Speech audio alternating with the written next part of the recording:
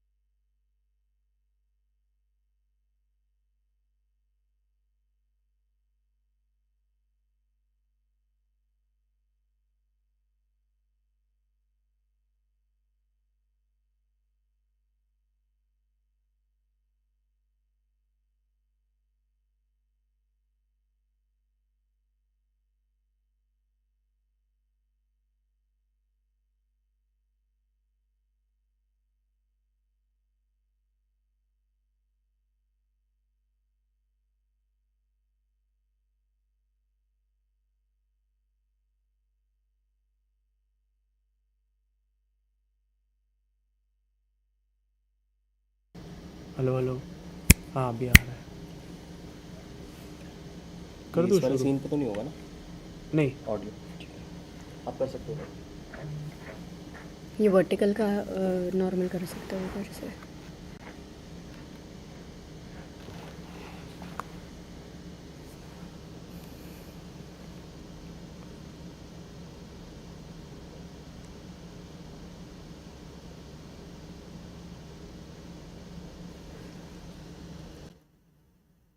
Live नहीं है अभी तक ना, तो एक अबेदा ने भेजा है, वो चाहिए इसमें स्क्वायर है, क्या है? रिप्लेस करना है सिर्फ। उससे क्या होगा? ये लाइव बोर्ड का स्क्वायर चाहिए क्या? नहीं। रहने दे फिर।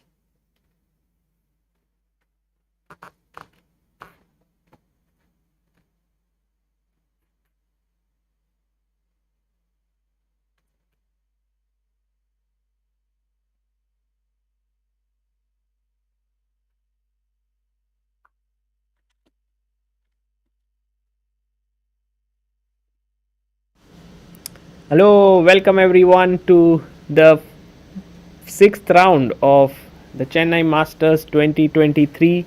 Today we had some technical issues, which is why we are streaming at a very bare minimum setup right now. So it might be not feasible right now for you to see, but it will start in a bit. And also for our online viewers, there's just a board that you can look at.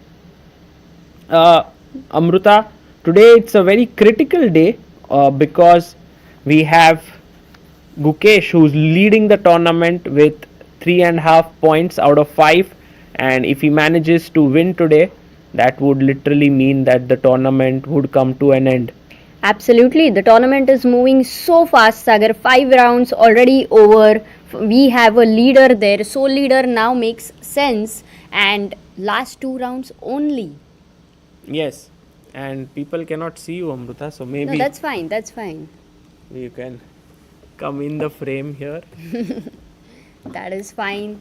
We did have a nice inauguration for today's round by Grandmaster RB Ramesh, who was here, and it was a fantastic inauguration. Let's go to Gukesh's game right from the start. He opens the game with 1d4, and Pavel plays knight f6, c4, e6, knight comes out to f3, and now d5. So we have the queen's gambit declined on the board, and then white plays his knight to c3, pawn comes up to c5, so it's the Tarash that has been played, and after cd he takes cd4, and this is a line that has been played extensively and is very solid weapon for black.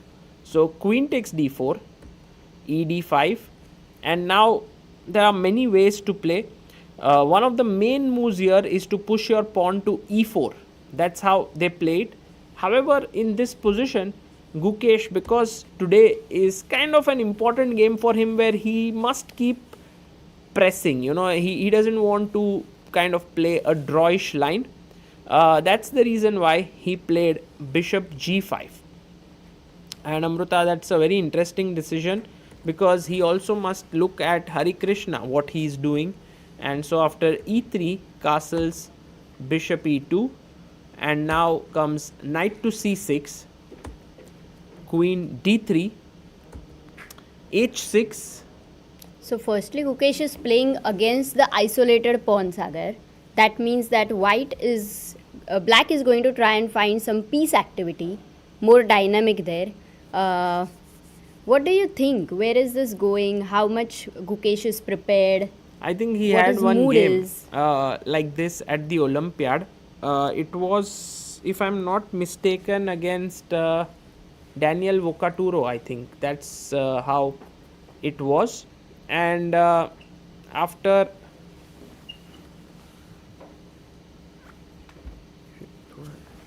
हलत नाही ती पटकन. so after bishop h4, bishop e6, castles, queen b6 was played, and here there is pressure down at the b2 pawn, and knight came to b5, rook c8, and this is the position that we have right now. And Sagar, though right now we don't yet have the live cams, this is how we stream usually. So this is not a very old thing for us. What was happening was very new for us. So there we are. All that matters is a chessboard and we can see the game. Yeah. And every move, right?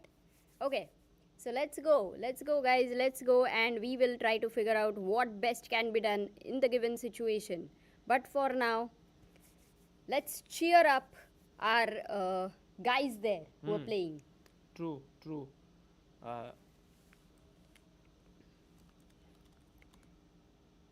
What's your mood in the chat? Let us know what do you think, what's gonna happen today, what's going to happen tomorrow, and who is your favorite here.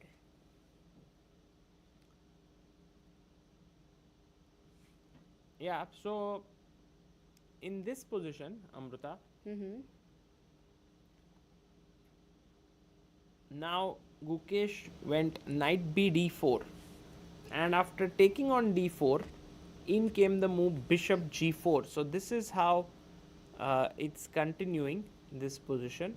Isn't knight the best blockader for an isolated pawn? Yeah, it is. It is the best blockader. I agree. But Amruta, I had a question. Why couldn't he take this pawn here? Normally, the b2 pawn is considered as a poison pawn. Yeah. So that is the answer there. Rook fb1 would kind of trap the queen in some ways, because the queen does not have a good square, but it can go to a3 defended by this bishop. Not yet getting trapped. Okay. So a good idea could be to capture here, because then after bishop f6 that is played, now you can go rook fb1, and now the queen is kind of trapped here. Oh, nice. So the queen because the bishop was on e7 protecting Yeah. the a3 square. And if you had to take like g takes f6, that would be terrible. Ugly, And ugly. in fact, after knight takes bishop, pawn takes queen g6, it's Already over. And Sagar, are we also right now on 15 minutes delay? Yes. We are, yeah? Okay, so even if I get the comments there, they would be on delay. Yeah, sure. I get it. So bishop g4 played by Pavel, and he's just trying to put some pressure on the center, and Gukesh now has to decide how to continue. One idea is to play queen b5, maybe just trying to trade the queens off and say, okay, I'm ready to play an endgame here. Yeah, will he go or will he go aggressive? Like, that is what I'm wondering. Will he go into a safe endgame? Yeah. Where he has his chances alive, but he's on the safer side, or will he go all out like he went with the king to g3 and all that? What's he going to really decide? Always interesting when Gukesh is playing, because his decisions are a little bit unpredictable for all of us. Also, Sagar, today is Anish and Sopiko. Are they going to join? Yes, maybe. I'm not so sure how we will get them on Zoom? stream. Like our normal good old days, Sagar. Yeah, possible. I mean, now are the best new days, but they were also good old days. we will have to try. Okay. So let's go to another game. This is the live board position. Gukesh is thinking he has 1 hour 6 minutes. Pavel has 1 hour 13 minutes right now. So here we see Levon Aronian playing Alexander Predke, and the Oh. position is quite interesting because Predke has lost 3 games in a row, and I think it would be very, very important for him to strike back.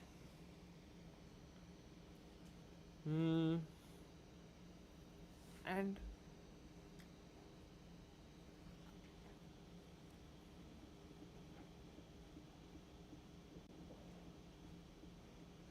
so right now this one is looking slightly better for white here.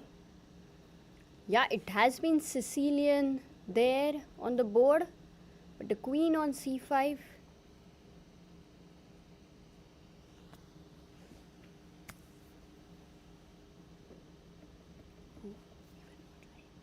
Yeah, it's okay. So we'll go to Parham Maghsoodloo now versus Arjun Erigaisi, and this game also looks very sharp. Arjun has played c4 e6, and we've had this Queen's Gambit declined, the semi-Slav, and Bishop b7, Bishop g2, a6, castles, Bishop e7, Knight comes to e5, and now castles. He took, Rook takes, Bishop takes, and now I guess you could take this pawn, but Arjun was happy with this. Maybe this is his preparation. So he went Queen a1, and now Arjun is thinking here what to play. In fact, there are possibilities. One is you can save your bishop by coming up, or you can go knight bd7. For bishop b7, the first scary thing looks like queen entering the 7th rank. Yes, that looks definitely very scary. So that's the reason why that was not played.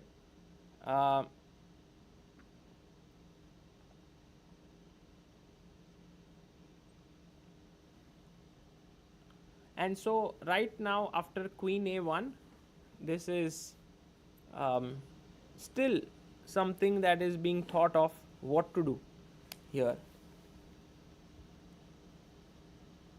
Knight bd7 was the other move which you suggested, right? Yeah, knight bd7 is a possibility here, but then you are again giving up the c6 pawn. So this is one possibility. The other moves here, instead of moving the bishop, could be to just take the pawn in the center. Queen takes pawn, and that attacks the e5 knight. So if you go and take here, I would take here, and then after bishop f4, trying to win this, I have queen c5, and once you take here, I was wondering if I can go here, but there is queen a7. But queen b8, no? And then e7 is hanging. Oh, actually so many hanging pieces, pins, x-rays, discos, all the possible themes happening in this opening. Yeah, this one is very nasty opening, and I think Arjun seems to have come well prepared to this game to play Parham. I think a very important game, because Arjun is 1 point behind the leaders, and 2 wins can maybe help him in this event, although it now depends on how Gukesh also plays. And also, Sagar, today Arjun versus Maghsoodloo means top 2 seeds are playing against each other. So they are the highest rated in this event, and even winning a game gives you good rating. So for Parham, that way also it matters a lot if he beats Arjun. Yeah, true. That is true. And so right now, let's go also to Hari Krishna's game, because I think that's an important encounter here, because Hari is playing with the black pieces against Sanan, and if Hari manages to win today, he keeps Gukesh on his toes. He doesn't let him run away, and I think. But the main thing is Hari Krishna's opening here hasn't been that ambitious. He plays the same opening as Eljanov, but Sanan, instead of going bishop g5 that Gukesh went, goes e4. And after takes, queen takes, this is this well-known line. Yeah, bishop e6, knight e6, fe6. We have seen this a lot in Champions Chess Tour, Sagar. Yes, in many events we've seen this. And here a very important point is that if you take here, Amruta, this could have been a nice move. I am not so sure why he did not play it here, knight e4. Because What did he play? He played here bishop f6. So Okay, but he did think for 12 minutes at this position before making this move. yeah, somehow. Then it has to be preparation, because it's such a well-known position, and then you are the one who is deviating. Only he is recollecting. Right. Seems like that. But that's a new thing which he has gone into, taking on f6 there. G takes f6, and it's endgame, which Hari Krishna, as we all know, of course, is very good at. So let's see. Also, yesterday Sanan lost the game against Gukesh. So today, as we have known from Anish, for some players, the losing streak really impacts. For some players, it doesn't. We don't know yet how it is with Sanan. So we have to see today. So takes king e7, and now king b1, and black goes knight to c6, and pawn comes up to a3. So this is how things have proceeded.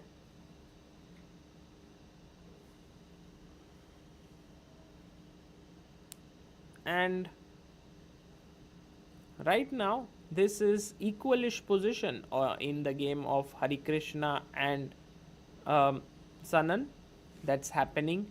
Let's go to the game of Gukesh versus Pavel Eljanov.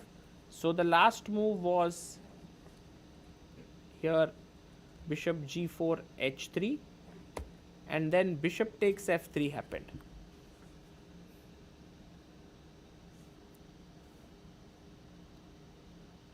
So this is how it is.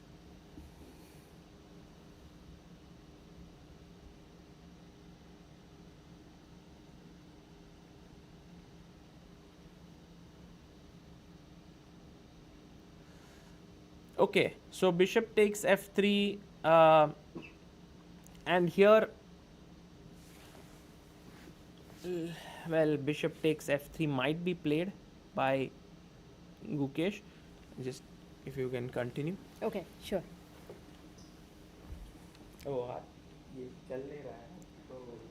Okay, so bishop takes f3 has been played while Sagar is figuring out some things, how things can get better. I'm just gonna be hanging in there for a few minutes. Bishop takes f3. Now Gukesh is thinking.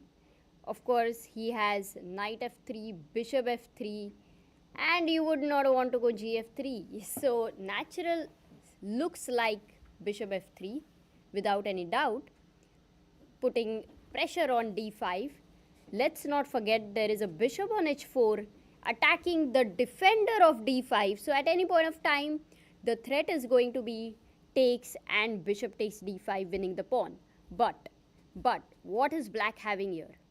Black can simply exchange the knight, the blockader on d4, and ask white whether you are going to go into the end game with takes and takes, which means that black is not left with an isolated pawn alone. It's also white who has got isolated pawn.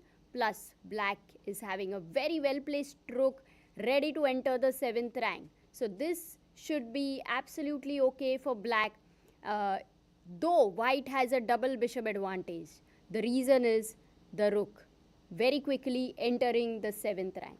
So that's the reason, and that is why Gukesh is thinking bishop f3 has been played. But what else does he have? If he doesn't take on f3, what else can he go with? gf3, which a plan like normally king h1, rook g1 would work, once again is extremely uglier, because black has a simple idea of taking on d4 and you don't want such a horrible structure there. So you're not going to play that.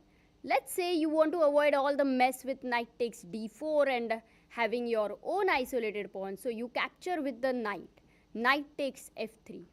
What can black do here? What is a good move for black? Can you guys give it a thought? A little bit of a thought. What's the plan?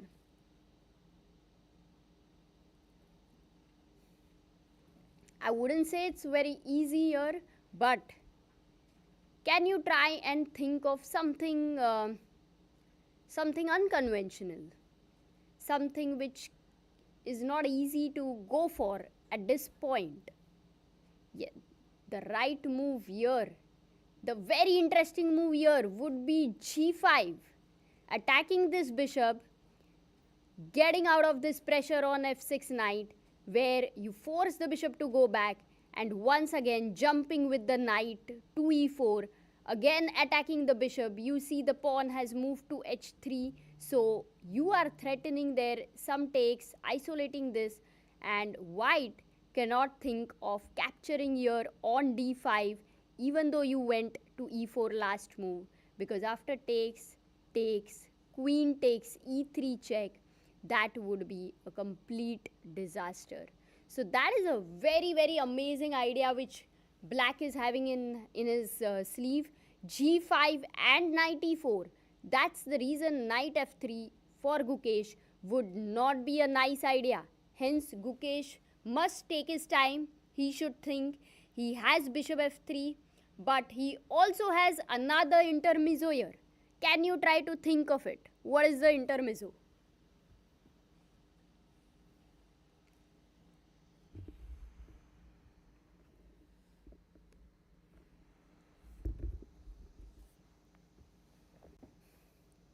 All right. Should be okay now. What is the intermezzo here? Absolutely. All those who have said knight takes c6 here, taking the knight, a lot of takes to calculate. Firstly, you have taken here, if black takes the bishop, it's a big blunder, a massive blunder, because there is another intermezzo, but that comes with a check. So knight e7, you save your knight, and then you capture this guy on e2. So it doesn't work that way, which means that black will have to recapture the c6 knight. And let's say if he captures with the rook, wanting to have the rook on the open file, now you go bishop takes f3. Once again you have the double bishop, but this time you do not have your own pawn on d4, which would be isolated as well. And also this time you do not have to worry. Oops. Okay, everything is fine. You do not have to worry about g5, bishop going back, and the knight jumping to e4. That's not a worry at all. So knight c6 is definitely one consideration, though Pavel should make sure not to take the knight with the queen on or the rook, wanting it a little bit of a, what to say, greedy thing, wanting the control of the c file, but instead taking with the pawn there, capture towards center, as we know, supporting the d5 pawn, which now no more is a isolated pawn, and getting prepared to play with the dynamic hanging pawns. That's how for knight c6 Pavel can answer. Now whether he's prepared or not is one thing we will get to see. It's move number 16th. Gukesh is thinking either taking the bishop on f3 or taking the knight on c6. Let's see what he's going to go for.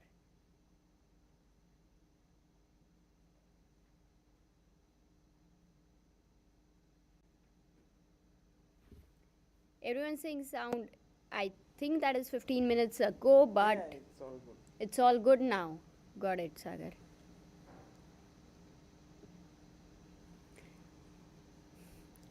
Also, we are trying to get the cameras and everything. So have a little bit of patience. We will sort it out as soon as we can. But until then, why not enjoy what we have in front of us? It's like ice cream order किया है. It's on the way. Not a problem. अभी के लिए घर पे you can sit and maybe have some filter coffee, which is very easy to make. Right, Sagar? Yes, for sure, Amruta. Let's. எப்படி இருக்கே Sagar? எப்படி இருக்கே? What does that mean? Sagar, you're in Chennai. You What should does it know mean? that. Okay, find that out. That means how are you? எப்படி இருக்கே? Aha, I am very fine. I think. Sir, you have to say in Tamil. Sorry. Sorry. You How are taught you? me. Okay. It actually works. Yeah. You're lucky. You Yeah, have to say I'm okay. நல்லா இருக்க. நல்லா இருக்க. நல்லா இருக்கு. Yeah, I'm good. I guess so. Wow. That's what I feel. My That's memory is coming back. So, Amruta, here you mentioned that Pavel has just captured, yes, on f3. Yes. And It seems like Gukesh has got nothing much out of the opening, right? He's got Actually, a no. very equalish position, and Pavel should be very happy with what he has. in fact, Sagar, this is a critical moment, I would say. Because there is something I had asked the viewers a while ago, which was not a very easy question. And you are right now a little stressed, so I'm not even expecting that you should think on it. But either I can show you. Yeah. Show me. Okay. Oops. Yeah, so bishop takes f3. So now if you take on f3 here, bishop takes f3, Yeah, knight takes d4, queen takes... queen takes. Oh, sorry, knight f3. Sorry, I wanted to show you knight takes f3. And over here, black to play. There's a very good idea with black. I can take this, right? That move I haven't really considered because I always have rook b1 for that. And rook then take fb1. this pawn. Yeah, it's It looks never dangerous. like a worry as such. But if not queen takes b2, Amruta, then maybe you need to stop some ideas, because otherwise the opponent can always capture here. So maybe g5. Okay, but I go back to g3. Yeah, and once you go back, I maybe want to come in here and attack this. Oh, nice, Sagar. Exactly. And this actually starts getting a little bit of an irritant for white because you Yeah. cannot take on d5.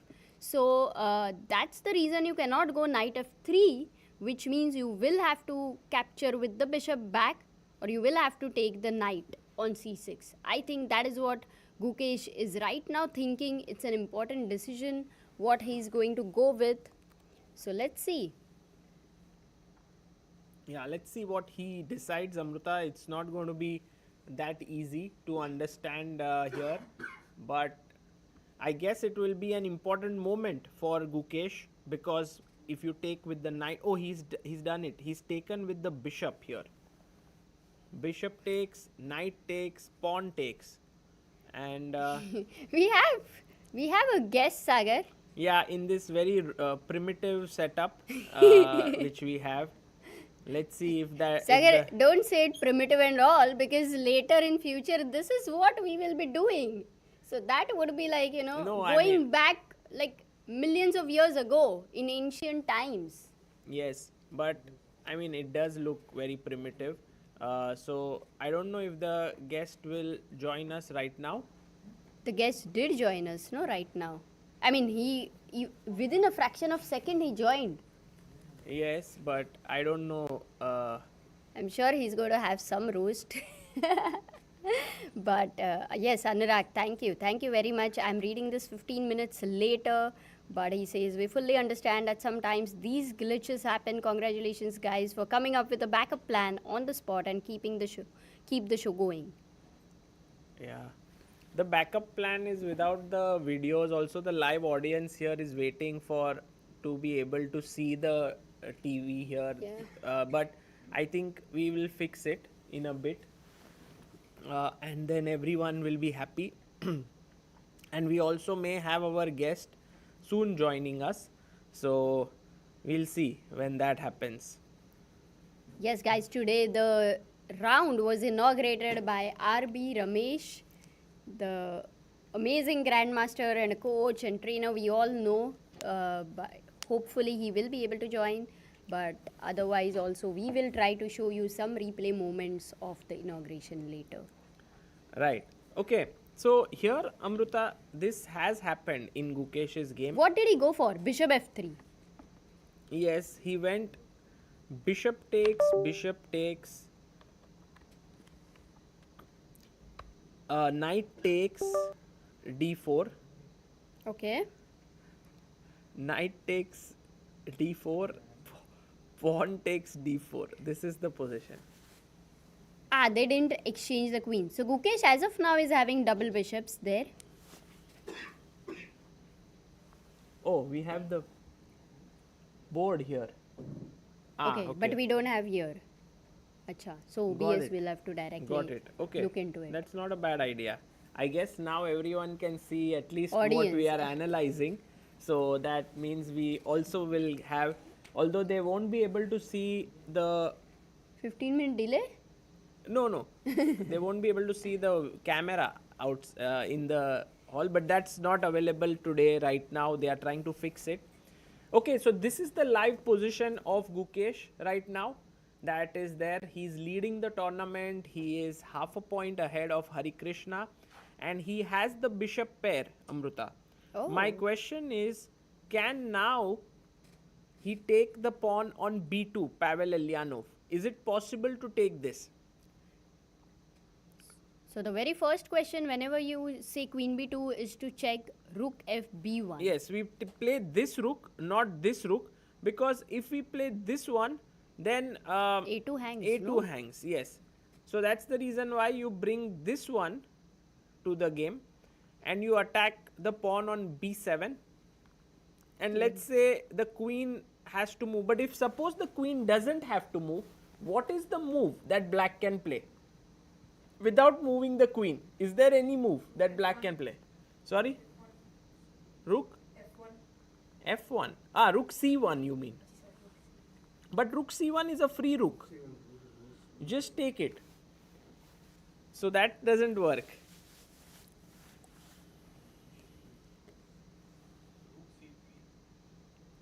Rook c3, exactly. This is the best move here. Rook c3, Amruta. Oh, nice counter attack there. Yeah, and after you take, I take the queen, I take the pawn here. The position is around equal. I would like actually white's position here, but the problem is that your pawn is also hanging here. So I can even take, because if you take my bishop, I take your bishop. So maybe this game goes towards a draw. But wait, no. Until Gukesh has a rook pawn and then your opponent has a knight. Yeah. Cannot be sure. No, this is the live position. So right now it does look equalish, but I wouldn't call it very drawish yet. Absolutely. In fact, I would say Pavel is the one who will try to pressurize because Gukesh is down to 51 minutes. That is 17 minutes lower than Pavel. Yeah, but Amruta, Gukesh does have the bishop pair and also... Yeah. But Pavel has a extra thing, Sagar. He has the motivation to beat Gukesh. Also, Gukesh Who is has the a youngster? Gukesh has the biggest motivation today, because if he wins today, then most likely he will win the Oh. tournament. He could. Yeah. Round to spare Because- get at the top, right? Yeah, because if you see, then at this point, Hari Krishna is playing very, very equalish position. So very likely that Hari's game might end in a draw. Yeah, but with such a major imbalance of the pawn structure, a little too early to say maybe. Yeah, possible, but I mean, I think this is drawn position. Like, for example, right now, rook d8 was a nice move because you are attacking the rooks. So, let's say I defend it by bringing my bishop in, attacking your pawn. And after you take, this could happen, you know, rook d8, very strong move. Because now the rook is hanging, so you take, and I take with my knight, defending here and here. And it seems like the position should fizzle out into equality. Absolutely. Okay. So if Hari's game ends in a draw, let's say, he's half a point behind Gukesh, and if Gukesh wins, then Gukesh is very, very clear to Yeah. a joint first, at least, if we can say that. Correct. But if Hari wins and Gukesh draws, then they become joint leaders. True. At least both We of them. have a guest Okay. perhaps joining in. Let me see if we can have the Guest guest. joining in on WhatsApp. Oh. Send link, he says. Let's see if we can have. Yes, sending.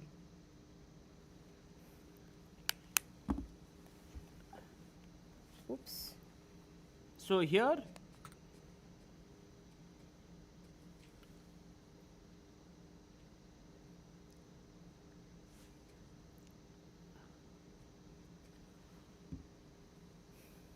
So who's the guest, Sagar? We have Samay joining us. Oh, but how are you gonna hear him? That's a problem. Can you not hear me? 1 second. We can hear you. Yeah. 1 second. No, 1 second. Okay. Let's see if we can hear him in a different way here. Can you say something? Hi, can you please tell me back to the original settings? Now I think people will be able But to. will they not get an echo? No, maybe not. Of course, because speakers yahan se will go into this mic. It's okay. What have you done to my sound, Sagar? Is that Anish? Hello? Hello, Samay. Hello. हाँ भाई मेरी आवाज को क्या हुआ था भाई बीच में? Some setting I changed. No, that was not me. How are you, Amruta? Arey, I'm good, waiting for you to make the worst moves. So welcome here. We're gonna have a lot of fun when you are here. You guys are always so dedicated, man. Kudos to you both, man. What a nice couple. No, today we are struggling because things Why? have gone wrong in terms of the broadcast. The entire control room is in Not in control. is out of control. The cameras are not working, and so we are back to our very Ancient times. basic setup of a board man. camera. But you still have like 1,000 people still interested, man. You got something going there. Yeah, that's true. That is true. But So that clearly means people don't care about the technology as long as the analysis is good, man. yeah, Oh, we did have 1,000 people. Actually, I did not realize until Samay said that. yes. Okay, that's true, Samay. So I don't think these things matter, like technical issues. As long as you can get Anish, everything is fine. You get the watching and the clips. Anish is also not here today.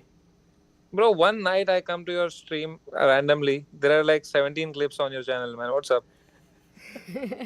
Our editor must be a big fan of you. Look, I've taken a break from this whole thing so that when I come back with stand up, there's a lot of new algorithm. Why are you guys ruining my algorithm before I come? There's 53 clips of Samarena when you search. What if tomorrow someone wants to see my stand up and they end up watching one of your clip channel? What happens to me, my career then? They will to get all the tickets to your stand-up, Samay.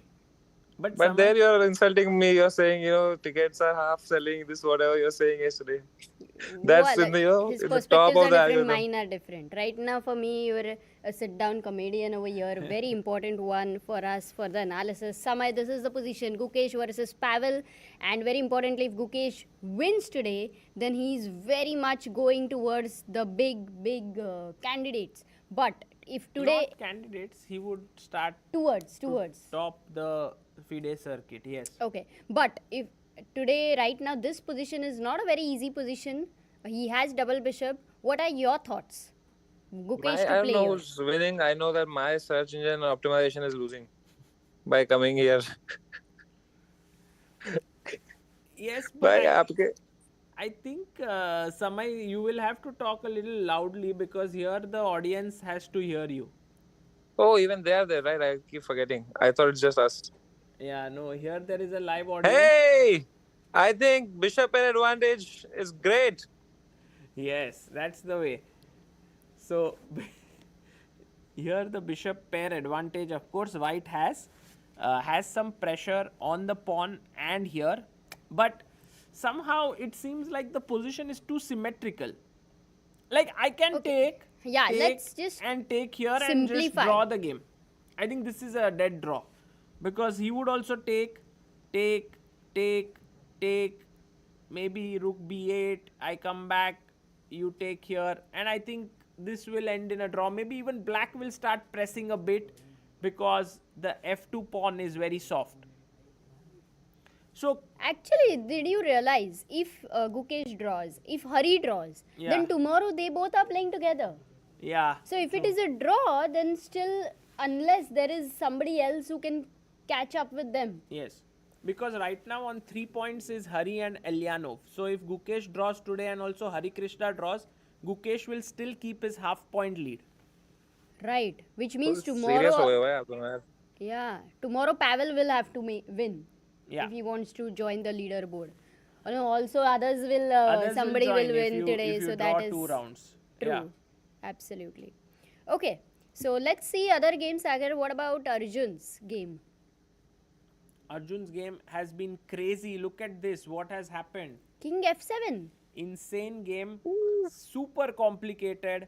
You can see that the king is on f7 because what happened was then when he took the pawn here on d4, the knight was attacked. So he can take the bishop, but as we analyzed here, would take the knight. And then with bishop coming here and attacking this knight, I move my queen, takes this and b4. And then queen comes here and you lose this. So that's the reason why here what was played is Maghsoodloo first sacrificed his knight. This is known as, Wait, what's this tactic A called? blunder. Yes, A blunder. Desperado. क्या बोला समय? Very good. Blunder. Blunder. Oh, but this works. Knight takes f7. Yeah, king takes, queen takes a8, and now queen goes back to b6. So he's played his queen here. Arjun, if we count the pawns, is currently a pawn up. But somehow his knight is not developed, and if he brings his knight out, then the c6 pawn hangs. It doesn't look that pretty for black. Also, the king is a little bit weirdly placed on f7. But it's one free pawn. Yeah. It's like Samay ka show, even if it is half full, still if you get a free ticket, you will go for sure. Not really. I would not go. I mean, maybe if someone paid me to go. Yeah. This is Sagar, the exact kind of things I'm telling you is damaging my search engine. this is new Sagar, Samay. Hey, but Sagar, bhai, how are you? What do you think about this live audience setup? Are you enjoying it better? Yes, I don't know. a lot. I was enjoying it a lot. They were very much interacting. We had a lot of questions back and forth in these last few days. So it's a very enjoyable. Don't you think you had the same with live? Don't you think the live chat is feeling little FOMO, because it's like now you have two, it's like someone having, two people in their life. The thing is, with the live chat, we would have loved to keep it going both ways. But because there's a 15-minute delay, we anyway could not.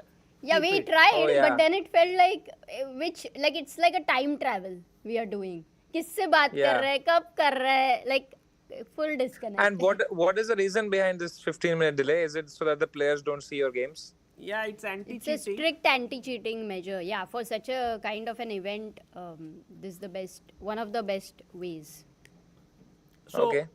People, even if they, they cannot use any signals or anything in general, so that So they think that maybe one of Levon and Aronian is watching ChessBase India. I'm hearing Amruta's move and finding that move on the board. No. They will not waste time watching the commentary. If it is the same time, absolutely same time moves are going, then there are very different ways. So that you will have to study Samay, the whole... But can't they just check like on follow chess or something and anyway find the evaluation if that's the way? because it's 15 minutes delay, no? They So can't. it's always Even 15 on follow minutes. chess? everywhere, Yes, everywhere. anywhere.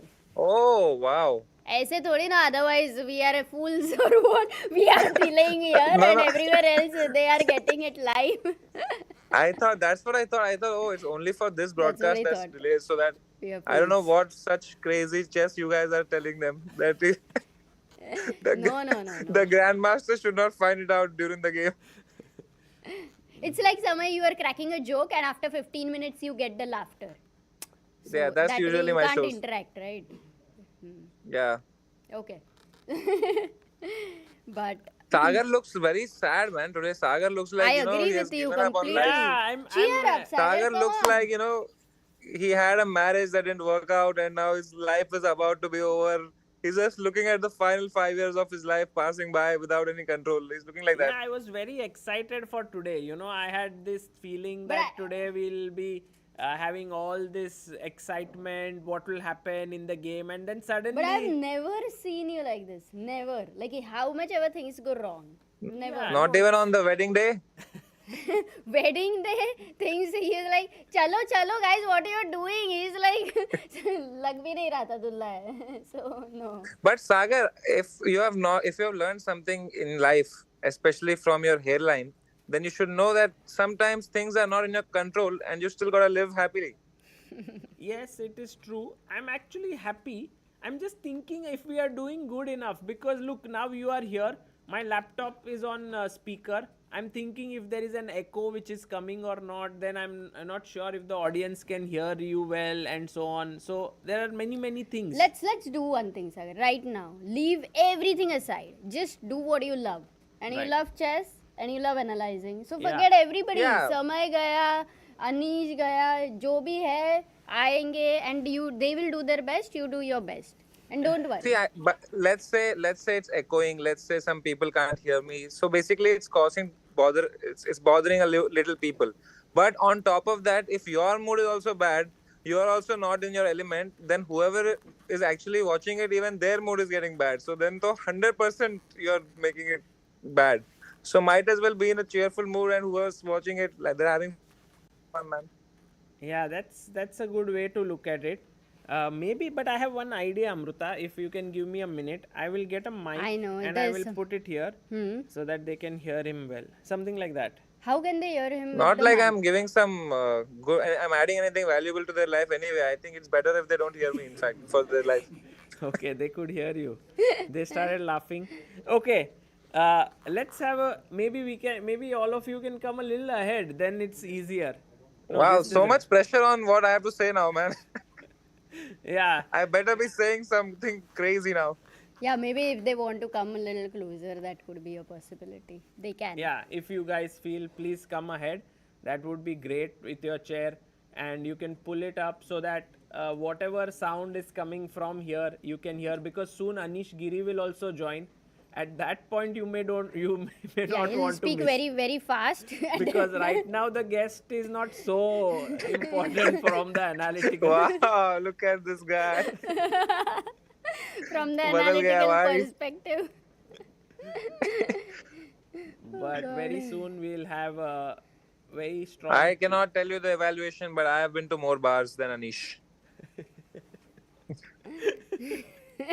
I can tell you about life. Amruta, you keep an eye if it is just there is an echo later.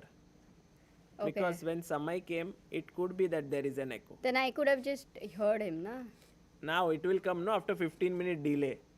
So Samay just came now on the stream. Oh yeah, dude. So maybe 15 minutes. These are the worst 15 minutes of the audience experience. Could be.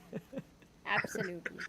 And we'll find out after 15 minutes. So all we have right now is this moment. So let's enjoy this one. Exactly. So Sagar bhai, what's happening in the position? You tell me. So let's first go to the most important game again, which is Gukesh versus Eljanov. I'm Yes. a bit surprised that Eljanov always tries to keep playing on and on. He never tries to draw the game. You know, like he's such a fighter, even with black pieces. So here I was expecting like he might go for some drawish opposite colored bishop position, but he played the best move, knight e4. Okay. And the point So you're is, surprised. sorry. So why are you surprised? No, he's playing really fighting chess. So that is very good to see. And now you will see that the knight is very well positioned. Also, the queen is attacking this pawn. The rook is also on the open file. So, Amruta, what do you do next as white? As Gukesh, what is the move that comes to your mind if you were in Gukesh's shoes here? White to play. Let's ask. Chat and Samay. Rook e2. Wow, what a move. Rook e2 is such a nice move because you keep the tension going, and I believe this could happen. But then the knight here sits very strong on e4 with the pawn to f5, and I don't see that Gukesh is better here in any way. How funny it is that. Why not? Yeah. Why not just take the knight, the strong knight from your weak bishop, Yeah. eliminate your bishop, But and now let's the say pawn you. structure would be greatly in black's favor. But can he do something? Like would you rather have that weak bishop on f3? But instead of, if you then don't play rook e2, right, then just take it here so that you can win the pawn. He will take, queen takes, Queen and d2. then queen takes pawn, Queen. rook b1.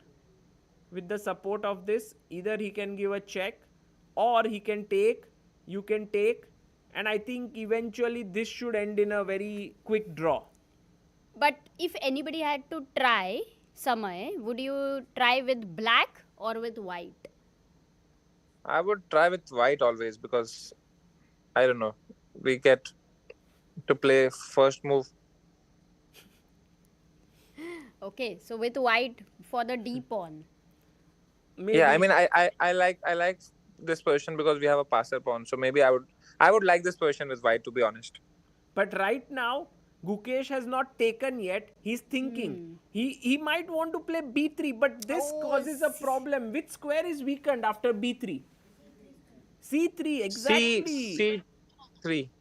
You are right. c3 becomes weak, and I don't think that Gukesh wants to play his pawn up to b3. What should we do here? That is the big question. I think the big challenge for Gukesh is whether to agree to a draw, like sort of take here, this is like a draw offer, or to play like Samay did, which is rook e2, but then Okay. have this sort of worry. How about the move bishop g4 attacking the rook, and how do you defend that? Oh, nice. You But I come here and attack you again. okay. I'm not in time for f3 push, right? Yeah, maybe this becomes very, very... Okay. What else do we have? Can we bring the other rook to c1? Rook c1. But then what if I take and take your pawn?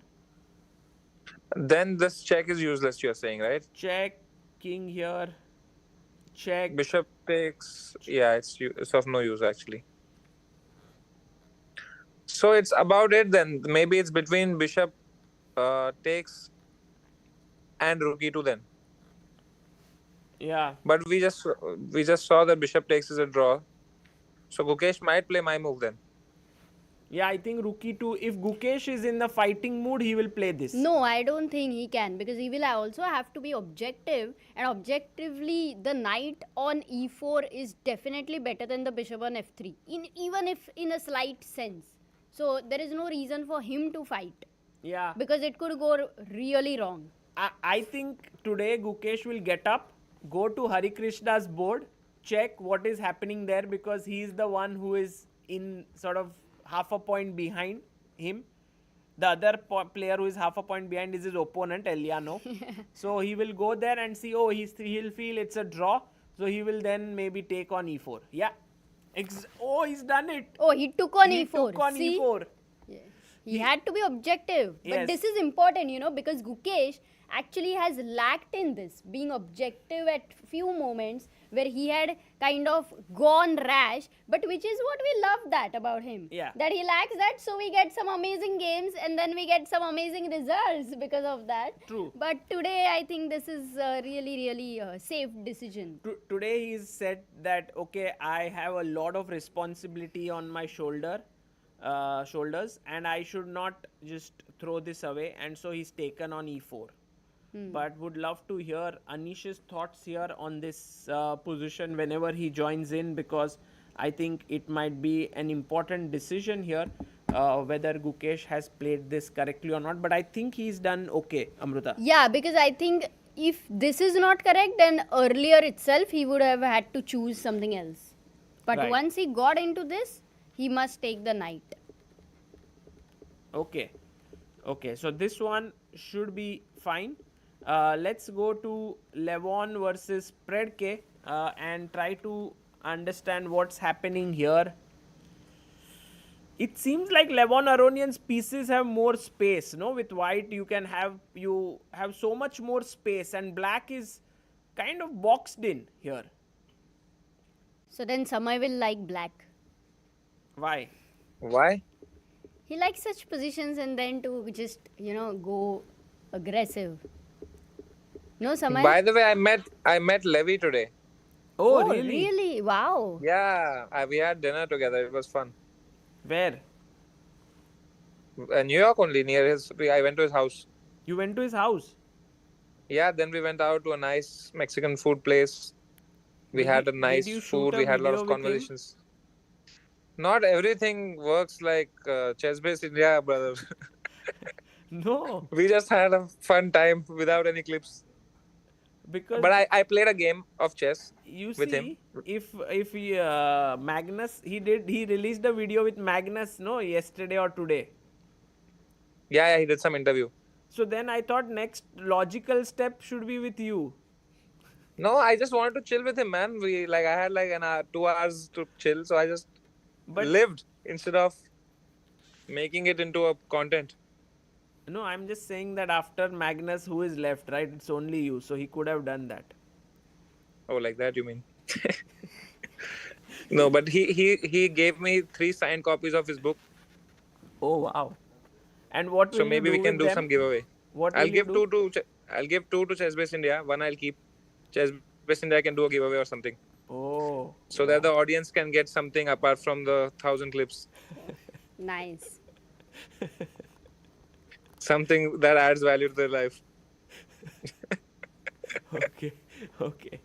Thank you, Samay, for always thinking so well about us. We also think about you all the time, which is why we we make clips for you. So right now, Queen has gone to D6, and it's just right in the heart of the position, and it's Wow. attacking the pawn here now on B6. So, firstly, you can't kick the queen away. Yeah, we can't kick the queen away. So what would be a good move here for black? Bishop C6. Wow, very nice. Bishop C6 blocking. Hey, but one second. Do you want to go in an endgame with queen c6? Possible.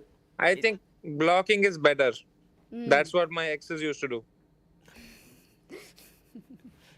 So queen C6, maybe the best move here could be A5, because now I'm fighting for the C5 square here. Look, this is a very strong position for white, and I think Levon Aronian might today score a win against Predke, and Alexander Predke has lost 3 games in a row.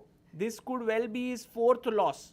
No, it's a little too early, Sagar, because there is a lot of play with f5 in the future and Sure. things like that, with the bishop on b7, eyeing on f3, knight. So, a little too early, but for sure you make a target, as we all know, in an open tournament in the first half. Whoever couldn't make the best use of it, they are the target. So, Yeah. So right now, let's go to the game of Parham versus Arjun. Maybe the most exciting game of today, because right now Parham Maghsoodloo's queen is only moving from corner to corner. What's wrong with her? First goes to A1, then goes to A8, then goes to A1. Now, Maybe it's a tourist, man. It's just traveling around.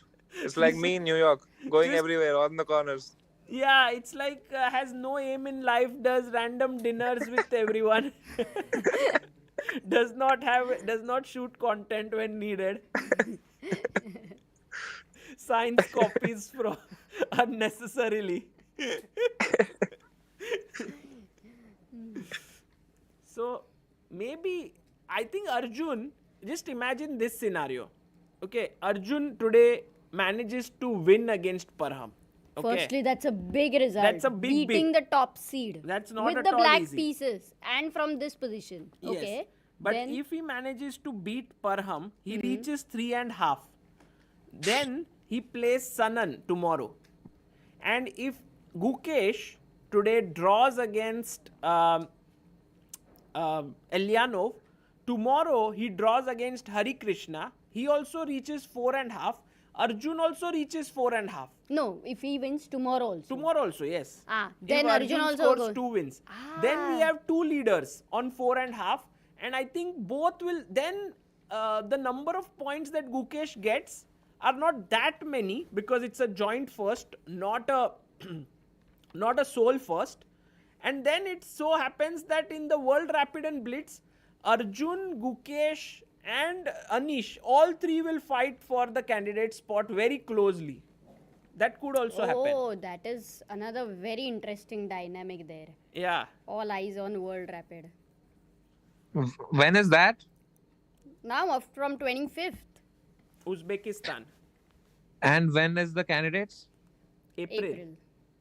Maybe between that you can organize another one. No, 31st December. Cut off. Maybe Samay 30th December World Rapid and Blitz ends. We have one day. Yeah, In one let's day do we it. can Let's do some wait. 7 rounds. Let's wait for what happens after the World Rapid and Blitz. Yeah. Hey, but this position is very interesting. Now Queen A7 has gone. Yeah. Arjun is thinking is 57 minutes. Maghsoodloo only 31 minutes. Almost half an hour of difference there. Yes. What are the first moves which come to your mind, But Samay? why did he play Queen A1? I can't even understand. Okay, let's go and understand. Like here, For the black- queen was so well placed. It was stopping Do you the knight. understand Maghsoodloo? Yeah. How?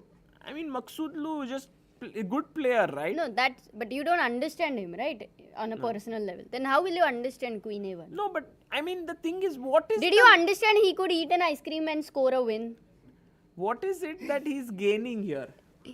after Queen A1? Yeah. After I- Queen A1, Thought he avoided He's knight keeping B7 his- as a tempo. Anyway, it had to go to A1.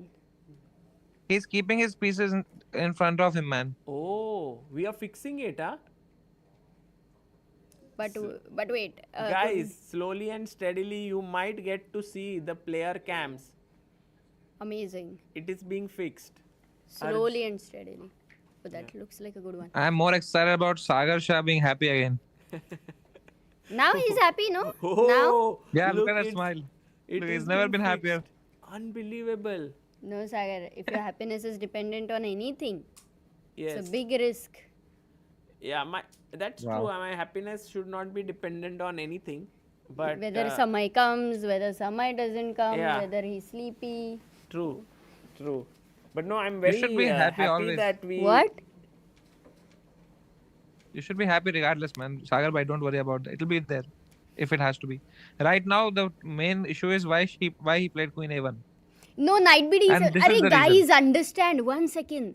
Shanti. Knight b d7 is anyway coming. You anyway are going back with your queen. He just did it one move ago. Did you have anything else apart from Queen A1? Let's talk about that. What else will you do? Queen A2. Arey, yaar. No, it's a good No, move. but apart from the Oh, queen move, I mean. I understand why you can't play Rook D1. Can anyone tell me what is the problem with Knight Rook b D? d7. No, but then I'll take C6. That's the main thing. That if I keep here, my queen can take the pawn when your knight moves. Oh, so I cannot You anyway can go go- knight b d7. All the Shanti You and can- all was not needed. Bishop. Sorry? Bishop C5. Bishop C5 is possible, but not the best move. Something better. Like, What? Knight d5. possible. Good. Knight G4. Fantastic. Attacks the pawn on F2. This was the square that was left unguarded by the rook. Wow. So the rook moves away, and now suddenly the bishop is also hanging. Oh, so rook d1 is actually a mistake. Matlab you can't move the rook from f1. Yes. Okay. So what else white had? White could go back with his bishop. I think this was the best move. Attacking the queen. So here, Queen A1 was played, and now Arjun plays his knight BD7. Guys, this tournament is very much open, because if Arjun today plays well against Parham and he already has a small edge with the white piece, with the black pieces, he might be able to keep this tournament exciting until tomorrow. Wow. Yeah. That could be. It's already a very exciting tournament, Sagar bhai. Regardless, don't worry. Yeah, that is also true. No, but I mean, right now, if Gukesh draws today, then it's very much possible that he might be the favorite, right? But with Arjun coming up, anything can happen. Yeah, I mean, I like the black pawn structure on the left side. Those 3 pawns, they might queen if played perfectly. It's like Arjun saying yesterday, I had 3 pawns in white against Aronian's 1 pawn. Today I have 3 pawns with black against Maghsoodloo's 1 pawn. And he won't mess it up now because he knows he has already done that. Yes. Okay, so this is Arjun's game. What about Hari Krishna? Oh, we have some development here. A very interesting one, and we shouldn't always just say that Hari Krishna might draw this game, although it's completely equal. Because after bishop c4... But from day one, Hari Krishna has been in equal positions trying to find something. Or his opponents. I mean, somebody. One of the player, the beauty of this tournament is one of the player is trying to fight for a win. Yes. Why didn't he just take the rook and then take the pawn? Because the knight would have taken and then everything is defended. Oh yeah, the knight goes and takes. So here, the point is after rook c1, now he goes bishop b6. Very interesting. Now you can take here and here. Let's imagine if I take here, what is the move that black can play? Oh, you can't see. Let's think. People can't see here. They're kind of fixing something. Or? Yeah, they're trying to fix the TV, so that's why it cannot be seen. They can see your face, but they cannot guess the move. Yeah. Okay, can they go bishop takes that pawn? No, the rook is hanging. This is hanging. The rook is hanging. Sorry, the TV is not there, so I'm not able to see it. How do I show them? You are anyway. Okay. Rook d2, rook Cannot d2. be so, Yes, yeah, very small. rook d2. That's also 15-minute delay, Amruta. Okay. Got it. So rook d2 attacks here with the bishop and the rook. So this is clearly fine. And also knight b7 that happened in the game led to rook d2 attacking here. Okay, here's another point. If I take bishop takes e6, what should be done? What? But isn't this like a free Because bishop? if you take here, I take your knight with a check. Yeah, now I think you can see. What should be done here? Let's think. Oh, I know. Bishop d5. Bishop? d5. d4 you mean? d4, yeah. Wow, how did you find this move? Because it attacks that pawn twice, man. Amazing. You're treating me like I am some, Stand-up 1100. comedian. Take, and I think this is equal. So as expected in some way, Hari's game moving towards a draw. It all depends on Sanan if he's going to be ambitious or not. Yeah. So this might end in a draw. And then we go back to Gukesh and we see that a few... Oh, what? Did you see what Gukesh has done? No. So after he took on e4 here, queen takes, I thought he will play rook b1, but he's gone rook e1. And now, if you take here, Yeah. You have black to is a pawn up, but okay, queen b7 is coming when it's equal. So instead of the rook going to b7, he's going to take the queen to b7. Yeah. But one second, if not queen a2, what about b5, let's say? b5. b5 here. Yeah, that's a possible move. b5 could be played. Can't you just push your own pawn then? D pawn. Let's try a race, okay? Ford versus Ferrari. Okay, b4. Okay, we push it again. Is your You pawn can't push it faster or again. what? If I can't go This is a5, coming, d7 Amruta. is gone. Rook d8, queen e7 is a problem. Rook d8, queen e7, queen f6. So let's go rook d8. Is that Okay, lost? rook d8. I think that's a blunder Go na rook already. d8. But let Samay not get the bar evaluation. Now let me tell you what to play here. This is simply queen to the 7th heaven. Yes. This Queen might- f6. It's equal. It's equal. Take, Oh. and maybe rook d1 should be equal. So here, by the way, some moves have been played, and the moves are rook d8, queen e7, queen takes d4, queen takes b7, and I'm expecting a quick shake of hands here between the opponents. Why not a slow one? That the editor will do. Slow-mo. Man, Sagar bhai is gone today, bro. He's emotionally wrecked. I can see it. Sagar bhai is like that meme. हंसदे चेहरे का ये मतलब नहीं होता है. outside And is here smiling, we are inside is talking about flying. some other position is coming on the screen. Acha. Oh, it was some Sagar other is, position, like so mad right now. 1 minute, I will just fix this and come. Amruta, you handle. No, some- Samay is there, so not. I'll not handle Samay. Samay will handle. This Sagar Shah is basically me at 5 a.m. thinking I'll fix my life in the morning. Just to come back to the same mess. He went away. So Samay. So that's why we are here back to Maghsoodloo Arjun. I think Yeah, the Sagar most Shah has become too interesting. serious, man. Amruta, what have you done? I don't know. I have never seen him like this. I mean, it's a shock to me, to be very honest. It's really the first Sagar time. Shah is into meditation and not letting outside things affect the inside and all that. He says, what happened First to him time. today, First man? time. Adding to it, maybe sleep deprivation. Yeah, man. Okay, so Samay, h6 has been played by Arjun. Is the position Yeah, there just- h6? Yes, we do have it for our live audience. The right position. Bring it back. But so Arjun decided to go h6 first to kick the bishop away. Where do you go? Bishop e3 or he goes bishop f4. But a question was, Can why we- not bishop e3? Can we flip the board so I can see it from the guy who I'm supporting's perspective? No, we are neutral and we are seeing with white all the Oh, games. yeah? So that's why. Yes. Okay then. Oh man. I wish all the best to Maghsoodloo. I don't know. Maybe just bring the queen back then. Yeah, you can go queen c7. Even queen a6 would be fine. In fact, even bishop c5 would be a nice move there. So many possibilities. So he went bishop f4. Sagar Shah is back. Any news, Sagar? Yeah, now this is working. So at least our live audience. But any gets news that is there any hope that we can get to see the players today? No, they are very much confused as to what is happening.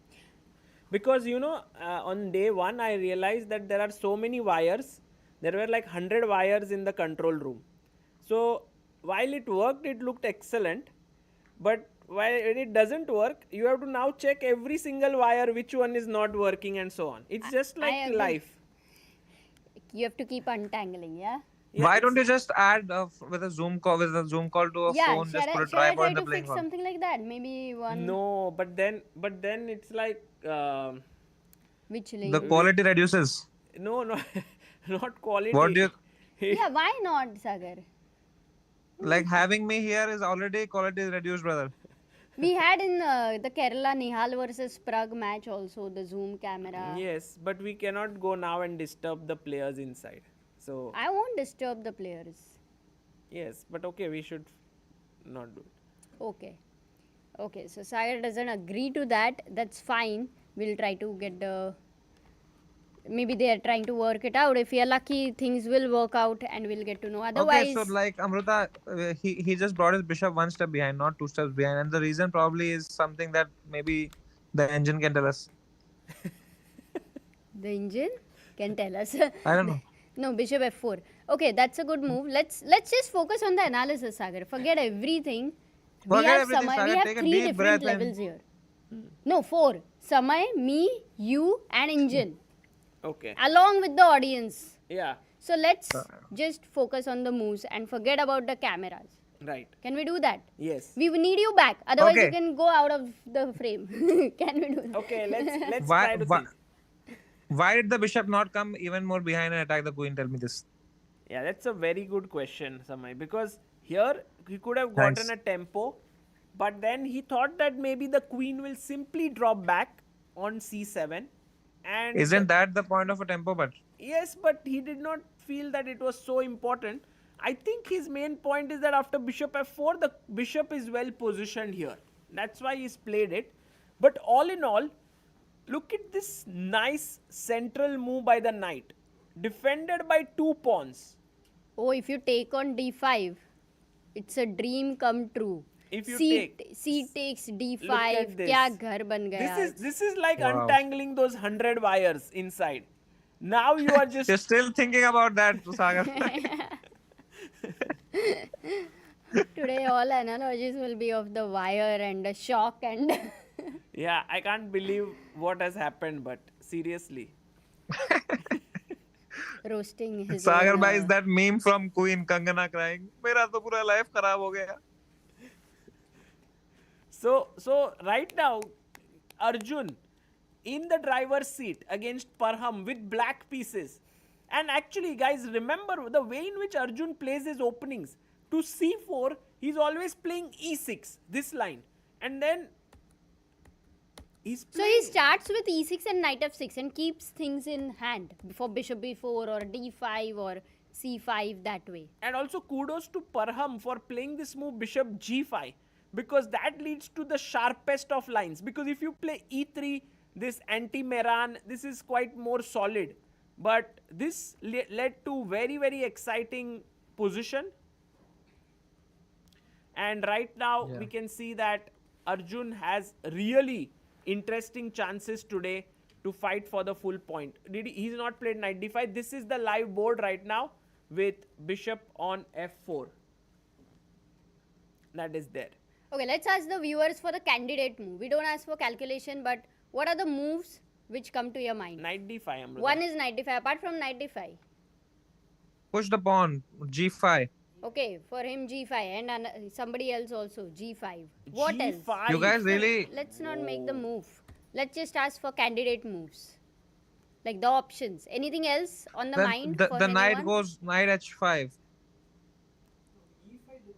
No, knight h5 E5 actually achieves the same thing we as have knight d5. and knight h5. e5, very nice. Knight h5 is just what white wants. I believe that knight is a little bit sidelined. And then I attack here. But Sagar, all the moves which we received, none of the move is like bad for black. Yeah, Which means Arjun is having a great position. true. So after bishop f4, knight d5 is the best move. But if he doesn't play that, let's look at g5, which was a few. Yeah, g5 but is maybe you're the bishop exposing the king more. he just comes back and the position is again interesting. No. What about bishop c5? Let's say, for example. Yeah, this is also interesting. I mean, the fact that black has so many good moves Yeah, shows that the- Arjun's position is very easy to play. And the fact that we are not able to find blunders. Yeah. What about? What Let about me help you out. Yeah, Samay can help. C5. c5? Samay, if c5 and b4, Sagar, both the moves you try. Also a good move. Not a bad move. What a position Arjun is having. b4 also okay. So there is this. But then there is a this, big this. problem. Big problem, Not Sagar. big. Very big. I know what you're going to say. You will say when there are so many options, it can get confusing. Oh, absolutely. Yeah, that's my Tinder bio. That's your. That's my dating app bio. Oh God. But isn't it true? Yeah, I'm having a tough time. Oh, he played. What did he play? He played knight d5 and Parham instantly played his knight to e4. 24 minutes and almost double the time Arjun is having with a great position. What should black Amazing. play here? Now. Again, let's try the same thing again. Knight, the other knight in front of the king. Yes, I like this. Knight 7 f6. And if I give a check, king can go back. And Arjun keeps an extra pawn. And guys, remember, if white cannot do much, then the black pawns will start rolling on the queen side. And this will become very difficult to handle. These knights are brilliant. So e6 is weak, right? Can I not go bishop h3? Yeah, you can try and attack this, Amruta, but then you are losing a piece here. So that you have to be careful. Yeah. So there are a lot of problems here for Parham Maghsoodloo, and I am seeing that Arjun is. Oh, by the way, big result. Gukesh has drawn his game. He said, guys, you don't have the camera right now. Let me keep it simple. Yeah, And he's drawing. he's drawn his game today, which is. I don't know how to think about this draw. I really like Gukesh's decision because I felt that it could go slightly in a difficult situation if he's too ambitious there. What do you feel, Samay? Does it matter I what Samay feel that feels? Okay. Okay, what, go what? on. No, I feel that it's good that he drew because now lesser games to lose or win. Okay. And what do you feel about Gukesh's draw? Do you think it was a good result for him today? Yeah? Yes, but in a way, his opponent was half a point behind him, so he still remains half a point behind. And Hari Krishna, who was the other player, half a point behind, also doesn't seem likely to win this. It's too simplified a position. But isn't it 2 pawns down? Yes, Hari is 2 pawns down, so he will recover one of the pawns by taking here. Then this pawn may fall or bishop comes here and this pawn is attacked. So there's enough counter play to hold the balance. So that means that Hari will also draw, most likely. So Gukesh will keep half a point lead. And then what And happens? how many games are left? 1. That's it, right? So only one game. So it's actually great for Gukesh. He can spend the energy for the last game instead of stressing out in this one. Yeah, actually. And for Gukesh, black and white hasn't really mattered much. Okay. So maybe it's a good result, yes, but we are so used to Gukesh fighting all the time that we are like, oh, that was a very quick draw. There, the thing happened there, that way. But yeah, from a tournament situation, I think Gukesh, a draw tomorrow seals most likely first spot. No, for him. tomorrow I think he will fight. No, but it seals the first spot, right? Because he's half a No, point but if ahead. he wins, then it's a clear cut first. So he's not going to take risk for join first. No, So but he join will first try. also puts him on top of the leaderboard. Maybe he will not think of this. Maybe he'll just play the game. Yeah, that is true. He will not think of all of that. How much He will he not gets? think that, oh my god, I am +5, but let me, just repeat thrice. No, I think He'll this just- is something which might be playing on his mind for sure. For the opening, maybe. Opening and also in general, it's a very big thing, right? Because you are trying to make it to the candidates and this spot and all of that would be playing on his mind. But don't you think that that's counterproductive? That pressure is not good. Maybe he'll just, he'll trust himself to play a great game. But Samay, how can you stop thinking about it? Maybe he could be. He said he's got mean, used to dealing Yeah, with it's it. difficult to stop thinking. I mean, clearly you are unable to think of anything apart from those wires. Candidates, though, I'm sure must be more difficult than that. Exactly. How many of us are able to stop thinking about something that is important and focus really on things which are in our control? I don't think many are able to do that. No, Yeah. at different phases Okay. we are able to do different like normally, let's say today is a very difficult situation for you, but normally many times things go wrong and you are not affected. So why is today different is also a question. Yeah, I don't know. It was very unexpected, but true. So should have dealt with it better. generally our expectations, yeah. Okay, but let's just get back to the game, guys. Come on. There's I'm going not to end much the call left in the with game, Samay, yaar. and I'm going to tell Samay, you, please go away. Amruta has just started a don't know. philosophical thing here that it's our expectations that create problems. Yeah, that it's a desire is the root of all suffering. This is the Lord Buddha has said this long ago, man. I have not started. Let's It's all go well back known. let's go back to chess here. Very interesting game. So we have such a beautiful opportunity to analyze them. So let's focus. That's what I mean. Yes. Right now, Samay, what would you play here with the white pieces? Your queen is hanging. I would first give you a hug and say everything's fine, Sagar. Don't worry. Yeah, and I'm then fine. I I'm would fine play. now. I'm fine. Then I would play my knight back. Knight back. Knight back. Are, you're losing a queen. Queen is hanging. Oh, it's white to play. Yes. Oh, I would just take that knight. No, I can't. Yeah, I would just take that knight. He's I would rather asking- have my queen there. It's white to play, which means he's thinking it's black's move also and the So queen. and then where was he going to take the knight back? Because he didn't say I will capture Oh, the man. queen. Matlab he It's was an even absolutely bigger not blunder from focused. black. Huh? So No, take I would just take the knight. rook takes, and Predke has some And- play because of this bishop, rook, and also the other rook joining in and the knight coming in here. That Maybe I'll. Yeah. some counterplay, no? Maybe there's nothing actually. How do we defend that? How do we? I'm actually liking White's position because after the knight sits here, the knight is controlling everything. It's well placed. The bishop is looking in this diagonal. The rooks are on the open file. So in a way, Aronian's position looks great. Now imagine Aronian also on 2.5. Today he wins. He moves to 3.5. So With Arjun, yeah? Yeah, if Arjun wins. Arjun winning is not a given here. Correct. It's a very No, complicated position. what we are calculating, I mean, in that scenario. So, in a way, what will happen is Gukesh will be on 4, Hari Krishna, Arjun, and Levon could be on 3.5. All three of them. And Levon is tomorrow's pairing becomes very important. Yes, then. Levon is actually tomorrow. Playing with Arjun? No, Eljanov tomorrow. Ah, okay. And by the way, Eljanov also on 3.5. So he will be playing with. Forget him. He's on 3.5. Then he will play with whom? Aronian. Okay.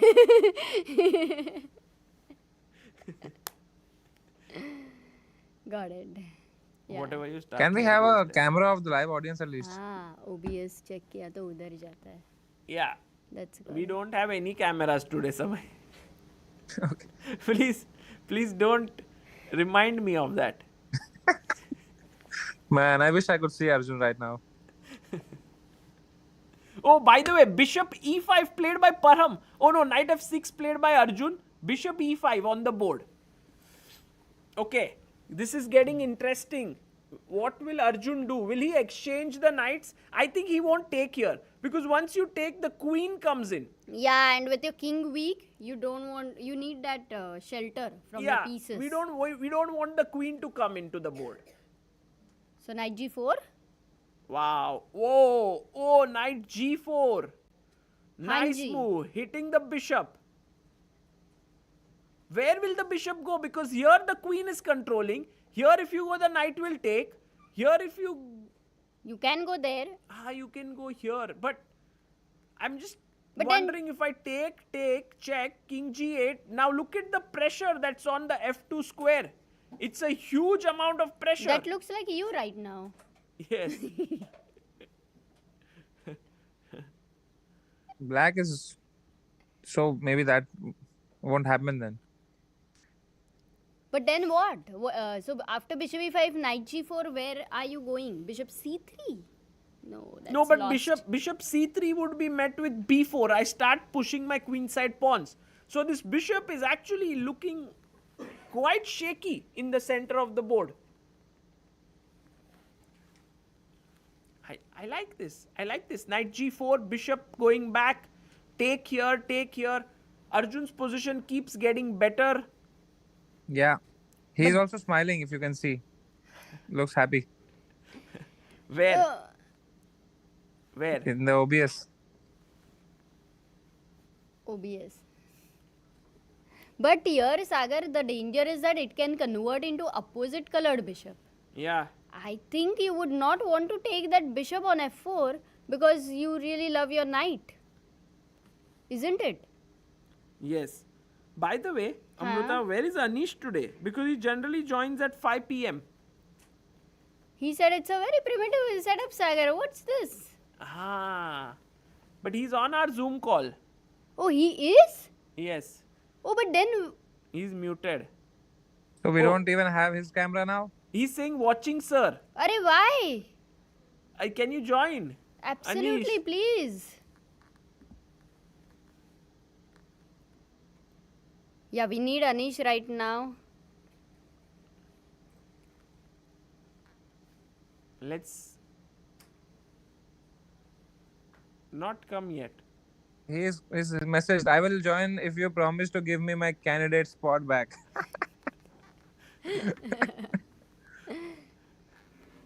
Okay, maybe he's just watching. Let's see. Maybe Sopiko will join us at the right time. But Anish will also join, right? They both can join together. That also could be an idea. But Anish, do come. We are waiting for you. Oh, by the way, Hari Krishna and Sanan's game could become slightly interesting because Hari is a pawn down. But look at this knight. It's kind of trapped. It cannot come out. But there's this famous story, right? Who will bell the cat? What is the story? You know this story, right? No, I know only cat gambit. No, the story goes that all the mice gather together and they make plans to sort of This do is a story in certain Dark Cover. things to know how when the cat is arriving, that how exactly will they get alerted, you know, so something. So then everyone concluded that the best idea is that WhatsApp we will put a bell around the cat's neck. So everyone was like, great idea, so that when she would come, we would hear the bell and we would all run away. But then the question came like, who will bell the cat? And they had no answer. So in the many same way, mice. the knight is So very many mice beautifully and trapped. cat. But actually, who will go and capture it is the question. The king. But okay, the bishop will come and defend it. So maybe it's not so easy to trap it. I like the story of this bell. First time I'm hearing. Is it so famous? Or for you? Yeah, you should. If you guys go to the ground floor, it's a story from there only. Cats and rats. No, this is very famous when I was young. It's a guard copper story. You get it now, Sagar. Got it. Okay. By the way, you see that according to him, many people don't know what rats are because they don't see them in life and so on. So, okay. Now h3 has been played, and now Hari Krishna has to figure a way out to equalize. Although he shouldn't really be worrying so much. I have a very nice move here. You have trapped this knight, correct? And every time I'm going here, the bishop comes and defends it. So how about I shut the bishop? Arey, bishop f5. Yes, why is this a mistake? Knight d4. Oh, check. Check, and black starts to get an advantage. So can't take here. So king. Bishop g8 maybe? No, if you go king d3, is there a problem? Oh, there is a barrier. I cannot attack the f3 knight. Yes. This is a beautiful barrier there. And then I go for a check. You go king No, then back. king d3 is a waste move. And then I push the pawn. So already it feels like Hari Krishna should not have difficulty to hold this, especially with the knight here. Yeah, this looks like a draw. What else? Which else? What are the games happening? We have to actually look at Levon Aronian's game a little more closely and try to figure out why is Levon not playing knight takes knight, because that seems like the most natural move here. But maybe he was Maybe he's just just planning calculating. to go back. Sorry?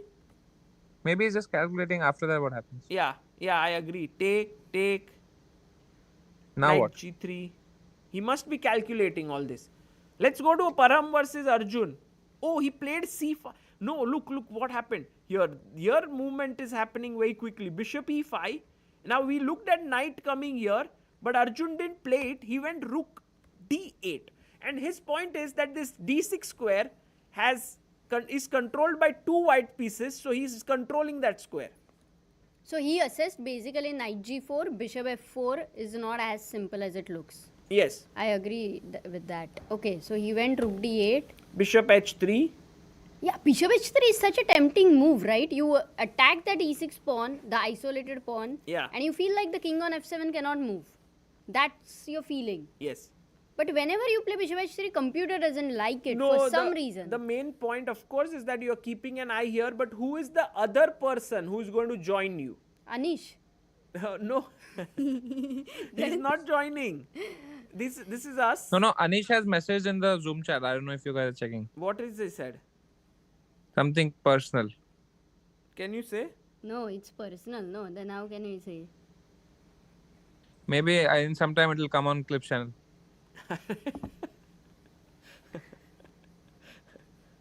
If it is not personal, Samay, can you read? Because if I check it, it is seen to everyone. So maybe Anish Okay, can he's message on WhatsApp, no? He's saying that the payment has not yet come from the sponsor to him. For real, that's what he's saying. I didn't know that he's paid to come here. He's saying that at least, you're kicking me out of candidates. May as well I make some money here. Oh my god.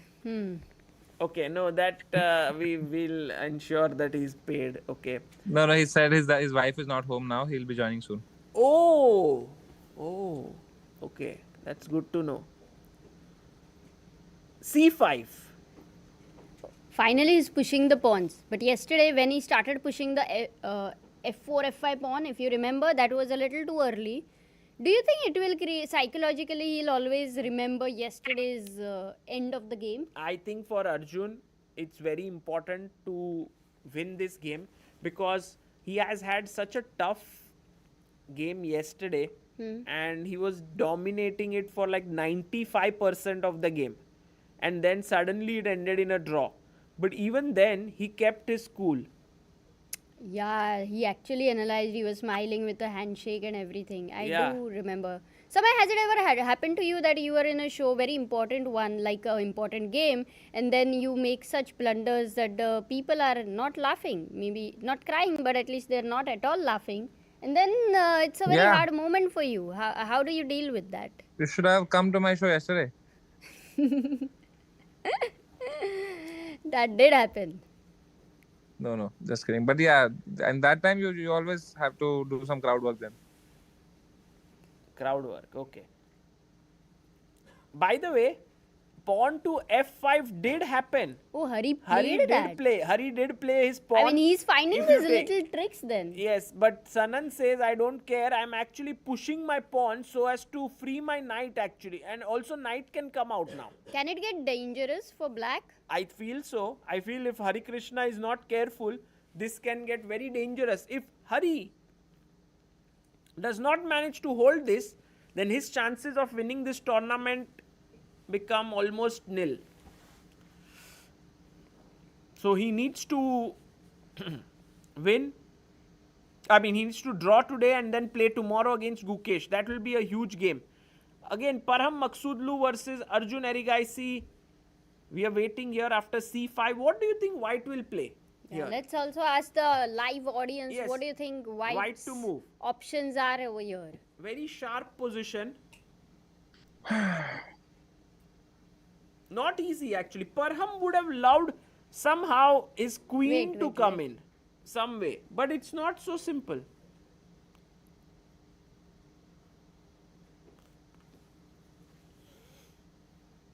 What do you play here? Anyone? F4.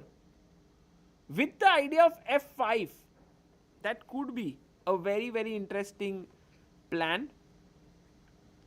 But after knight E3, you weaken that square and that's what you don't want. And then you are happy with the rook on d8. Oh, look, Parham played a move. He played knight D2. He brought his knight back, maybe just opening up the queen's path. But to where? The queen cannot move anywhere. I agree. There's no good No, square. but he's stopping the knight on f6. The knights in The some knights way, cannot, maybe. yeah, the knights But are- another thing is he cannot stopped b4. B4 means knight takes pawn, correct. Hey, but is there a disco?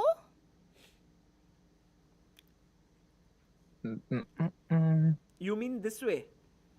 Yeah, I mean, I'm not talking about discos in New York. Oh, can I go Wow. knight E3? That's a nice move, right? I attack your rook and you take, and then I take this knight. Oh, But Amruta, if Open you are- position, if queen you are h7. Exactly. This could become dangerous. Knight cannot take it. There is a pin here.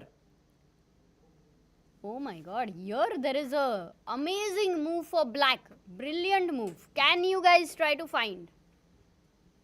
Oh, This is... Of course, I haven't found it myself. black to play, guys. Black But- to play. Rook D1. Wow, what a Very move. alert, huh? Very well done. Because the rook is pinning the knight and that's why the queen cannot be taken. And now with rook D1, the rook has to move and the queen is hanging. Nice. Nice. Fantastic. So this cannot be done. So 92 is an interesting attempt by Maghsoodloo. Yeah, but knight e3 could be played by I don't like giving the activating situation Yeah, to not giving this Maghsoodloo with the f5. double bishop and I agree. f file. Is there anything else Black can think of? What would you play as Arjun? Guys, come on, think. You have a chance to today play like Arjun and Maghsoodloo. What move would you play? Black to play. Think about it. Queen a6 looks weird, but I would consider. Queen a6. With that of b4. Ah, defending this way. Could be, could be. Samay, what would you play? Man, you guys lost me a while ago, man. What? I'm feeling like my head is hurting. Head is hurting. Suddenly Man, it your is head is hurting. 7 a.m. here, man. I just, came to say hi to you guys. But you guys are looking very stressed today. Oh no, Samay, if Maybe you're I'll sleepy, come. you should not stretch yourself so much. Yeah. You want to Let leave, me know Samay? whenever you. Yeah, bro. Since a while now. Okay, Samay. Thank you so much for joining. Maybe when you're doing little chill stream, I'll join by. This is too serious for me at 7 in the morning. I'm sorry, bhai. Yes, for sure. I miss you guys, man. Bye bye. Thank you, Samay, for Miss you too. joining Thank and you. yeah, making it a little bit more exciting Yes, for because a you while. came, That it was was a great time. Yes. Bye. Thank you. Take care, man. Bye. Guys, that was Samay joining us all the way from US. And here we have some suggestions. Yes. Bishop coming to d6. That's a very nice move. Very nice. She wants to take the bishop on e5 out. Also, the rule is that when you are ahead in material, you should trade pieces. And because black is a pawn up, she wants to trade pieces. Fantastic. But also the rule is when your king is weak, you should not trade pieces. So two rules conflicting as of now. No, if king is weak, why should not trade the pieces? In King fact, f7 here. I mean, yeah, at this you point can of still time. trade, right? Because then you are removing an attacking piece. This one. So good move, bishop d6. Any other suggestions?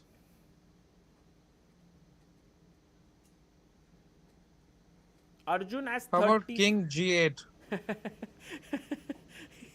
Just What wanted did to he say, make you King laugh G8? once We before sent going you off, silent. Samay, by doing some very emotional things. Bye. I smiled. You said I miss you.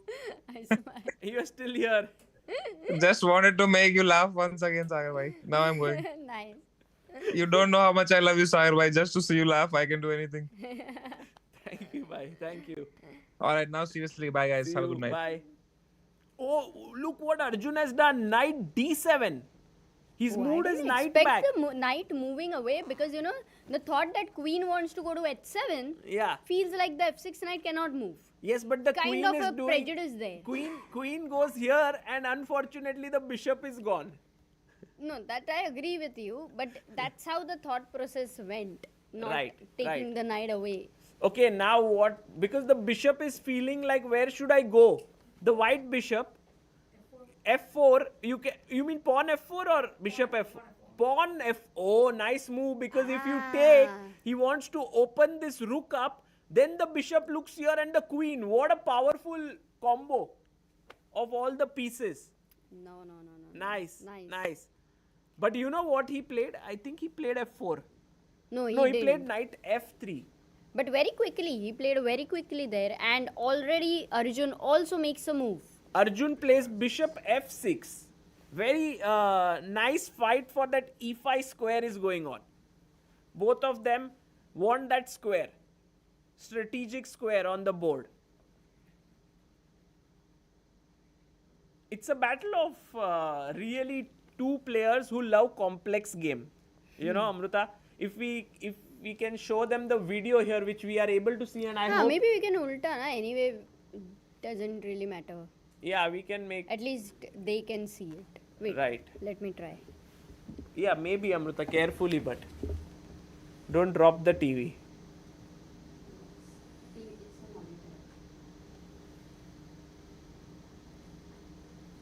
You may have to shift that, huh?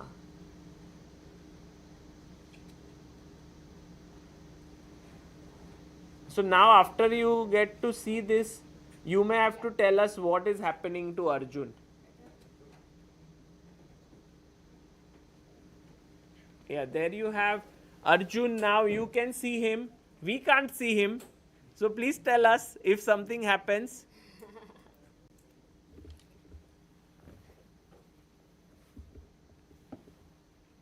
Okay, so bishop to f6.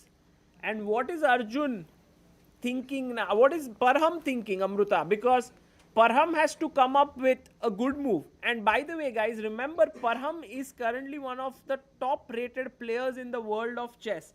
He came here with a rating of 2743. And I'm going to tell you what his live rating is now. His live rating is 2741. He's just lost one elo point here. So 2741. No, 4-2. He came here with 4-2 or 4-3. Yeah, 4-2. something like that. He's now 2741 and he's number 12 in the world. Parham Maghsoodloo. And this is what actually number 15. This is what I like about Parham overall, that he plays such fighting and uncompromising chess. But of course, that gives his opponents chances. And I think Arjun and Parham somewhere are a little similar in style. Oh, yes. Actually. They both like to complicate things. But then that helps Arjun with the black pieces, because Very much. Parham with 16 minutes on the clock, a complicated position, he's going to get into trouble. Yeah. Agreed. So bishop f6, Parham is thinking, what is the best way to continue here for white, Sagar? Very good. He says take. Oh, he took it. Acha, just You, while. you said it and Parham took it. Wow. So you. Okay, now of tell course, Arjun's take move. with knight 7, no? He'll make that move. Which knight should take? Because clearly you Knight don't want 7 to take F6. with the pawn. If Oh, you take with the no. pawn, then the queen comes in like happily and will crush you. Yeah. So not with the pawn, but with the king also seems a little weird, no? Like your king is going for a walk. It does remind me of Gukesh's king g to king g3 though. Yes. But I think, what is the problem with knight 7 f6? Can I not make a simple move?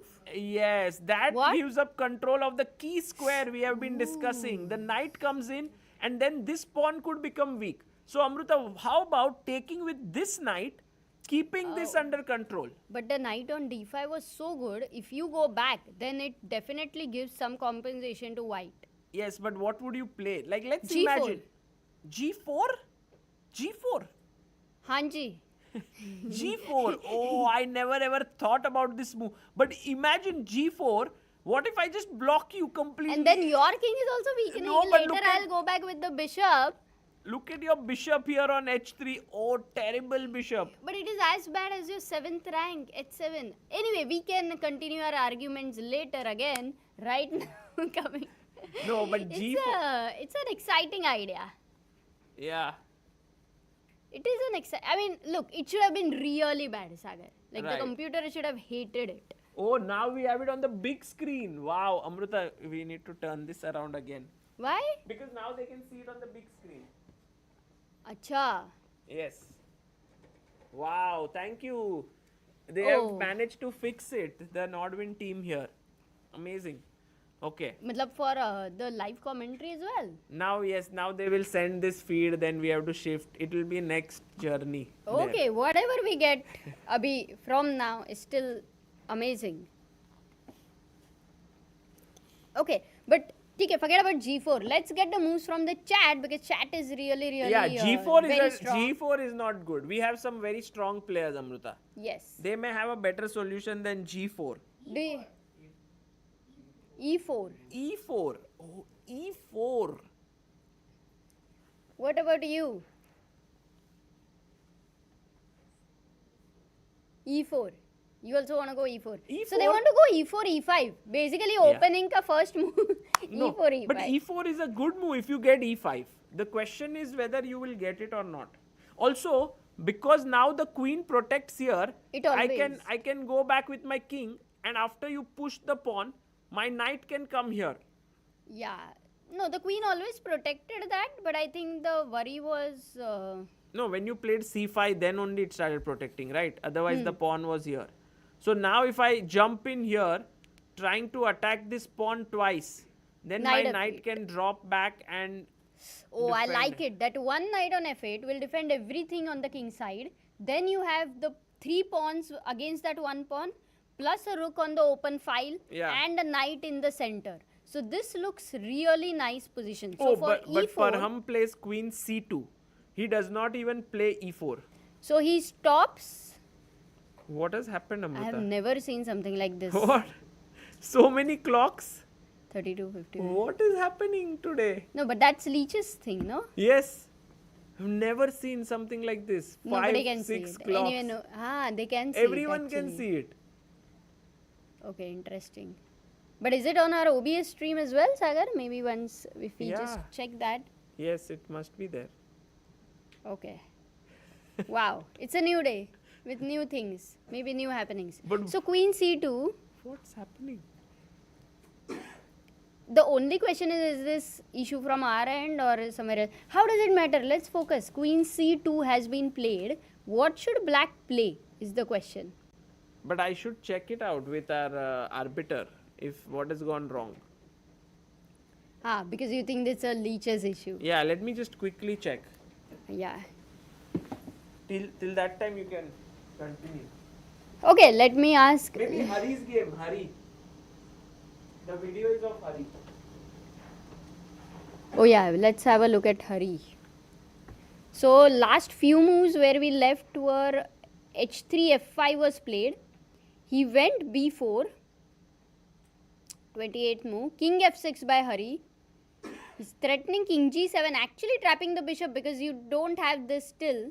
So bishop went to g8 and now Hari goes knight g5. Very quickly they are making the moves. Attacks this pawn, forced h4. Knight goes to f3. Once again attacks this, forced h5 and king g5. So Hari is winning the pawn back or what? If bishop f7, the only way to defend is there a way to win this pawn? Do you see it? Knight e5, knight g6, So knight e5, let's say you go bishop e8. knight g6. No, but I'll take your knight, right? Knight g4. You the He means knight g4. knight, but knight g4, your idea is what? Knight f6. Then he will get the pawn.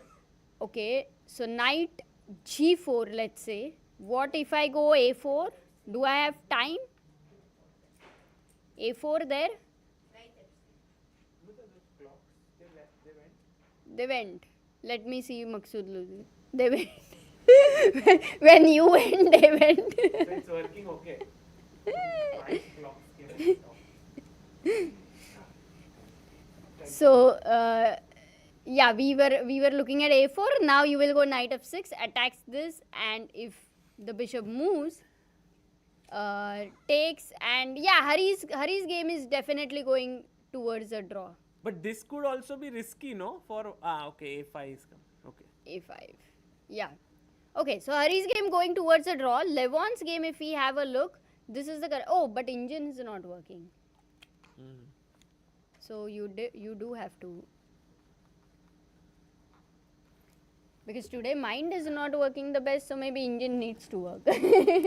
No, but Amruta, Levon's game does not feel like a winning position, no? For No, f5 was supposed to come at some point of time, so f5 did happen, and like the black rook on the f file, these two pawns at some point they will start rolling, so it is going to get complex. 30 minutes for Levon, 13 minutes for Predke, which 13. Levon is very, very good at very using tricky, the very tricky. Okay, I time have difference. one question. Why can't we jump in with our knight? Why can't we jump in with our knight, Amruta? Is the question here. Knight's legs are paining. Okay, sorry. That could be a possible move.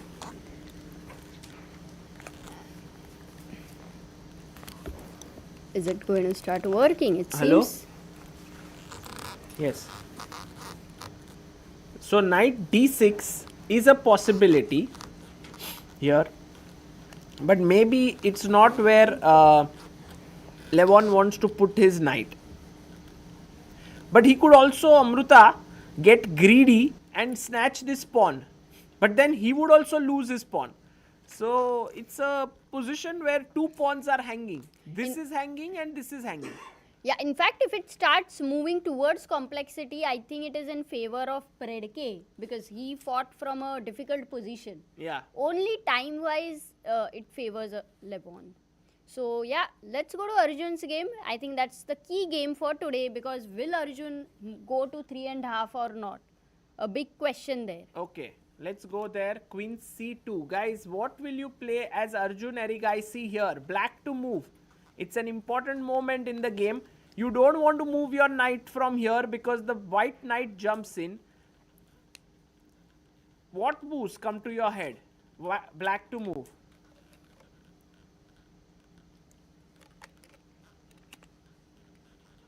Arjun plays queen a5, Amruta. What's his idea? Firstly, I mean, apart from controlling the A file, I would ask. Yeah, I mean, queen a5, he's just looking in this direction and also here on a file. Oops, sorry. So he's... No, but you can't move the knight No, on but D7, I'm right? actually surprised. What is his idea? I think his idea is to bring the queen here and here, slowly. That could be the idea. Oh, nice. Okay, what if rook D1? Ah, exactly my question as well. What if this move? Not so easy for black. Maybe knight f8. Check. King g8. And this knight defends this pawn. So yeah, this seems like a... But how easy or difficult you would say in this such a position to go a move like knight f8? Not so difficult, but not, I mean, it's not so easy. Like as when he well, has yeah. gone for a move like queen a5. I don't know why Arjun played queen f5 Because to be the honest. queen Yes. felt safer defending the e6 pawn. Yeah, I like So- the queen here, but I think Arjun wants to do this. He wants to activate his queen. He has 28 minutes. Maghsoodloo has 14 minutes on the clock.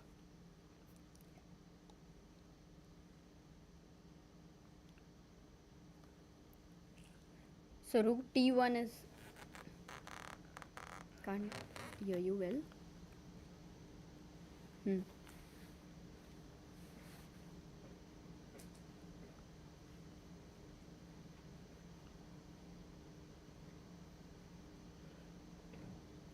Oh, we have a new stream now. Amruta, we are back to that old setup. Really? Yeah. Now we also have two sounds here, but yes, it's we are back here, and Oh, this is nice. amazing. And Oh, this is amazing. nice. Oh, he plays rook b1. Rook b1 has been played.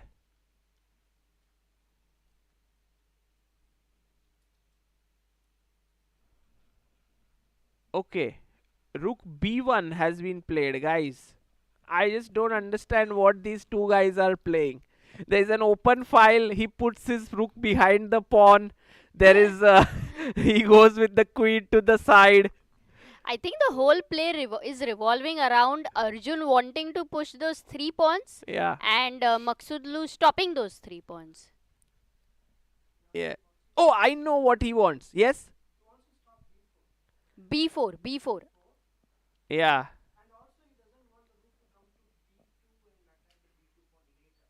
Ah. Ah, Also, I think he wants to play b3. Because after, let's imagine that I make some random move, I don't know what. Rook a8, imagine. I was just wondering if b3 made any sense. Because take would mean queen b3 and I attack here and here.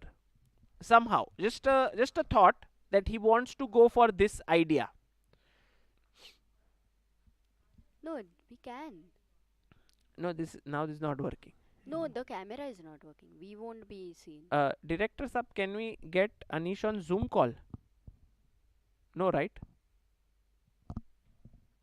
Because we shifted now to their setup. so he cannot So come. he cannot come on his any other Zoom No, call? no. But he can come via. Audio. He can come via WhatsApp call. WhatsApp call here. We can ask if Anish is ready to come via. We can show the video here also through Zoom call. 1 second. Let's see if Anish is ready to join. Video. If you can show the video. But our video is also not there, right? So how can we show? Hi. See, in one screen we can show. No, he cannot come.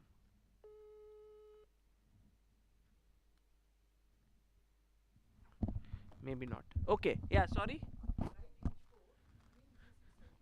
Knight h4 with the idea of queen g6. But remember, whenever you move your knight, my knight is ready to deal with it.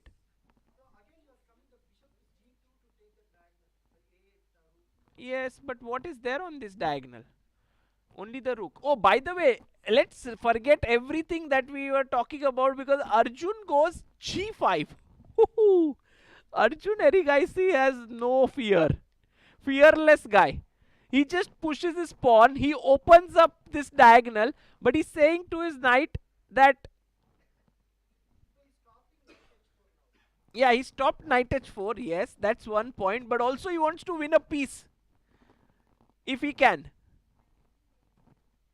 Yeah? You were thinking about the same move. Wow, that's nice. But now I do feel that this is a very risky decision by Arjun Erigaisi. He has pushed his G pawn. We have Anish here. Let's see. Hello, Okay. Anish. In the meantime, Parth is trying. Hello, Anish. Hello. Anish, today we do not have somehow a lot of technical difficulties are there. So maybe we can do it via this call is one idea. But Another is Parth is trying or something. or the director will message you in some time if it works out. Is it okay? But right now we can have his audio. We can just do with this call, yeah, maybe. I mean, just briefly see the games. Sure, sure. Why not? Why not? Okay. Guys, can you hear Anish? Otherwise, No, we have to keep it closer here. The Zoom call wasn't working, yes, Sagar, the one I was in. Yes, but now we shifted from our OBS to normal broadcast, so it's now gone there. Okay. so I'll hold it, na? They can hear. So G5, we were just looking. I know on Zoom call you can see the live board, but But I already closed the call, so I don't see the... can you come to can't the tell. Zoom call? Yeah, I'll come to Zoom call. Then you can see the board. Yeah.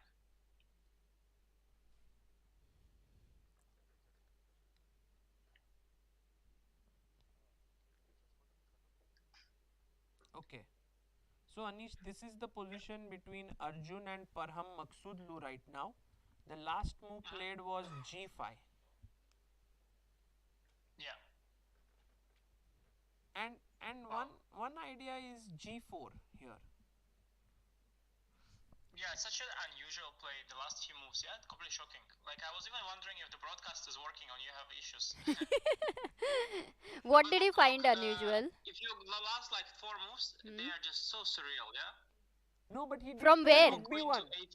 He didn't play Rook B1. No, which 4 moves Anish is talking about? Yeah, please tell us. No, I mean, okay, so far, let's say it's kind of normal. Bishop f6 is a normal move. Takes on f6 is a normal move. Yeah, now queen c2 is very deep move. But okay, it's possible. You prevent b4 and you prepare rook a1. Maybe you prepare rook a1, yeah, which I didn't think you prepare. Yes, okay. But Arjun plays queen a5. Is that a good move? Yeah, To me, it's playable somehow. We good didn't move, understand it. So Yeah, Queen F5 not No, understood. it's such a deep move, queen a5. Wow. What could be the missing ideas, like the deep ideas which you are saying there has to be something? Yeah, I mean, I guess he controls the a file. Maybe he wants queen a4. But But- maybe just nothing is moving, yeah? Maybe he doesn't know which piece to move. Maybe that's the thing. Yeah, because if you don't, maybe if you move back, what else to play? Maybe that's the question. Rook What else to move? A8 seemed like a natural move. Then rook d1. Yeah, then rook d1. Then I'll target the d7. He wants to meet rook d1 with knight f8 maybe.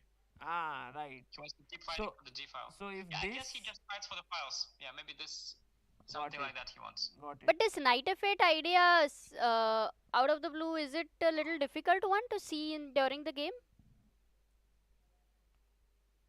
Yeah, I don't know. I think that's what he intends. I mean, I would wonder instead of queen a5, why not then queen knight f8 directly, maybe. But I guess he thinks the a file. Yeah, maybe if knight f8 directly, maybe he thinks rook a1. Right. So Arjun's queen a5 quite deep. He plays it. Rook c1. Actually, we were thinking Even he deeper. played rook b1, but okay, rook c1 was played. Yeah, both make equally little little sense. But I mean, they're very deep because again, rook d1, he thinks knight f8. So kind of they just don't know what to do, both of them, and they just sort of make these slow moves, keeping the tension. Interesting position. And he played now g5. Yeah, He played Yeah, g5 some- and guess Maghsoodloo's next move. I think this is a broadcast error. Oh No, my. it's not. Oh my god. Guess Anish the move. I can give you all the house back. If you guess the move. Which- House back, who yeah. would you- If you guess the move. So you have taken his house, yeah, in your control? Impossible to guess this move. No, let me think. I'll get into his head. Yeah, can you just give me? I need some time because it's Yes, hard for me yes, to please transfer. take I time. need to eat few ice Guys, creams. don't help I him. need to get into his. I need to get. his head. I need to eat few ice creams. Anish says. Let me So hold I'm it. Parham. I live in Iran. I'm married. I'm very happy Okay. that I'm married, and I just had ice cream in the morning. What am I thinking now? Okay. You did.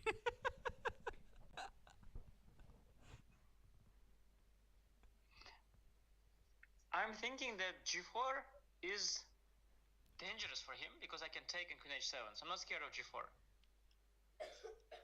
Ah, so Oh, no, not that way, G4. Amruta. If black no, plays why? g4, G4 maybe, yeah, then he's not bishop scared. g4 and queen comes in. Ah, so that is Ah. not a threat, actually. But Well, Parham thinks it's not. Also g4 knight h4. He thinks it's not a threat. Rook d1. rook d1 is normal move, Anish. Then you. Oh, okay. Sorry.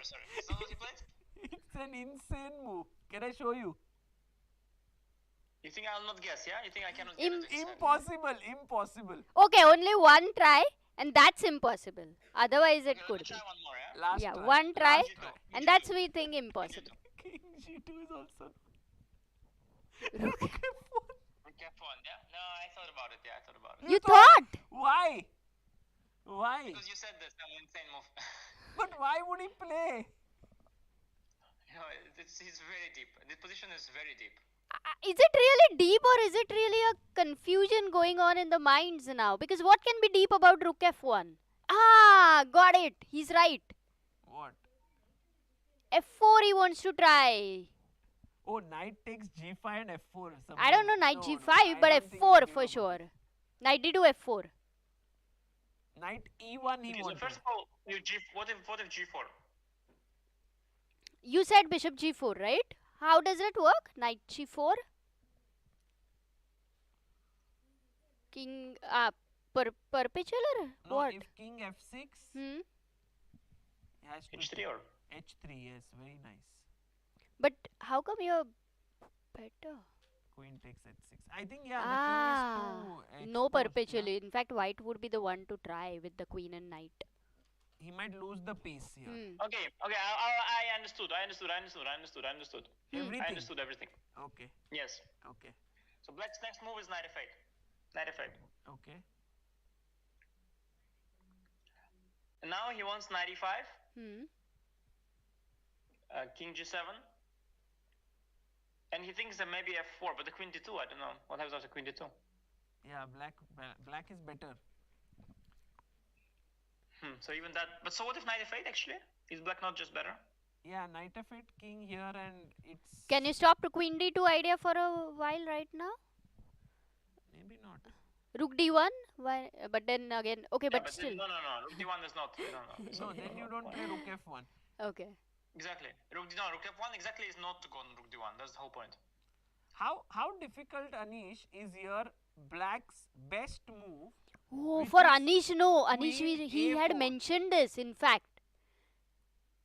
Yeah, it's not difficult. It's just It spoils the Queen A4, structure. Queen B1. But Anish, I don't Oh. understand. 1 second. Firstly, like when C3 Queen maybe. A4, can you not just take and the C4, C5 pawns are so bad? Yeah, but you are one down. Yeah, you are 1 pawn down already. But no, will G4 is coming. you will It knight B6. lose it? But the problem, it will be bad, but you are pawn down with white. So black is just still pawn up. Yeah. Oh, Split pawn, but 1 extra. okay. You want endgame, of course, when you're up a pawn. Wow. Okay. So that's why Queen A4. So not taking. Yeah. Queen B1. Do you want to go like C3 to connect the queen? C3. Wow. But BC3? Anish is on fire. G4. Ah, the queen on A4 defends. Wow. Amazing, sir. Amazing. That is too good.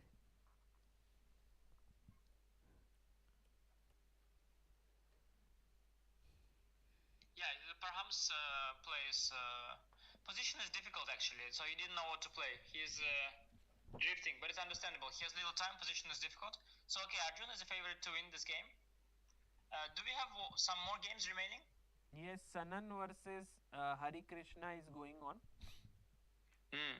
No, this is like a copy paste of my game against Gukesh from Norway Chess. It ended in a draw. Yeah, it was very similar. Like also I was down a pawn. Also he had some knight trapped somewhere like this on b7. Okay. And also it was I was suffering, but it's a draw. But it's just a draw, right? Yeah. Yeah. But yeah, f pawn is some sort of play. But it feels like there could be some tricks that could happen here. Like, can white somehow try for more, or? I don't see anything. Like, what is the? I don't see any trick. What is the reason why white is better? I don't see any. I was thinking if we can use somehow these 2 pawns, but yeah, it's. I can go bishop is b6. If I want to be safe. I Oh. can also go a b b6 b5. Oh, No, but I nice. can do either. I can also go a b a6 b5. I don't think b5 b6 is. I mean, if you had all the time in the world, you could also go on like knight d8, knight c6 first. But I have f pawn. I'm going f3, f2. No, it's completely fine. No? I don't see any. I don't even think black is on the bad side. I think just f pawn is pushing. Okay, got it. So this one looks very comfortably equal for Hari Krishna. And then we have this game of Levon versus Alexander Predke. Yeah, Levon is in such poor shape in this event. Very unfortunate. He got a good position out of the opening. Yeah, against Predke, who lost all the games so far. Yeah. Last 3. So you would think, what more? Yeah, what more do you need? But amazing. Yeah, he must have very, very low confidence at the moment for some reason. And here you think black is back now in the game, right? Clearly. Can we have Levon's camera? I mean, I also see the bar as well, which is not helping. But I guess it doesn't look bad either, yeah? I mean, clearly at some point, if you go earlier, there were some opportunities, yeah? Black was a bit uncoordinated. Yeah. And now he got f5, and then he managed to get coordination back. Yeah, looks pretty stable. Looks very, very equalish. What happened? Where did it go wrong for him? So here I think white is slightly better. Yes. Well, it has to be, of course, very concrete. Yeah, so f5, knight d2. Okay, takes.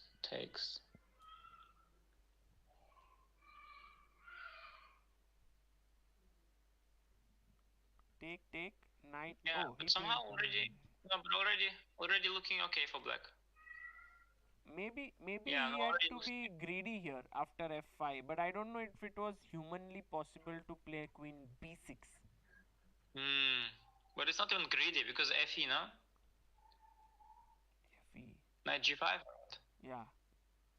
With knight c, I guess it's getting the kind c5 of greedy. square for your knight could be the point. Yeah, but okay. Yeah, he had to. He clearly lacks optimism. I mean, his decisions are very defensive in the whole tournament. They're just very defensive. He's choosing he's choosing stability over instability, and that's a sign of bad. I mean, I myself play like this very often. It's a sign of low confidence. You just want stability. Right. And that's not good. Yeah. It's probably just going to be some kind of draw because black defends, all the everything. Bishop on c6 is an amazing defender. Defends both the pawns, such a stable bishop, powerful stable bishop. And knight on d6, it's it would have made sense if the board would be full of pieces, but it's it kind of clamps black, but all the pieces of black, they're playing around the knight. They ignore it. The bishop on c6 is sort of ignoring it. Right. Knight, that knight is like, it makes sense if bishop was on c8, pawn was on b7, it would prevent the d pawn from advancing. But now it's kind of nicely standing there, but you just ignore, you play around it. It's not relevant at all that it's there. Correct. Yeah, it's just very fine for black. Very okay, fine. I think that's it. Yeah, because also Gukesh game is drawn. Hare Krishna is going to draw. We have this game, and we have the most exciting game, Parham. It might. Oh my God! He's played g4. What happened? Oh, Queen d2. Yeah, Queen d2. He No, went. no. After queen oh, a4. he went queen a4. Oh, he found queen a4. Wow. Arjun found queen a4. Queen d2. Queen d2. Mm-hmm. G4. Oh, but queen h. So now he doesn't have that queen h7 ideas. Queen h6, gh3, knight g5. Is there anything with queen h6? I think he will take. Knight takes. I was thinking of giving a check, but the Yeah. other knight comes, or this knight. I don't know which knight. Sagar, Anish can join Mimics, and can you wear the headset? Anish can join the call. Oh, you can They join the worked call. out. The VMix one. Okay, let me join the next call.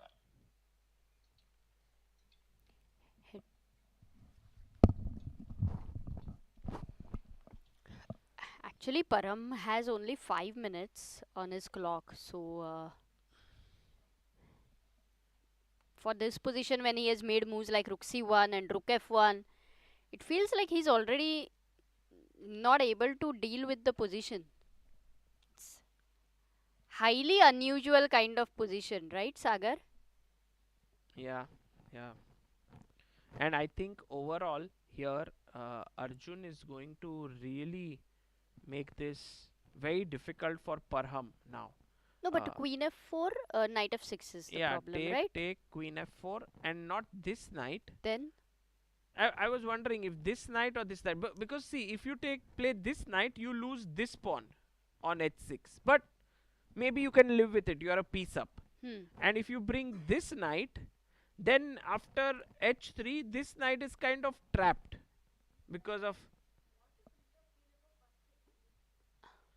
Yeah, if you play first h3, then maybe just knight goes back. Knight e5. But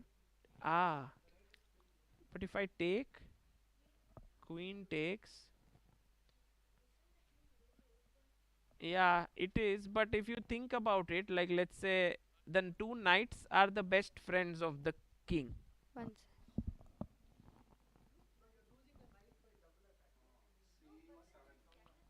Yeah, but somehow d7. Yes. Yes, but I mean you don't have any threat. Yes, I will take.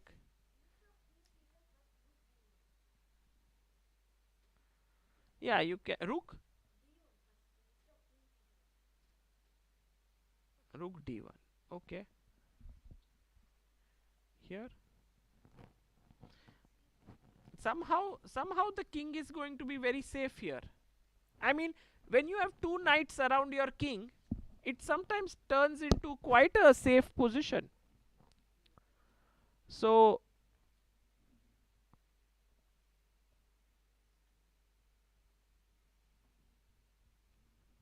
yeah, this is now actually, can we have the video of Arjun? Is it possible? If we can have the video of, yeah, there we have it. He took here. So I think your idea happened. Bishop g4, knight g4. He played h3. He went back, and now Parham has snatched this pawn. Okay.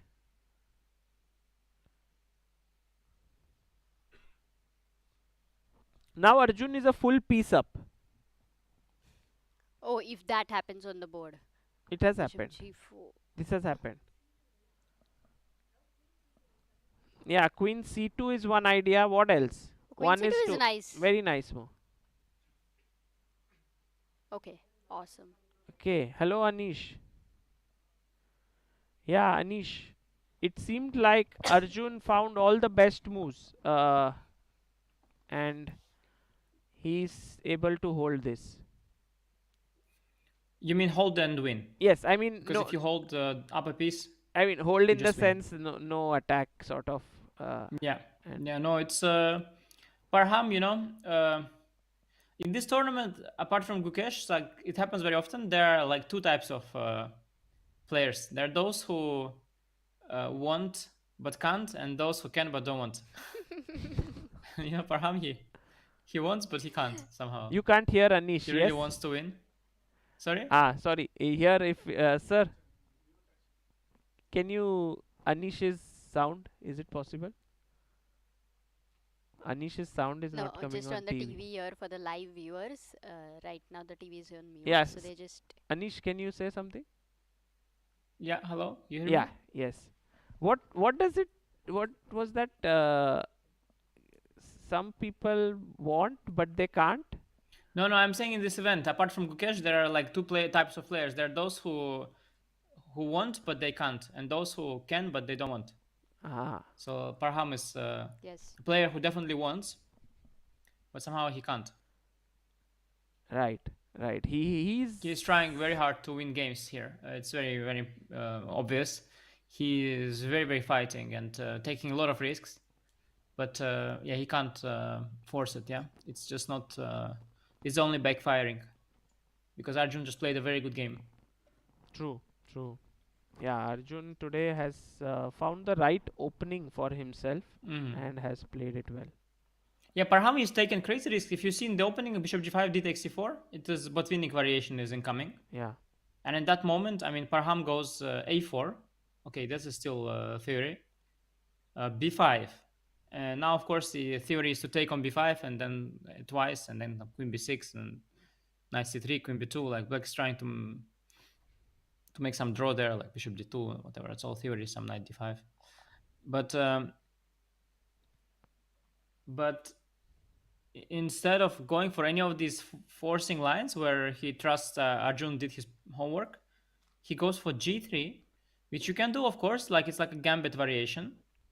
I mean, he went g3 instead of ab, but it's such a risky one because you already have a bishop on g5 as well. Like normally you can, like, let's say instead of bishop g5, you can go g3, yeah, move before bishop g5.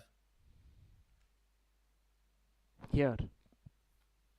Yeah, and then they go dc4, bishop g2, b5, castle, and okay, yeah, let's say castle, whatever. And now you can choose still to play bishop g5 or not, right? Right. Usually, Right. actually, they don't. Right. Play like knight e5 and a4 and so on. Right.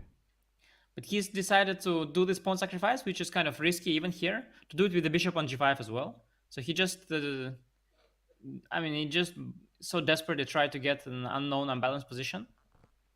And it was clearly not, it was clearly not part of his preparation or anything. It was just improvisation. And yeah, just crazy risks. And he got actually an interesting position. I mean, knight f7 was also very inventive. But just very risky, I of didn't course. understand this Pawn queen down. a1 move back. Did you get it? Like, why to bring the queen back? Like, he could do something else. Bishop e3. Yeah, I think the question is always, yeah, what other move you want to play? So you want to play bishop e3? Yes. Okay, let's see. What if bishop c5? Take. Because in general, trading the dark square bishops is not in white's favor, right? You have a bishop pair and you get rid of it. Yeah. But So I just don't think he liked this development. queen a1, your queen is actively placed on a8 if the knight But moves. what does it do? Stops knight d7. But what does it do exactly there on a8, Sagar? It's I mean, black wants to play. Yeah, again. So we have to make some move. What move you want to play here with white? Rook I don't know. d1. Even Apart if from bishop h3, e3. just No, stop. rook d1. Okay, let's say h3. D1 Let's say is I on play. g4. Let's say I play knight d. Okay, first of all, Parham's perspective, I'm not sure he's happy with the knight d7 endgame, but okay, let's say knight d5. Knight d5. Right. Bishop takes. King takes. Yeah, I don't think that he wants to trade darks for bishops, Sagar. I just don't think he wants that. Acha. Parham. That's why he played queen a1. So he went queen a1 so that after knight d5 he can play like knight e4, and then the queen, he wants to activate the queen via b1. That was his idea. He thought the queen on a8 is doing nothing. By the way, thought it's Anish, just a their, small update. Hari and Sanan have drawn their game.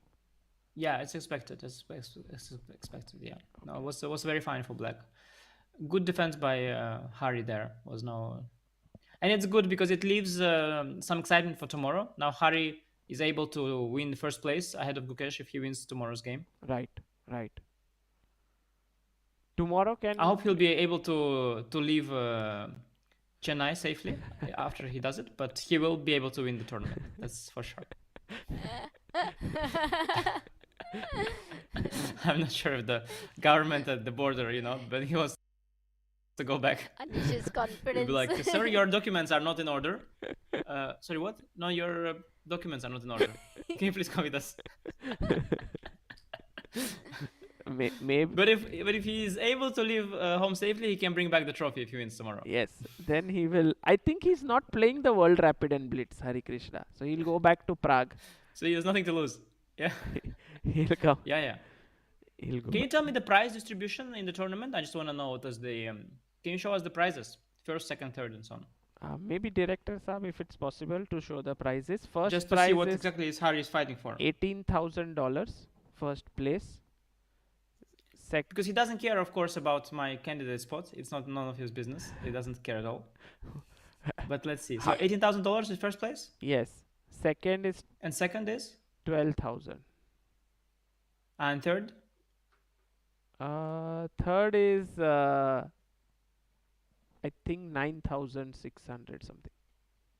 And fourth. It's 12. It's 15 lakh, 10 lakh.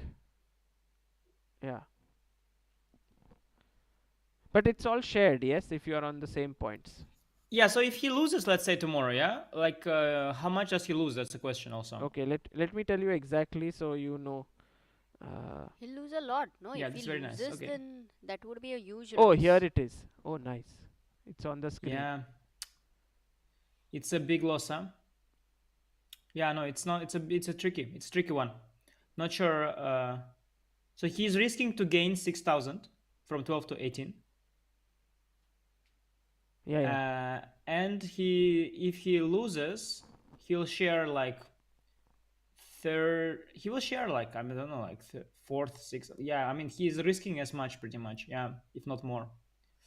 Yeah, not sure if it makes much sense for him to play for win tomorrow, but he should, of course. But Gukesh also Hopefully he might will. try, right? Because imagine if Arjun wins today, and then tomorrow he faces No, Gukesh won't Eljanov. try. And if Arjun also wins tomorrow, then it means that he joins Gukesh on the same score. Then it becomes a tie. And then Gukesh wins the circuit, right? Anyway. He is then very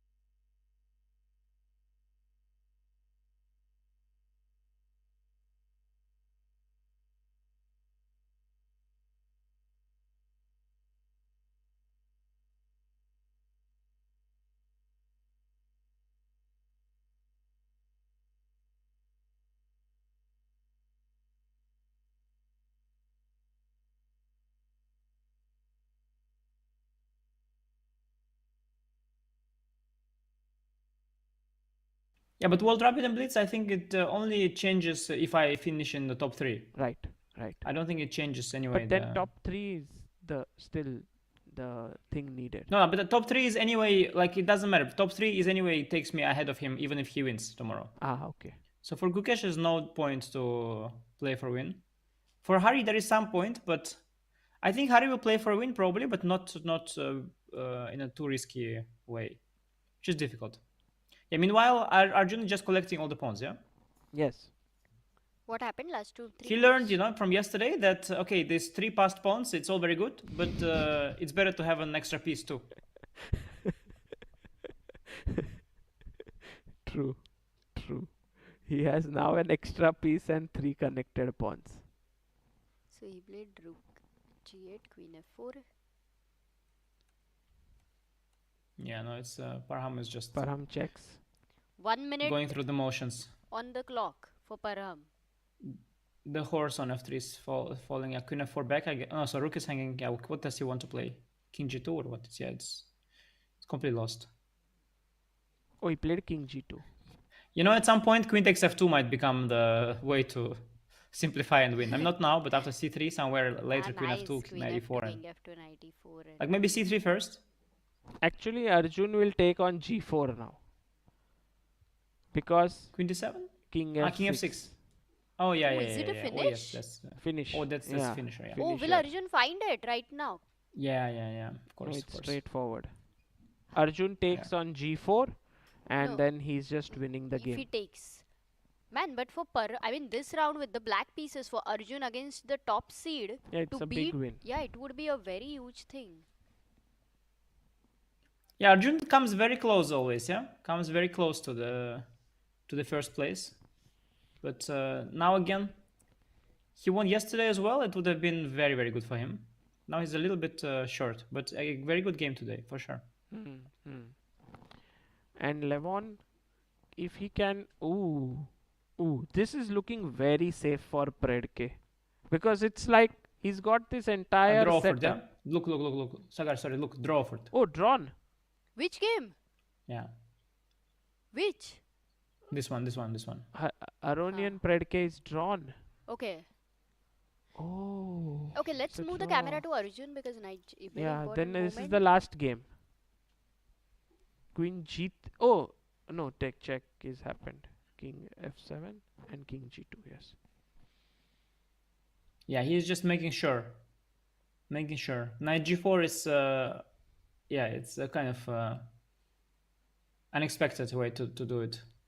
How long will But it if you take? spot it, he needs to make sure, because everything is winning. You don't want to look stupid, right? You don't want to blunder. I mean, it's completely winning position. I mean, I guess c3 or whatever, queen e4, any move is But completely you winning. are right. He might You don't do want to this. ruin it. Yeah, okay, this is the most, this is the worst way to win. I mean, this is terrible. But then you may And want then to like go yesterday. for this after yesterday's draw. Just like yesterday. Hmm. No. I mean, everything is winning, so you don't want this. But knight g4, yeah, he will do, I think, knight g4. But you need to make sure. So you need to spend some time. That there are no miracles.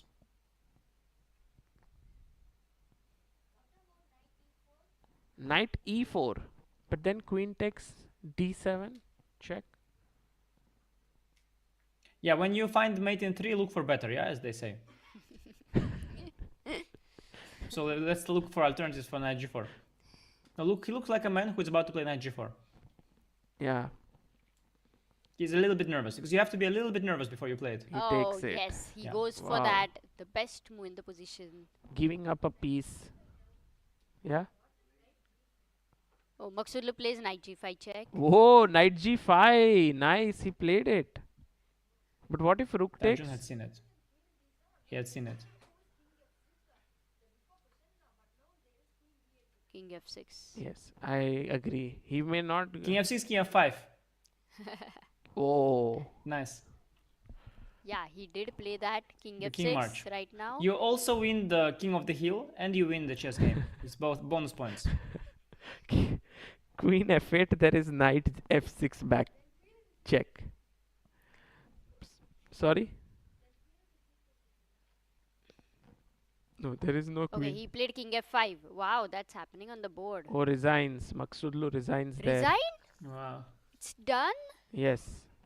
Arjun has won. Yeah, this a tough destiny of ambitious players. That sometimes you're winning, sometimes you're losing. True. True. Can't have it all both ways. Can't have it all. If we could have Arjun, that would be great. Yeah, good game by Arjun today. I think he provided the only decisive game. Actually, in this tournament, every round has had at least one decisive game. Someone has won.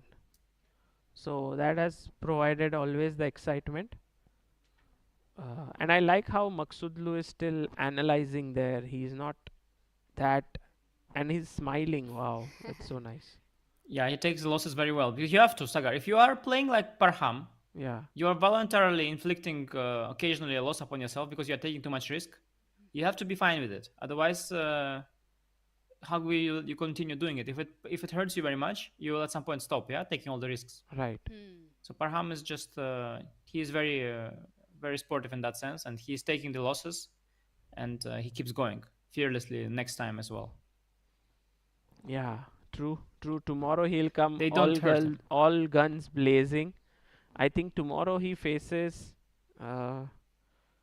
Predke, right? He's left him to play. But today's game, Yeah, but he doesn't Anish, play was a little difficult one, Yeah, right? Like in Predke. terms of this position Arjun and Maghsoodloo played. Sorry? Yeah. So tomorrow, basically, the only thing that matters, Yeah. the only thing that matters is Hare Krishna against Gukesh. Literally, the only game that matters From what perspective? from a first place perspective. Nothing else can happen. No, even Arjun's game will matter. Yeah, but it doesn't matter for anyone for the circuit standing. I mean, It will, no, if he join. it If is not enough for Gukesh Arjun, loses and with it's Hari, not. let's say. Yeah, no. If No, for circuit, No. yes. yeah, no, then still Arjun is not getting in. Arjun is just not getting in. The thing is here that for the FIDE circuit, Gukesh finishing first in any capacity with any number of tied places, he still reaches the top. So tomorrow, if Hari wins, only then Gukesh doesn't finish top joint first. But if Hari wins, then Arjun doesn't get either. Yes. That. So Because Hari Hari wins, has then beaten Arjun also, so that way Hari gets the first place. Yeah. So if Hari wins, and if Gukesh draws or wins, then Gukesh wins. So it's very simple. The other games, they have no impact Right. on the FIDE circuit. Right. In that sense. Right. Okay. It's an interesting, Yeah, that's nice. interesting situation tomorrow. It all depends on Hari's ambition, perhaps, and I don't know to some extent Gukesh's, but I don't know. I generally feel No. that Gukesh will come like with an ambitious mood. Like I felt it today as well, but he drew very quickly. No, but today it made sense for sure to try to play a little Yeah, bit for yeah. because other games could have gone differently. Correct. But the way all the games went, that was good for Gukesh. And tomorrow, I mean, the draw clinches him the FIDE circuit lead. Yeah, it's just there's no point for Gukesh to, and whether he wins or draws. I mean, if I finish whatever top 3 in the World Rapid, then he's anyway going to be behind me. So it's not like it makes any difference for him. So he just for him a draw is a win. Yeah. But the question is only for Hari. Yeah, what is if Hari is? I guess Hari will play at least a little bit. He's white, so Yeah, he will play it. I mean, he will not force a draw from the opening. That would be a little bit embarrassing, I guess, because okay, he wants to also show that he's playing for first place, but he has also something to lose, so he will probably not burn all the bridges. right. Yeah, right. the prize money is quite a lot of difference. Also, first round, Hari beat Yes. Arjun. So last round, he will try to beat Gukesh in Right. that sense. Right. That's true. That's true. Could be very That will be, interesting. of course, funny. Yeah. We will, the Dutch Federation. Dutch Air Force will send a plane to evacuate him from Chennai. You should not worry. We'll send the plane, the army plane, to evacuate him safely. You can tell him that. You should today. go to Dutch embassy right away after the run. You can tell him that Run to the today. embassy, wait for the plane. I'm sure, Anish, this will be your message to Hari next after this stream. Dutch No, em- yes, you should tell him that he is fine. He just wins the game. He runs straight to the embassy. He stays there. The army plane lands on the roof of the embassy. Takes Hari. There, he flies with an escort of four planes safely. Yeah, will be very Yeah. interesting to see. But Anish, thank you for joining us today and being such a wonderful sport as always. To see the games together with you is a huge pleasure. And I hope that tomorrow the games start 1.5 hours before normal time. So it might be a bit too early, but Nice. we'll figure out. 1:30 p.m. Yeah, so 150. Okay, excellent. Thanks, Sagar, and see you tomorrow. Bye.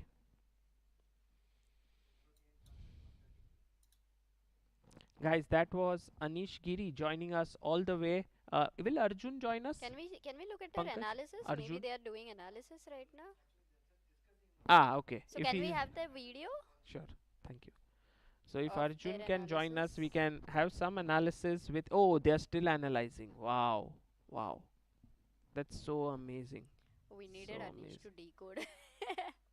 It's so amazing. They don't even move the pieces, right? They just move their hands. They know what's being played in their head. But I did actually feel that Maghsoodloo would be very upset after the game because it was a very important game. But that's what But Anish said, he's- right? He takes yes, his losses well. And Amruta, which I is have never amazing. seen him terribly upset after any loss, right? Have you ever seen him very upset? No, not yet actually. In fact, most of the times I've seen him as soon as the game ended, he would laugh Yes. with his opponent. Yes. That too. It's amazing. Like, guys, if you had to learn one quality from each of these players, it would be like from Arjun, the spirit of fight back after what happened yesterday, to how to fight in each game, and from Maghsoodloo is how to take losses. Because I think it's not easy to be so engrossed in the analysis after losing. Like, you can analyze, it's a different matter to just analyze for the sake of it, but here he seems totally engrossed. He's talking to Arjun, he's thinking about his moves, he's forgotten that he's lost the game, it feels. Very inspiring. Very inspiring. Also, Arjun, if you see, like today he beat Maghsoodloo, which was the result. Yeah. Yesterday he was winning. I mean, yesterday's win would right now have kept it on a Oh, very that would have important made spot. the tournament like. Because pairings are not changing with your result, yeah, like in other open tournaments. So Yeah. the yeah. other stuff stays the No, same. I mean, if Arjun was half a point more, then he would be right now sharing lead with Gukesh. Right now, everyone's half a point behind Gukesh now. So, Gukesh is on 4 out of 6. Arjun is on 3.5. We have Pavel on 3.5 and Hari on 3.5. So, we have 3 players on 3.5. And Arjun on Gukesh on 4. It did become a little exciting in terms of these Yes. point situation. Sure.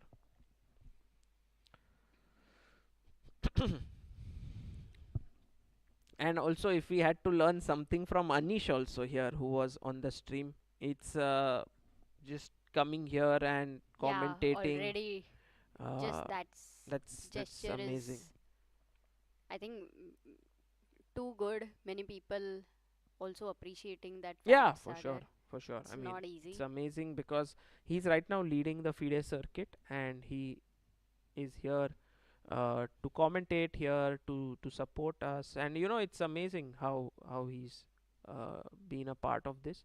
And yeah, I mean, the FIDE circuit looks so exciting from the perspective that if Gukesh tomorrow finishes joint first, then the World Rapid Championships become the center of attraction in Uzbekistan. Then Alexander Predke takes on Maghsoodloo. Yeah, Predke would be happy today to stop the bleeding. He lost 3 rounds. Yeah, but so first, Hari is 3.5 and Pavel is 3.5. So we should hmm, look at all those games because, by the way, if you finish joint first, there are no playoffs in this tournament. There are tie-break rules. In fact, we have direct encounter, right? first Sagar, the first one. tie-break is direct encounter. Then after that, the next tie-break is Sonebon Berger. And then third tie-break is greater number of wins. And fourth tie-break is greater number of wins with black, it seems to me. Arjun is still discussing. Yeah, maybe it might take him a long time, yes, to come here. Yeah, these are the tie breaks. So in direct encounter, if let's say every Amruta, yeah, Gukesh and Arjun, suppose, and Pavel. Yeah, it's quite complicated. There's a lot of things that can happen, but yeah, this is going to be exciting, and we'll wait for Arjun. Amruta, what do you say? For to come here, or should we? No, we can look at their analysis right now so that we get which move they are on. Okay. They've arranged the pieces. They've arranged. Some progress. But in the mind, we don't know where the pieces are placed yet. Let's wait. I think they're ending it. Yeah, they are getting up. Yes. We'll have Arjun now.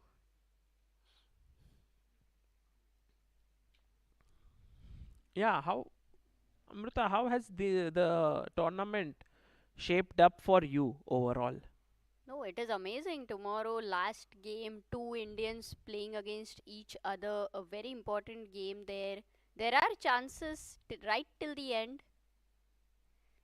So, Yeah, sure. We have an interview that can be played right now until Arjun comes. But yes, Amruta, you before you play the interview, you were saying something.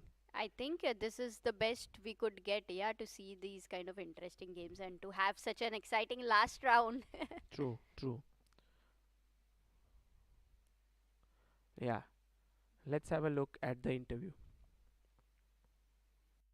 Grandmasters was born, and how did you come into this journey? So I think it's been a dream to have a tournament of this kind for several years. It just so happened that we were having this conversation with Sagar.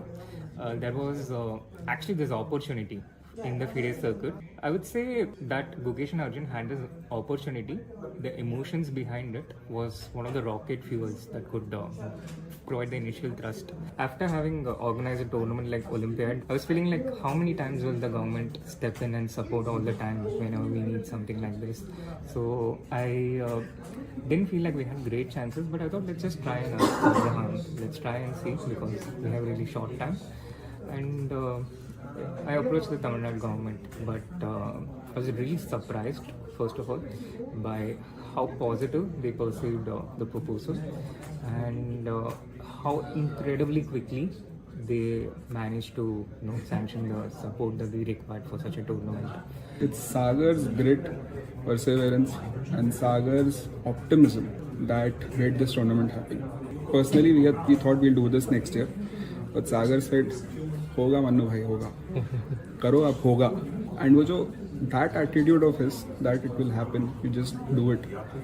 I think that is the main reason. Srinath and Sagar together are a deadly combination. Got a lot of people involved in this from various fields who came together at the last moment. He was on my way to working on another event. This Shrikar, so he gave me a call and he's like, there's an event that's happening and I think we need you to handle the production. It was a very short notice. Somehow I was excited because I've never worked on an event related to chess and I also could feel that these guys could use my help. So while you got all these necessary approvals and resources, but when you had to translate this idea into reality, was there any last minute challenge and how did you handle that? So many many challenges. I mean, first of all, to begin with, we had a really short time. It got further difficult due to the floods we had in Chennai recently, the cyclone. We also had an incredibly amazing team. With this team that we have, we can continue to pull amazing things. The reason that we stopped thinking about it in November was that it is too late now. Challenges were always time. To add to that were the Chennai floods. Even finding a simple thing as a cab driver was getting it difficult. Their cars were flooded. Everything in the city had basically stopped. A lot of people don't understand that how many things really go into putting a chess tournament together. And a lot of things happen behind the scenes. We had no time at all. It's like we landed here on Tuesday and the event started on like Thursday. So we barely had 3 full days to set up. Somehow I'm blessed that I've had good friends in the event industry who helped me out get proper vendors. And now that tournament has kicked on, we are seeing Vishy and a lot of buzz around and it's becoming a success. How is your experience and how does it feel? So far, I haven't had a lot of time to stop and savor the good moments. It would be amazing if one of them still manages to find a way to win this tournament, have a positive result. But I do hope that we have planted a seed in having the first super tournament. And again, when you're building things, it takes time, it takes effort, it takes a lot of process. But planting that first seed, the fruits usually come much later. I hope this is one of those moments. I think Manu's wife, she told, she just mentioned, she said, hey, can you believe it? I said, what? And this was right in the VIP room opposite the playing hall. She's like, can you believe it? This is actually happening. The players are playing right there and we are sitting right here. And we're still trying to figure out a lot of things, managing a lot of stuff. Feels great that, Tamil Nadu government with its really quick support. I don't know whether I'm working on this, and I would like to work on more such events and more such opportunities, especially things related to chess, because people need events like this, people from the chess fraternity. Thank you so much for your time. Thank you. Thank you.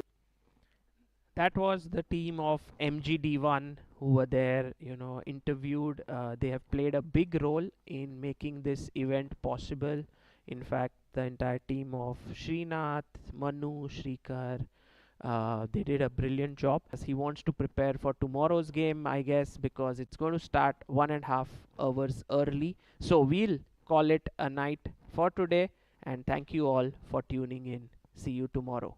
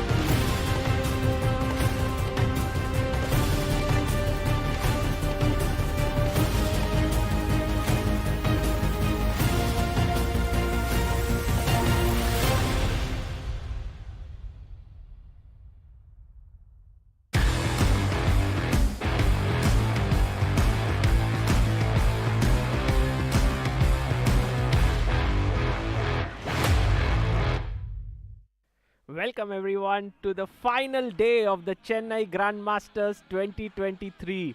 This is going to be an absolutely stunning day of chess that we are going to witness here from the Leela Palace Hotel, because today it's quite possible that someone will win the tournament but also impact the leaderboard of the FIDE circuit and also the candidates, and there's so much at stake today.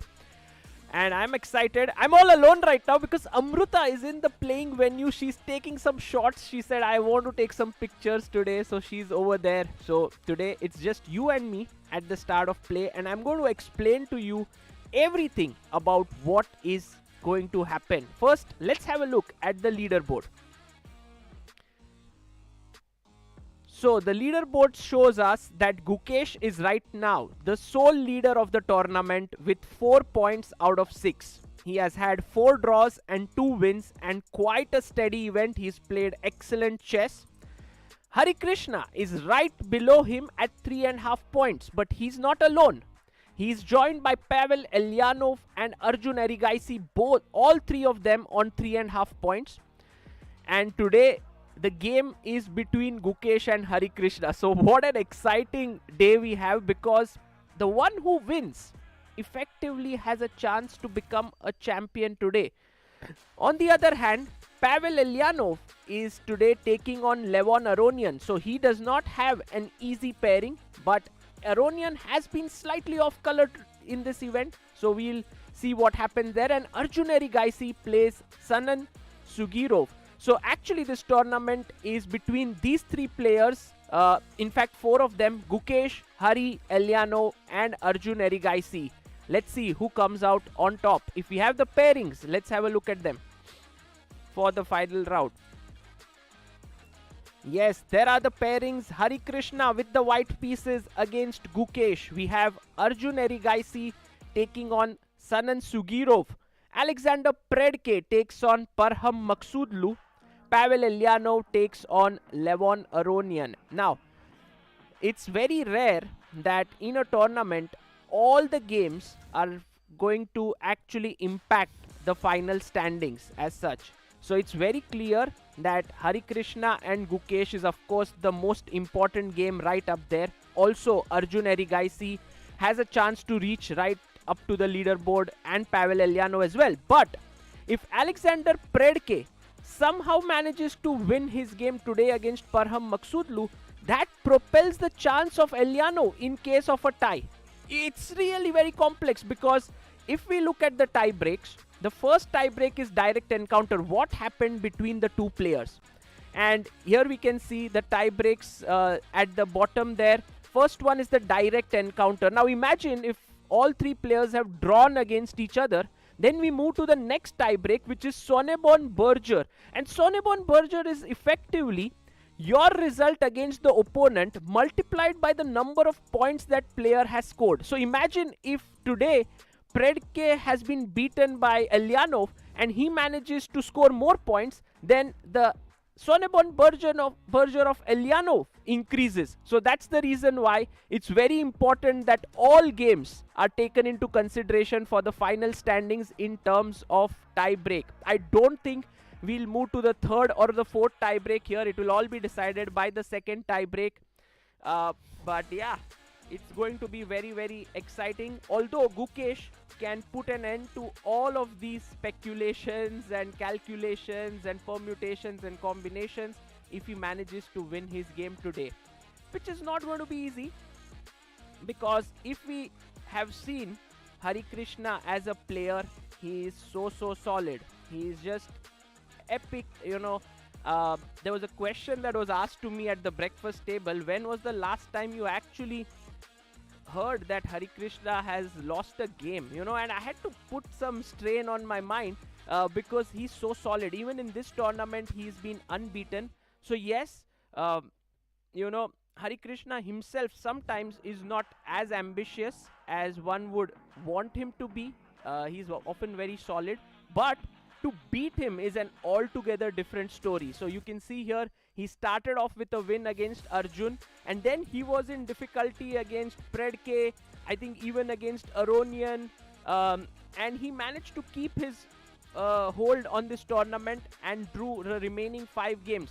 So today is a big day for Hari Krishna. Let's also have a look at the prizes because I think that will play a major role in the decision making that the players will do, especially because there is quite a big difference between the first, second prize. You know, the first prize is 15 lakh rupees, which is $18,000. Second place is $12,000. Third is 9,600. Fourth is 6,000. So in case of a tie, we will have the prizes shared. But apart from that, if there is a clear winner, then there are no sharing of prizes, of course. So that's the situation as on today.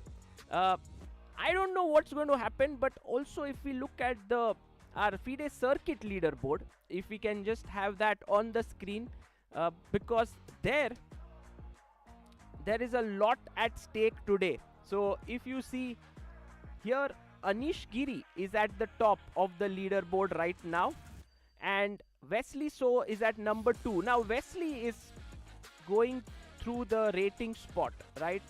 Also there is a different story altogether that's developing there, because Firuza is playing matches in France and we don't know what will happen there. And we see that Gukesh is at 79.5. Now look at Gukesh's 5th score, it's 12.2. Imagine that today he wins this tournament and gets 21 points for this victory, a sole victory. Then he gets effectively 9 points out of this event because his lowest score is 12.2, and this will replace the 21 points, will replace it.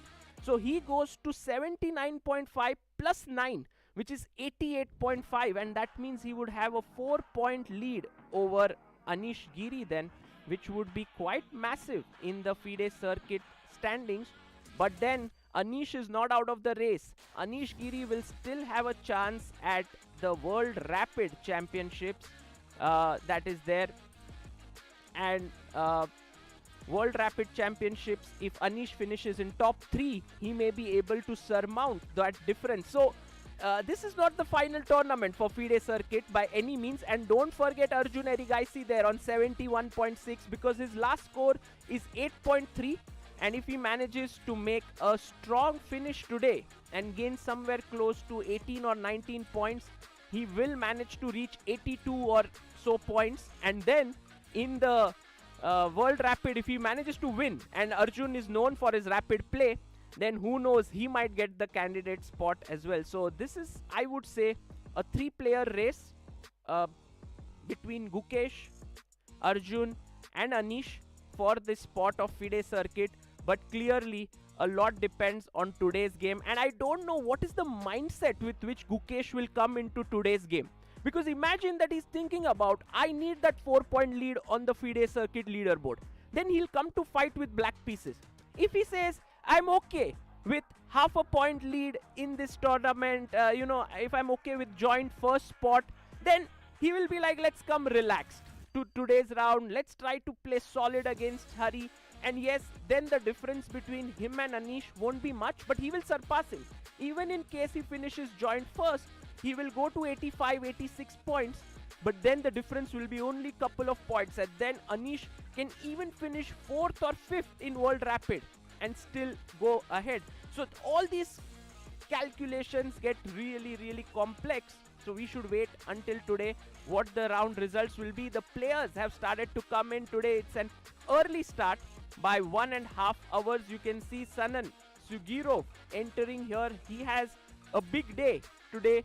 He has had actually a very good tournament, I would say, even though he's lost a couple of games in the last rounds. He beat Eljanov. He was better against Levon. He's been playing very good chess. And today Arjun is his opponent. I think he's the first player today, Sjugirov, who's arrived.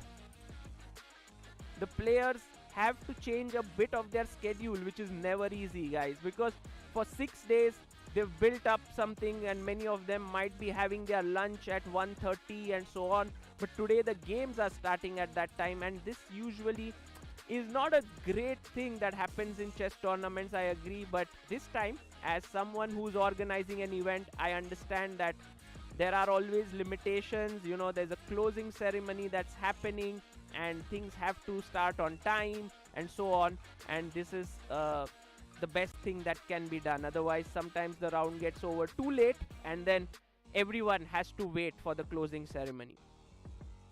So Alexander, right now, we have Pavel Eljanov, who's made an entry here. Pavel today has a chance to become a champion of the tournament. You can see him there. He's come with a grim determination. He wants to win. I think it would be one of the biggest victories in the recent times for him. And what a comeback that would be for him, because he had fallen below 2700. He's already gone above that. And when we told him about it, he said, yeah, no big deal, you know, my highest rating. I mean, he didn't say the highest rating, but it's 2765. So, you know, 2700 is not a big deal for him. And there we have Mr. Colorful there, Levon Aronian, who's making an entry today. Levon has had a very tough tournament, I would say. But he's kept his own. He's held his own in this tournament. He has not lost a single game. And today he has a chance to make a huge impact on the tournament standings. He has 6 draws. And Arjun Erigaisi has also a big day today. What has Arjun in his pocket? It's the key card there. And a big encounter today between Arjun and Sanan. Meanwhile, Hari Krishna, I think we need to focus on him today, because behind Hari Krishna is Gukesh, who's made an entry. The two players who are going to fight for the top spot right there. What a nice scene we have. Hari Krishna, what does his face reveal to you? I think nothing much. You can't understand whether Hari has come with the determined approach, whether he's relaxed, he looks the same. It's years of experience there. He's played at the highest level. What about Gukesh? I feel for Gukesh, it's a big question. I'm personally excited to see Gukesh's, what is his strategy going to be today. And Pavel Eljanov there, getting ready. We also have Amruta, so she was not lying to me when she said she's going inside and going to take pictures, because I think she really wants to capture this moment, and that's why she's taking a few photos and has left me all alone here. Although truth be told, I'm enjoying myself here. And Gukesh puts his jacket on the chair. Hari Krishna does not remove his jacket. Some players prefer playing with the jacket on. Some players like to remove it. Of course, in Rapid and Blitz, we see almost all the players remove their jackets. They are like, you know, we need to play fast.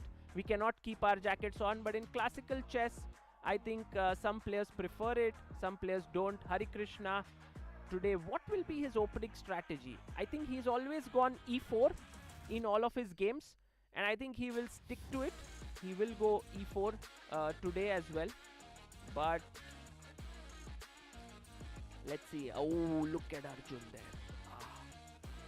Arjun does emote a bit, you know, before the games, I feel. And also he's easy to read. By the way, Alexander Predke looks very fresh today. And it's very nice to see them in good spirits, because he has had a very tough tournament. He's lost 3 rounds, which is the highest number of losses in this tournament for any player.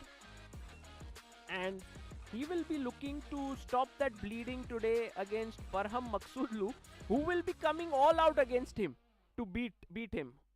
And Gukesh's grim determination. Look at that focus.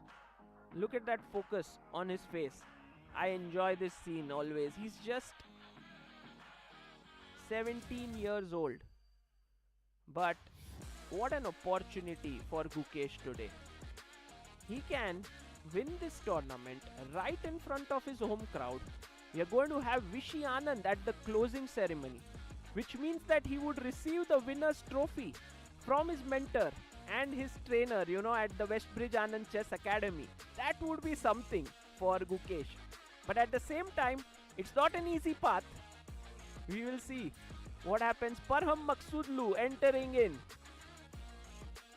And he's going to take on Alexander Predke. We are 1 minute away from kickoff. I think everything's set. Gukesh and Hari. Yes, that's the board we are going to focus on for our first move. The arbiter comes in, shakes hands, and off we go. Hari Krishna offers his hand to Gukesh as a shake hand, and let's begin. What's the move? Hari pauses a bit. I think Hari is going to play. Oh, he goes d4. Wow. He has been playing e4 in this tournament. Although against Parham he did play d4. So, and d5 by Gukesh. He's responded back with d5.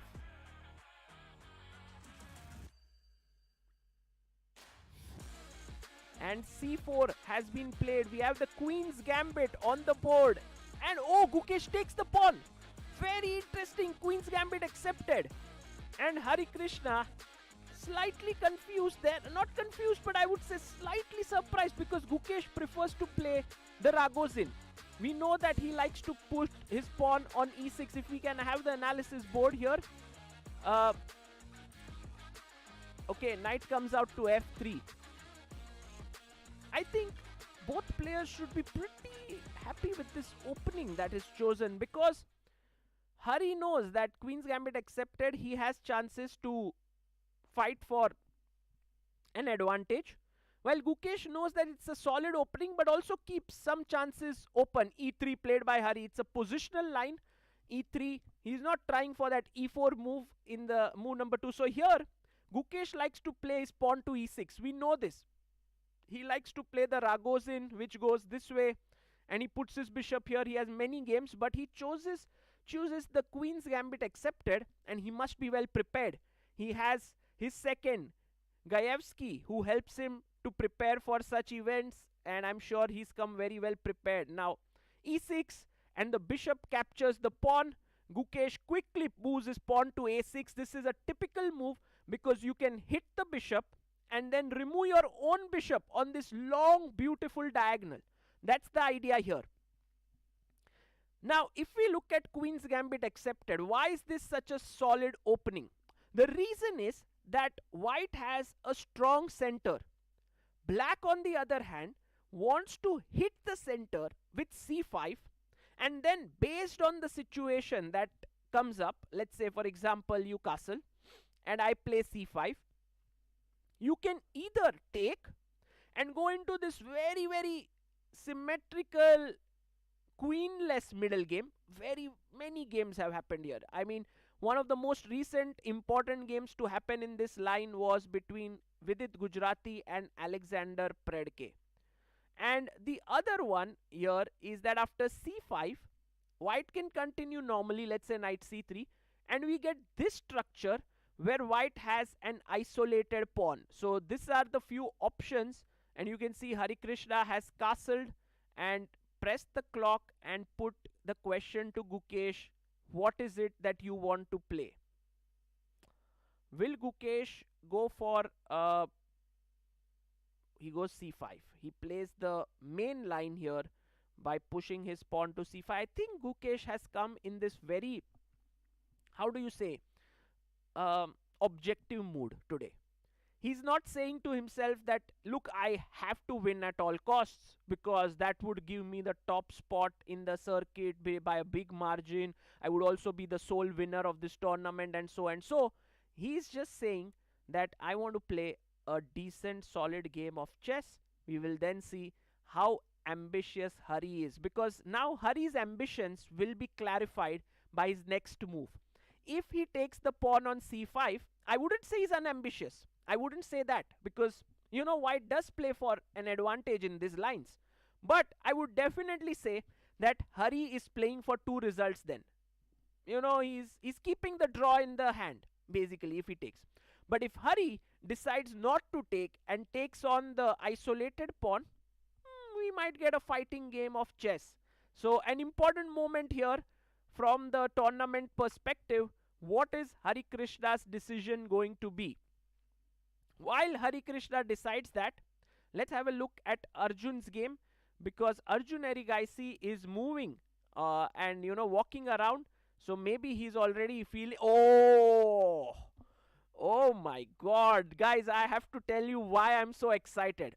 See, Arjun opens the game with d4, and then we have the Nimzo Indian.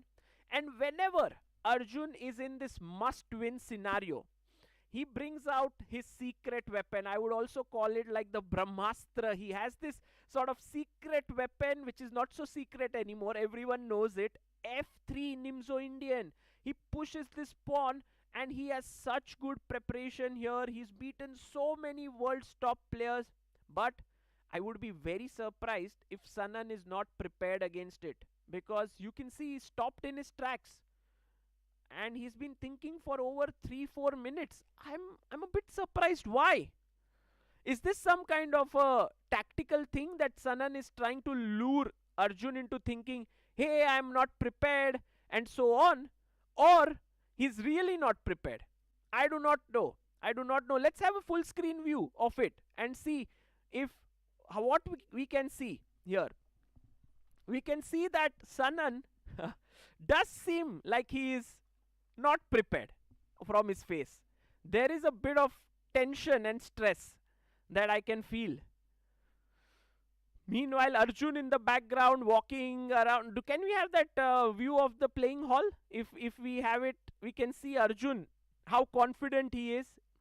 If we can have a look at that. Yes, he'll come back. He's, oh, look at that walk, hands behind, as Anish says. He's excited for today's game.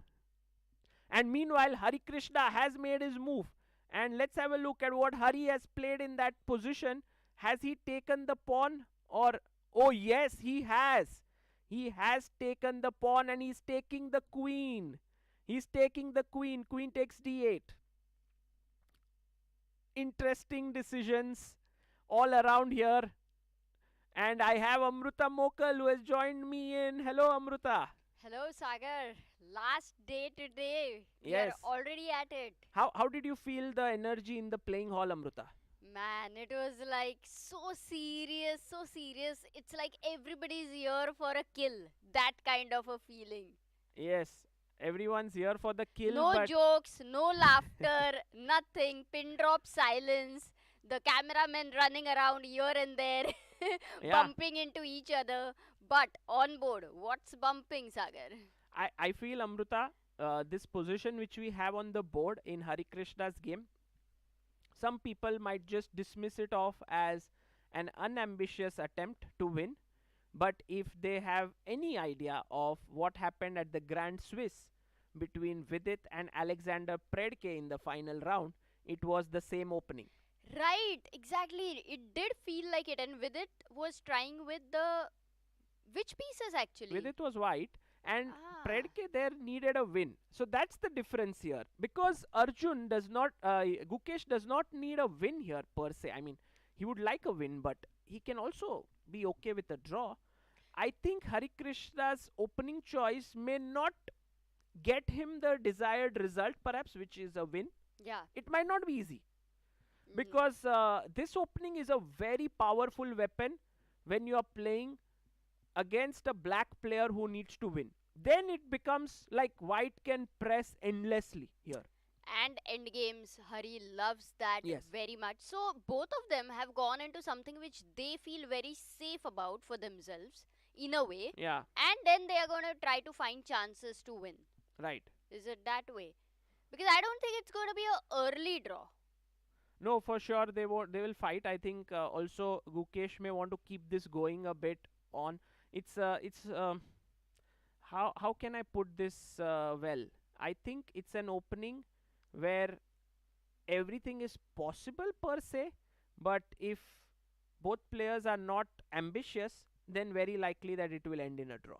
So a lot depends on how Hari plays here. You know, while I was taking photos, in between there was a moment that Gukesh was doing like this. So it did feel like a man who is there wanting to play. Right.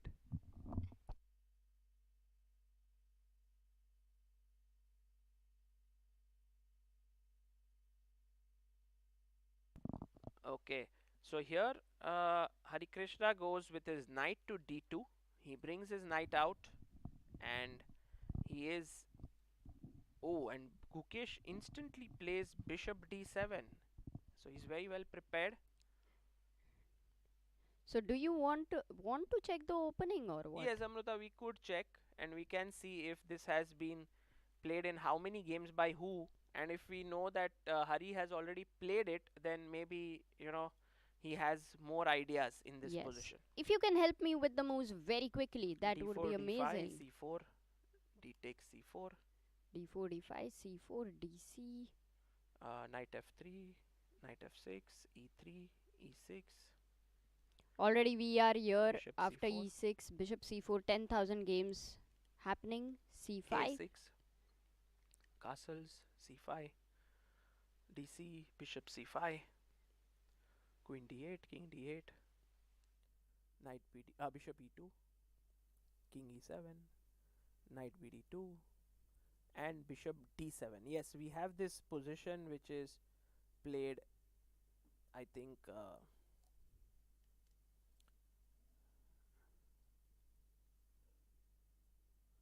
we have this position that has been played in around 100 odd games, Amruta. Yeah. And if we look at the white players who have played it, we have Carlsen, Aronian, Wesley So, Nakamura, Ivanchuk, Vidit. So all the top players have played, and with black we have Caruana, So, Dominguez, Vashier. So it's a very Aronian solid as line. well. I mean, Aronian has played it from both the sides. Right. And Hari brings his rook to D1 now. Is that the main move So after Bishop D7? D7, there are 32 games in Knight B3, then there is So- B3 and Rook D1. We do have a few games. Rook D1 These are the main moves. B3, Knight B3, but Rook D1 has been played by in Carlsen Carlsen against with Dominguez. Yes. In 2009. So that was a long back for the modern engines, I would believe. Yeah. In fact, Daniel Dubov has also played this. Adiban himself has played it. So Rook D1. But very few games, Sagar, over here. What is Gukesh going to play? Rook D8 or... Gukesh is going to drink water. And when he drinks water, Amruta, you can be sure that he is now going to think a bit, because he did not expect Rook D1 as the main move. Ooh, that's understanding the body language quite a lot, Sagar. Yeah. I think he will take his time and he But- will decide. Sagar, there's one interesting possibility for Gukesh here, Yeah. which is exchanging one piece.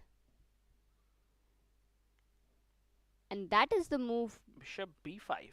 right? Yeah, this is an interesting move, and you can see Gukesh has gone into a think here, because after bishop takes bishop, pawn takes, and now knight to b3, the bishop is attacked, and a very bad move here would be, I think, bishop b6, or maybe not bad, but at least weird, because then bishop d2, and I'm already coming to b4, and this is one big thing that black has to be careful of. If his king comes under a check, it doesn't have too many squares to go to. Oh, very important thing. That diagonal a3 to e7 is important to cover for the black bishops. That means the bishop must go back to d6, covering the diagonal. Yes, maybe you still have knight c6 to stop this, and the position is not that bad, but clearly bishop d6 might be a better choice here. And for the time being, I think Gukesh will think, let's go to the game of Pavel Eljanov and Levon Aronian, because this is one more game where we have the possibility of finding a champion for this tournament. So Pavel is on 3.5. How do we... I thought whatever happens, the champion will be from Gukesh or Hari. Not really, Amruta. If they draw the game, and if Pavel wins, Arjun wins, then we have a three-way tie at the top, and then it depends a lot on the game of Predke as well to find who will be the champion. Oh, okay. Yeah. Got it. By the way, did you say something? Because everyone's like, Sagar will sleep on the couch, Sagar is going to die tonight. 15 minutes ago when I was not here, something definitely you said. you took the opportunity of my absence. What was that? No, I was saying Amruta has gone for party or for just enjoyment, but then they saw you on camera taking pictures. So maybe you were not lying to me that you went. I hope they didn't see me hitting other people while I take pictures and forgetting everything. Yeah, by the way, today is the day of Nimzo Indians, it seems to me. We can see that here bishop b4 has been played by Aronian. e3, this is known as the Rubinstein system. Castles, bishop d3, c5, knight came to e2. Now, there are two ways to put your knight. One is on f3, which is the more classical way the knight controls the central squares. The other is knight e2, just putting the knight defending here. So Aronian plays in the center. You have played this, right, with knight e2? Yes. And then is it not a little bit of a discomfort when you're not defending the h2 pawn there? Yeah, well, in general it is, but I believe that this is quite okay, Amruta. So take. Because of like general plan for white? Yeah, white castles, and we'll see this. Knight comes out, and now he takes. So Pavel has gone for a very solid setup here. Only around 200 games, Sagar. Knight takes d5. Oh, that's a lot of games, Amruta. Really? Yeah, 200 games. That's a lot. And now, will he take with the pawn or the queen is the question. Because if queen takes, I have a feeling that a3, hitting the bishop away, and let's say you bring your bishop back, then I play my bishop to e3, defending the pawn, and next move, I'll kick your queen away. And this is how white could at least be playing for a small advantage out of the opening. So that's why I feel Aronian will take with the pawn, and he has done that. He's captured here. E takes d5. Now, by the way, Carlsen has played this with Wojtaszek in 2021. aha, And he's beaten Wojtaszek in that game. he's beaten Wojtaszek. Wow. Right. So maybe, Amruta, it's a very small edge, minute edge that white is playing for. Somehow his knight on f4 will be well positioned later on. The bishop is looking in this diagonal. The other bishop will come to e3. Queen will move out. And I feel like it will be a small edge for white here. Oh, those are the ideas. Yeah, Nice one. he You plays can his still bishop to e3. keep fighting. Once again, the opening choice looks safe for white. And, right? Yeah, I think everyone's playing a little safe, but not Arjun Erigaisi. If we can see his game, Arjun Erigaisi, Amruta, played, you know what? f3. He's played this f3 Nimzo. Zamish. Yeah, Zamish system here in the Nimzo. And after c5, he's played a3. I'm a bit surprised with this decision. If we can have a look at this. Yes. Which? If we can see this opening, d4, knight f6, Okay. c4, yeah, bishop b4. 1 second. Bishop e4. Yeah, tell me. Go Yeah, on. f3, c5, and now d5 is by far the main move. Like, this is played like on maybe 8 out of 16. 10 games. Yeah, but what did he play? He played a3, which is Ah. a surprise to me, because after bishop c3, bc3. Oh, Sagar. Look who's played a3. Somebody who is going to be coming maybe here. joining us. Maybe today. We do not know if he'll join us or not. We'll wait. He will, right? We'll see. Okay, but Anish Giri versus Pragnananda, and that happened in 2022. And in 2 games, one game Anish beat Prag.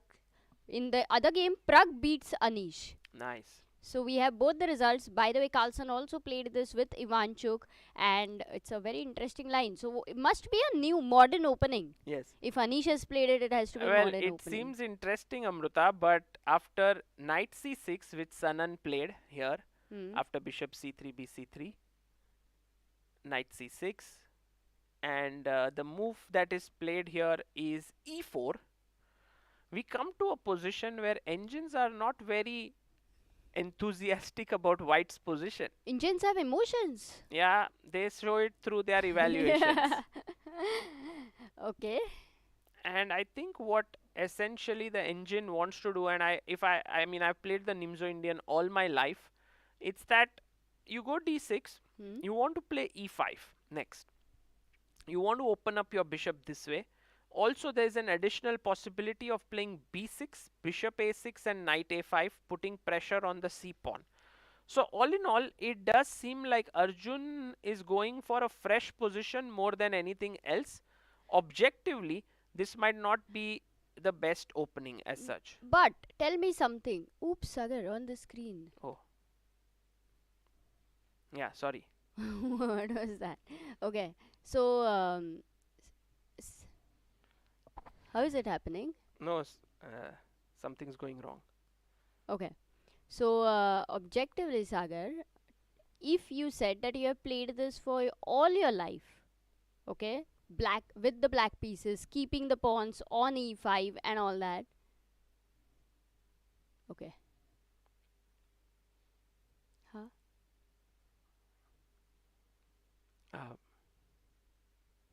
Oh, that's cool. Okay, that's nice. Sagar, so you played it all your life. Tell me, this opening is happening right now in Arjun's board. Is it not very comfortable for black, as you said, placing the pawns on the dark squares? A simple plan, doubled pawn for Arjun on c3 and c4. c4 cannot be protected, so a direct target there. What do you do? Okay, that's a question. While we look at the other games as well, let's go back to Gukesh and see if he has made a move. Wow, we have all 8 cameras there. This is such an interesting view. I don't think we have ever tried this before, but right now we are getting the whole perspective. Look at Gukesh there, still thinking. I don't think he's made his move. Sanan here is thinking. Maghsoodloo gets up from the board, walks a bit. You know, the round every day used to start at 3 o'clock and today it's at 1:30. So that's a big change. Generally on the last day the timings have to change because there is a closing ceremony. Today we will have the closing ceremony at 7 p.m. So that's the reason the rounds have started earlier. Some players also have their flight. They are going to be traveling to Uzbekistan for the World Rapid and Blitz Championship. Gukesh, yes, there we have Gukesh's board. Let's just also check what happened after bishop d7. No move has happened. After bishop d7, rook d1 was played, and Gukesh is thinking whether to go bishop b5 or not. But a question to you all. Do you think right now Gukesh is prepared with the move bishop b5? That's the question. Do you think Gukesh is prepared?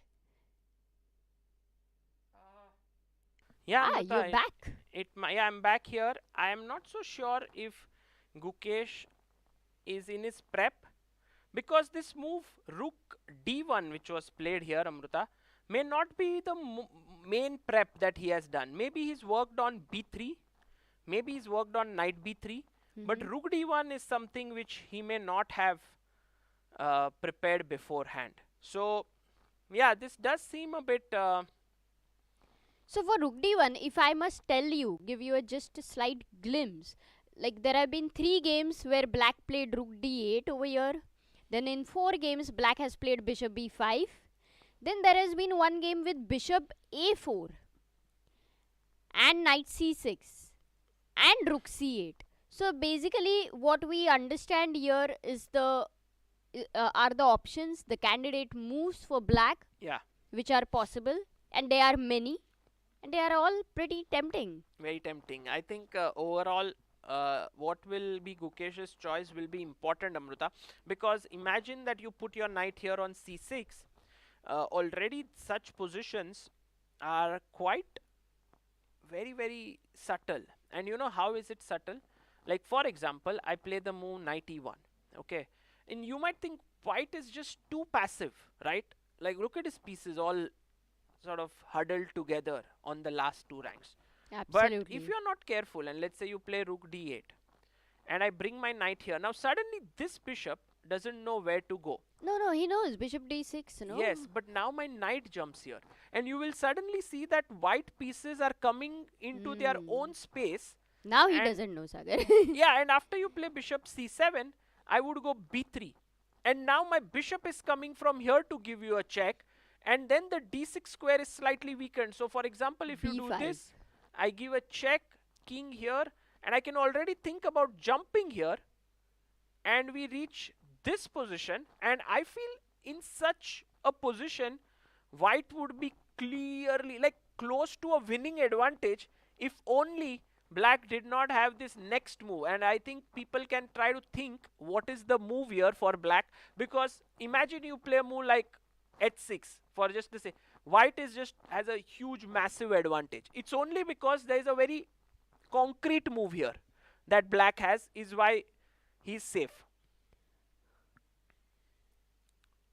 Can you find it?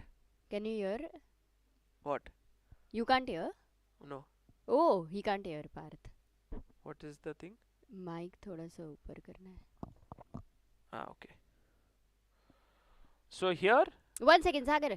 Let me think for black, and also the viewers are thinking black to play concrete move. Any hint you want to give? Lifeline, Sagar. yeah, the move here, Amruta, is a knight move. Okay, and that's a knight e4. Yes, knight to e4, hitting this bishop, and once you move it away, my knight jumps in here Sorry. and forks these two, and after this, it's okay for Okay. black. By the way, it's so difficult to sneeze with this mic. Yeah. Okay, Amruta, we'll come back to Gukesh. I think a small opening victory for Hari Krishna. Can we say that? I'm very much looking forward right now what Gukesh's move will be, and whether he's prepared or not, because if we zoom in on the clock, what is the time he's having? I think Gukesh is down to 1 hour 18 minutes, and before this move he had 1 hour 34 minutes, which means he's taken 16 minutes already for this move, which may be like, he's put under pressure, I feel, here. For the opening, Yeah, which is gone some into. pressure, some. Okay, And so it's also quite possible, Amruta, that he has taken some pressure on himself. This has been Gukesh's tournament. He started off slowly with 3 draws, but then picked up pace by winning 2 games against Predke and Sjugirov, and then he drew with Eljanov, and now last round against Hari Krishna has 2 wins, 4 draws, and 4 out of 6. oh, that's a nice card over there. By Yeah. the way, Sagar, we have Krishna Pandit, who has been a member for 27 months, who says great tournament, hope GK qualifies, third Indian in the candidates. Previously we had 1 player in the candidates, now there's a possibility of 3. So Yeah. people are very excited to see what will happen in this event with such an opportunity. But Sagar, before we move to the next game, how are you feeling today? Yeah, I'm feeling very good. In fact, our broadcast is very smooth today. Everything's going well, so I don't have any issues. Also, I'm very excited for how these games are going to pan out. In fact, we play tournaments for this, right? That we on the last day. Oh, he goes rook h C8. c8. Rook One c8. game was played with rook c8, and that was between, no, in fact 2 games, sorry, Dubov versus Timofeev, 2011, and another one was another 2500 players, Kozik versus Solodivnichenko in 2007. Both ended in draws. White continued in one game b3 by Dubov, and in another game knight c4. So that's what Knight happened. c4, and what is the other move? b3. Dubov played b3. b3. Okay. At the end of it, whichever order you are going to go there, I right? think you will go b3. Let's imagine. And maybe getting the rook here could have some ideas, right? I mean, I don't know exactly, because you don't want to play knight c6 once. Why did you bring your rook to c8? So for b3, what happened? What happened in that game? Dubov Timofeev was bishop b5, He played now. Okay. and now if you Knight take c4 maybe. no, sorry, knight c4. Yeah. Uh, Knight d7. you can go knight c6 or knight d5. Dubov Timofeev went knight c6, right? Yeah. Bishop b2. I like white's position here, Amruta. Somehow I feel there's more harmony in white's pieces. And now rook d8. You know why? Because I think then it converted into Rook C1 and a few more games happened there. Because majorly the problem of the A3 to F8 diagonal, if you could show that Bishop A3 ideas. You got rid of them. Even if you had to make one move Rook C8, but you're not in that passive position where So the you are king has to saying go back. that you are saying that if let's say in Rook C8 instead of B3 goes for the other plan which we were talking about, Knight E1, somehow you can Bishop. quickly go King E8, and if No, Knight D3 you can't go Bishop A5 still? you can, but I was just thinking like this, and then your Rook is already out. So that could be one more plan that Gukesh might have on his mind, that you want to make space for your king and make this, because this Oh dark squared yeah, bishop it is does always make the complete sense. That's why problem. you've got your rook out of the Yeah, corner so that now when you go king e8, it's not as passive. right. Very good idea, Sagar. That looks like. Okay, we'll come back here. Right now, Hari Krishna also has begun to think. So Gukesh can be happy with that Hari is still not in his preparation. I want to go to Arjun's game, Amruta. Let's go, The Sagar. most exciting game of this Samish. round, I would say, until now. Just 8 moves have been played in the opening, and Knight E2 has come up here.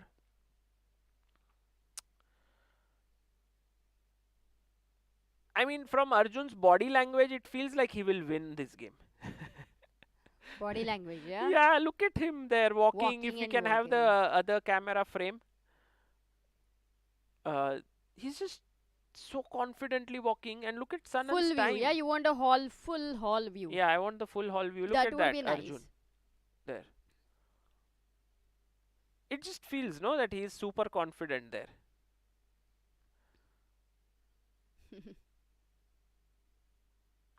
And Tell me something, Sagar. Normally you cannot wear sports shoes, right? If I'm not wrong, in you some can. No, you tournaments. can wear. Hari Krishna, in fact, does wear sports shoes in his No, games. in FIDE tournaments, Yeah, is you it can, allowed? I think. It's okay. Because for a chess player, that would be very important. Because they walk a lot while they're playing. Yeah, but I see this young generation like Arjun, Prag, Gukesh, all of them do wear this, what do you call them? Formal Formal shoes. shoes, yes. All of them. Yeah, it is a question to them actually. How comfortable is that? Very, I guess. It's just a question of Getting used to it. It's getting a used modern to. shoes, yeah, like modern engines, modern preparation, modern shoes.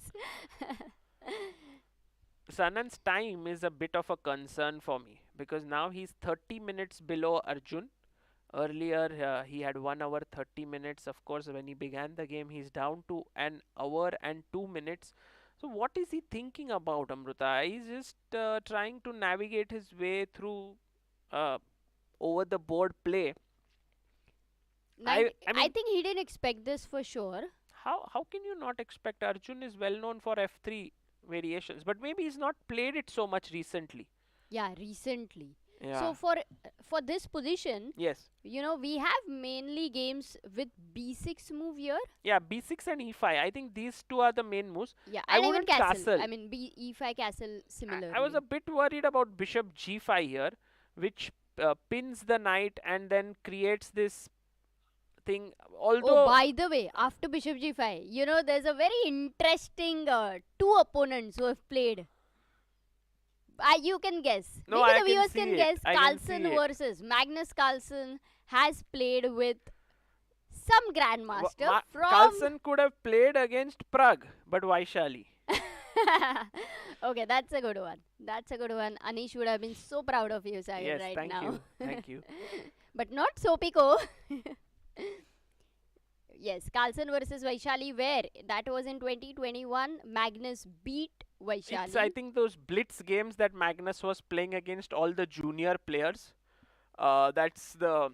So it's not a very serious game as such. But after bishop h4, if you do have to push your pawn to g5, you must do it very carefully because then h4 may come and it will Yeah. open up your king here. So that's what you don't want. And Sanan there, I feel like Amruta is having a tough time here. In the last in 3 rounds, he has only scored half a point. In each of the games, he came under time pressure.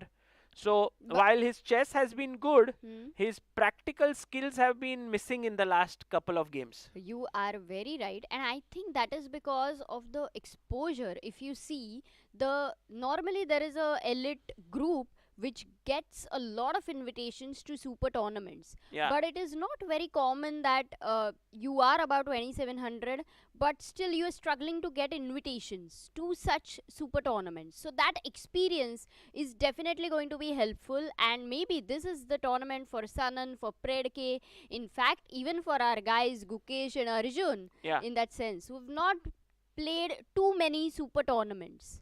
Correct. So the first super tournament of India, 2700 rating at 2711 rating average. Look at That this cam. is just amazing, Sagar, which is happening here. I agree, Once Amruta. again, I agree. And final look at day. this. These are the people who have Isn't contributed. this a nice angle, Sagar, to just get a look? I love it. I love Yeah. it. I love how they have actually put up all 8 cameras here. We can't see 3 of them. They are walking around in that hall. But Hari is on the left, Gukesh below him, then Arjun, Sanan, Predke, Parham. You know what a nice idea it could be? That I remember when we had traveled 1 year for the journey, when we had left our house, after that we had an option to continue 1 year for you to become a grandmaster, where you prepare and you're preparing live Yeah, full time. yeah. And that was one of the serious considerations we were having, whether to go for that. Yes. But I think it would be nice if somebody is preparing for a grandmaster who having such a camera on them. Like, they don't have to talk or something, but if let's say they are solving a study, Yeah. that is except for openings. I think maybe. it would be a good combination between and there you have, by the way, Predke's card there. Sanan's card. Sorry, Sanan's card. To win, first he started with 2 draws and a win, then lost 2 games, and then has a draw. So he's on 2.5 points. Yeah, I think a good combination would be, Amruta, of a player who wants to be a GM or wants to show his practice, and a video editor. Because then whatever footage is shot, that other person edits it and puts it. It's a deadly combo. If 2 people can combine like that, then they can create content forever. But what if a person has a name of becoming a grandmaster and becoming a editor also? No. Yeah, you can't do both. It's like too much of work, and then you are not focused on your practice.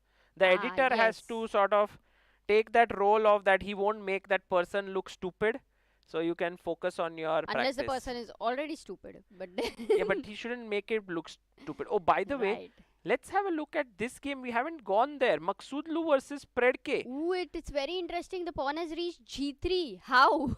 Yeah, we had It's like, guys, while you're talking, I'm going for a race marathon there. We had Queen's Gambit declined. This knight D7 line. You mean the series? Web series? And after H6, bishop F4. 1 second. Should I check? Yeah, sure. D4, knight F6, C4, E6, knight F3, D5, knight C3, knight BD7, CD, ED, bishop G5, bishop H6 now. Only 94 games, whereas the main line goes around 2000. Bishop B4 here, 2000 games. Okay. Okay. H6, bishop F4. What? Bishop F4? Yeah. Very few games. But Predke has played this with white. Do you see, Amruta? Oh yeah, against He's played Nikita against Vityugov. And this happened in 2023. Yes. Quite so latest. It's something that Parham would have come prepared against. I don't know if we can get the tournament. It was European Team Championship. So this is Predke's line. Bishop went to B4 now, and already we are in new territory. Yeah, E3. because in the other game with Nikita, C6 was played by black. Yeah. So here bishop F4. And this reminds me of the game between Sanan and Maghsoodloo and Sanan. Maghsoodloo played with white this way, and he had won that game nicely. G5, bishop G3, H5. So Very similar actually this game, Amruta. It was just instead of queen c2 there was rook c1, and instead of knight d7 there was knight c6. That's the only difference between the two games that we had. And now h4 played. Oh yes, the knight g3, fg3, where the king went to h2, Yes, like exactly, Maghsoodloo's clean, flawless game there. I must try to think if there's any difference between knight sitting here or here. I get the feeling that the knight on d7 might be better placed because it could come here. Right. Seems so. So take. Because g3 is weak. Oh, and look at this. Predke just gave up the pawn. He's not even like, Hey, I'll but look recapture. at his time also. He's Yeah, he had a prepared. lot of time. He could have recaptured it both ways, but he just developed the bishop. And after pawn takes, now he's 2 pawns down out of the opening. But he short castles. Insane. I would even think like you can long castle, right? And then use this rook, this file. Here you have the rook, here you have. But short castle is so unbelievable. It just shows that you are not at all afraid of a queen eventually coming to this square and threatening a mate, but you are rather focused on this f file and a quick counterplay that side. I'm very curious, Sagar. I'm very curious with this opening. What's happening? Predke has played this with Haik Marti Rosian. Oh my god. So this is his preparation, and he had taken on h4. But bishop d3 seems like a new idea or what? Wait. Bishop d3 Yeah, no game. actually, but it is only recommended by the engine. So is it possible that This is his prep. yeah, But the funny thing is H3. that you come prepared, and then Parham is even better prepared against you, and he has 1 hour 26 minutes while he puts his bishop here, while Predke is down to 1 hour 7 minutes. You think Maghsoodloo is prepared? Or is he bluffing? I don't think you now can. that we know how the word bluff is used, on elite level. No, but this can't be a bluff. I mean, if you bluff here, you can get killed, and also he played all the best engine moves. So he's prepared, I feel. Wow. What a game, Sagar, of preparation. Yeah, fantastic prep here shown by Parham Maghsoodloo, who might win this game and finish this tournament well. At It's least like a prank call gone wrong, yeah? You get pranked. I feel Predke took that chance. It's not the best line for white. He took that chance. And there you see Parham Maghsoodloo has been fighting in this tournament. He has had 2 losses, Arjun and Pavel, and 1 against Sanan, and he might be able to score 1 more win here, which would bring him to 50% score. What I understand is, Sagar, losing a game is like a big thing in such a tournament, Yes. in a super tournament. Yes. Even if you are slow and steady, Yes. like a tortoise, it's fine. Yeah. That's why, if I must say, Yeah. the draws which happen now say a lot in the super tournament. I agree, and that's why you can see Gukesh with 2 wins is right at the top. Meanwhile, Arjun also has 2 wins, but he has lost 1 game. So, he's half a point below. Hari Krishna, who's been very solid, is also on the joint 2nd position. So, yeah, playing solid is often rewarded in these super tournaments. But, okay, it's a very small super tournament. I would say generally you have 9 rounds, 11 rounds, such events. Here we only have 7 rounds. Yeah, 7. Because how much ever we would have loved to have more rounds, there was no day available. Yeah, there were very few Everyone's days. Of traveling. course, the tournament, which is World Rapid and Blitz, is starting very soon, and before that there was the London Classic and so on. So there was very little time in between. Okay, let's go to the game of Hari Krishna and Gukesh again, and see if Hari has made a move. But it's now time for Hari Krishna to think. He's been thinking for over 15 minutes now. He's thinking since 15 minutes about what to do, and I'm sure Gukesh is gaining in confidence here. We have a few viewers joining us in here in the live audience. Guys, what would you play as Hari Krishna here? White to play. Is there any move that comes to your mind that Hari should play here? Because this is a very, very well-known position. Oh, he goes b3 already. So he has decided to do this, and I'm pretty sure, Amruta, that Gukesh is going to put his bishop on b5. Or, yeah, I think he will do this, bishop b5, which we were discussing. I don't know why he didn't do it on the last move here itself, why he had to bring his rook to c8. But if he is trying to make this all fit in, then maybe he thinks, let's bring the rook out, then let me put my king here as we discussed, and then if someone attacks me, I can drop back. So Could be an idea. So you are right now voting for king e8. I am not voting for it. I am still very, very keen that he goes bishop b5. But isn't bishop b5 just the kind of move you really love, opening the a file, you know, having these double pawns, going b4, locking the a2 guy there, just feeling more confidence. Yeah, for playing example, that let's way. say bishop b5. And he plays that. He played it. Wow. That's amazing. Because as you rightly pointed out, Amruta, I think Hari is not going to take it. This opens the a file. This a pawn is weak. b4 could come in and tie these two pawns down. Knight cannot come here. You can kick it with the other pawn. So it seems like a good idea. I love the pawn on b5, especially taking away the c4 square. So if Hari Krishna should not take, what should he play here as white? Guys, white to play. You can say the move. Bishop f1. Possible. Not a bad idea. But I think Gukesh will continue his normal play here. Knight c4. Yes. No, you did discuss that, I guess. I like this move, Amruta. This stops the trade and knight is well positioned here. But are you going to be threatening a4, wanting to kick the bishop away? Could be. Like, let's say you go knight d7 and now a4 is played. Then in return for giving up my bishop, by the way, I really don't want to go back here because there are often these ideas with knight jumping in and trying to take this bishop. So let's say I take.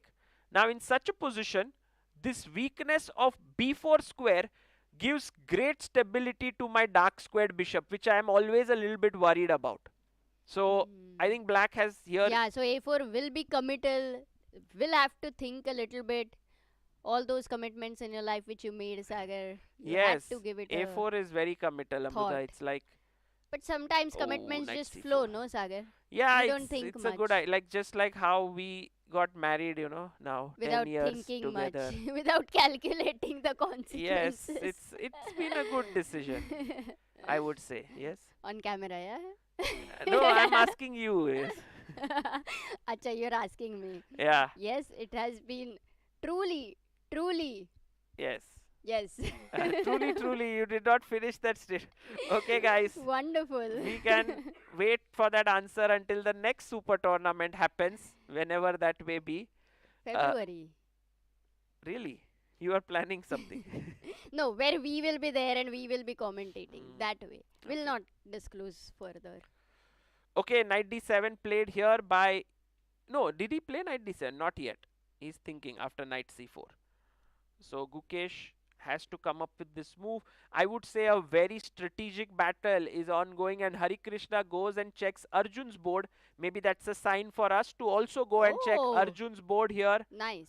Oh, look at Arjun. He is in this creative mode, Amruta. So first, after knight e2, Sanan said, I want to castle, but I agree with you guys that bishop g5 is a little bit of a pesky move. So I'll play h6, stop you there. And Arjun, I guess, with 6 minutes of thought, plays rook a2. This reminds me of Ding Liren's World Championship match move, rook a2, which he called. Does anyone remember what he called this move? This move, there's a famous word he used for rook a2. Can you give a hint? The word starts with because there are like how many words No, it's a famous existing? word. Millions of words. It's a No, C. don't Word tell. starts from Don't. C. Okay. Yeah, it's a famous word that he used there. In fact, sorry? Not creative. He called this as the cannonball move. Nobody.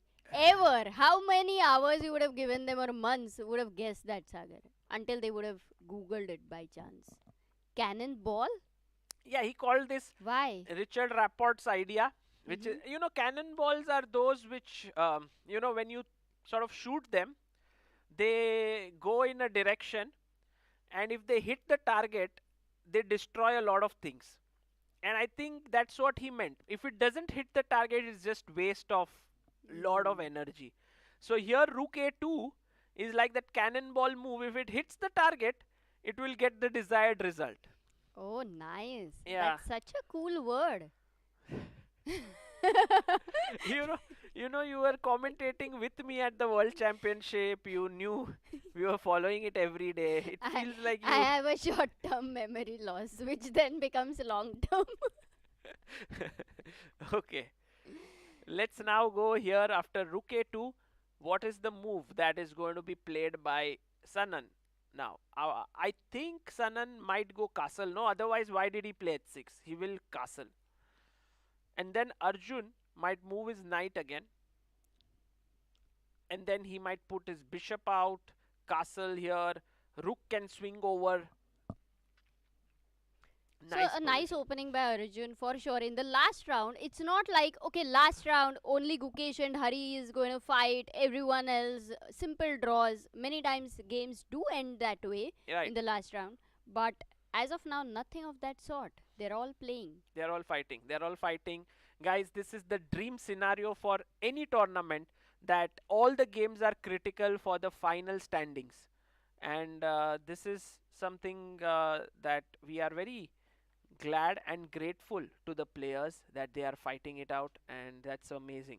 Let's go to the game of Pavel Eljanov and Levon Aronian, Amruta. Another game, an important one from the standings perspective. Knight takes d5, we saw till here. And then... Oh, look at Maghsoodloo. Okay, maybe...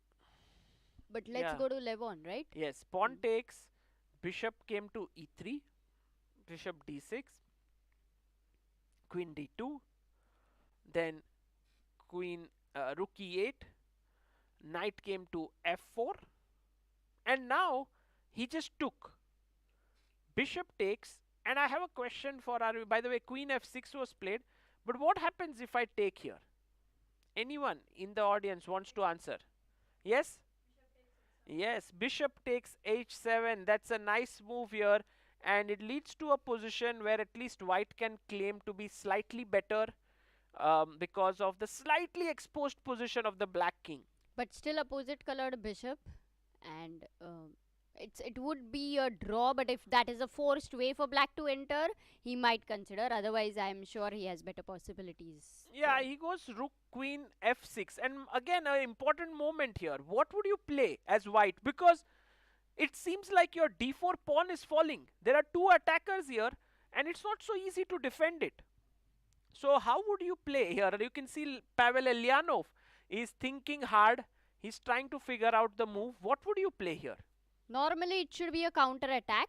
Yeah, because bishop e3 looks so sad, right? Like it's very defensive. Very sad. Completely it's agree. Possible. I mean, counter attack is on the piece, which either is, what to say, hanging piece, or not very well defended, or a lower valued. So maybe the move is obvious. Sorry? Rook fd1. Okay. Oh, that's another idea. It seems like a little Knight bit d4, passive, right? You want your rooks on open files. It's not a bad idea.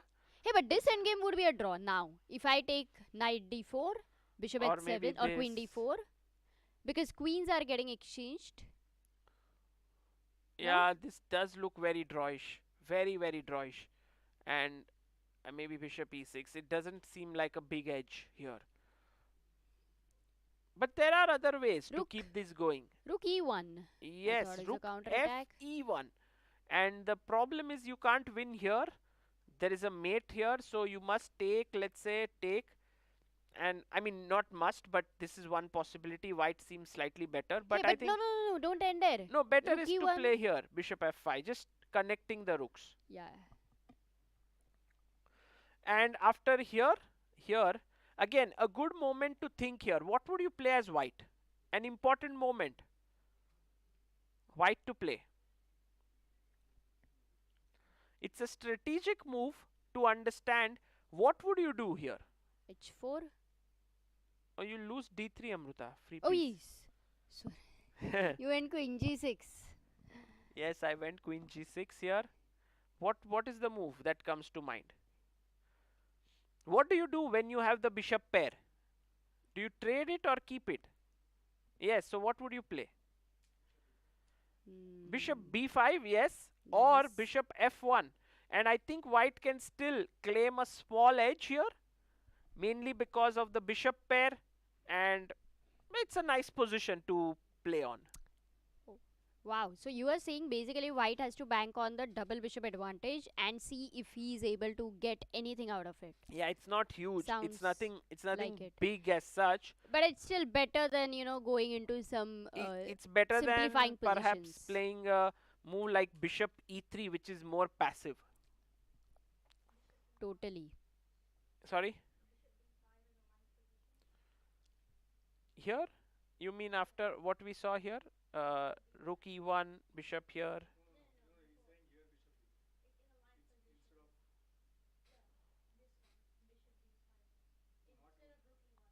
Bishop b5. Here? Bishop b5 is also a possible move because you can't Yeah, take I on agree. d4 anymore. The rook is hanging. Yeah, it's a nice move. I might want to play bishop d7. But yes, you keep the tension going. So not a bad idea. And yeah, so let's see what Levon Eljanov does. He clearly has a few options. He can go bishop b5. He can go rook f e1. He can play bishop e3, slightly passive. Rook But a also, c1. Sagar, we will. Okay. Oh, rook a c1, because you if queen d4, I understand your idea, very subtle idea or very brutal idea there. Rook takes knight, and then you lose the queen because of this discovered check. But what if I take with the knight? What is there that you want to do if I do this? Maybe it's not enough, right? Here, compensation for the pawn, or could be because you have the bishop pair. Bishop g5, yes. Wow, that's a very interesting move. I would maybe play my queen to d6 here. Now you take, king takes, and yes, so very nice, interesting suggestion here to play rook c1. Just don't care about this pawn at all. Very cool, very cool. And if Eljanov plays this, that would be epic. So if you see, in a very simple position as well, many possibilities exist, and right now Pavel is trying to navigate through them. Let's quickly go to the game of Hari versus Gukesh to see if after knight c4, as we saw here, has there any move been played by Gukesh? No. Actually, this is the last phase where many like a lot of time has been taken and very few moves have been played. Oh, what is the move number? And can we have the full screen for a while? Yeah, let's have it full screen here. 1 hour 9 minutes for Hari, 1 hour 5 minutes for Gukesh. We are just on move 13, and sometimes on the this is not theory, because I mean it's very few games have been played here, but rook c8 by Gukesh, bringing the rook here, is not a very common move. And also before that, rook d1 by Hari is not very common. So the players have played within the territory of that position, but the move order is not very common that they have gone As you say, Sagar, there is a landscape which is there, which you know, and you know all the ideas going bishop b5, not allowing the black dark square bishop to a3 diagonal with a check, Yes. and all of that. So he just have to rearrange it in a way where black gets out of the problems. True, true. But I think Gukesh doesn't like something about knight bd7. I don't know what, because generally you don't put your knight on c6 in such positions. You want to put it on this square. But there might be something he dislikes. Otherwise, why wouldn't he play it for, what is the time? He's been thinking like close to 12 minutes now. And Hari, why is Hari like this? Like, is he No, worrying about a position? Is he recollecting, or Hari what would he be always has thinking? this expression, yes, where you can't really understand if he's winning or losing. He's always very, very stoic.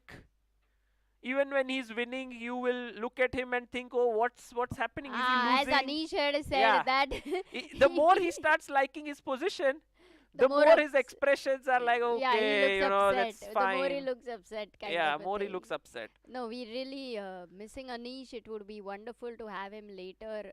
Oh, when he it's did say time. that if these games do get interesting, he would like to join. So Oh, wow. let's see if this game Lovely. really gets going.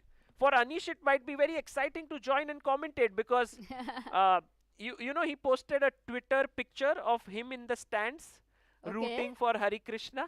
Oh. So of course he's Really? rooting Very and he's curious sitting to see alone that. in that stand. Like entire stadium is empty. It's his imagination. Like today everyone's rooting for Gukesh and so on. But I'm sure there are a lot of Hari Krishna fans who are rooting for him to win this.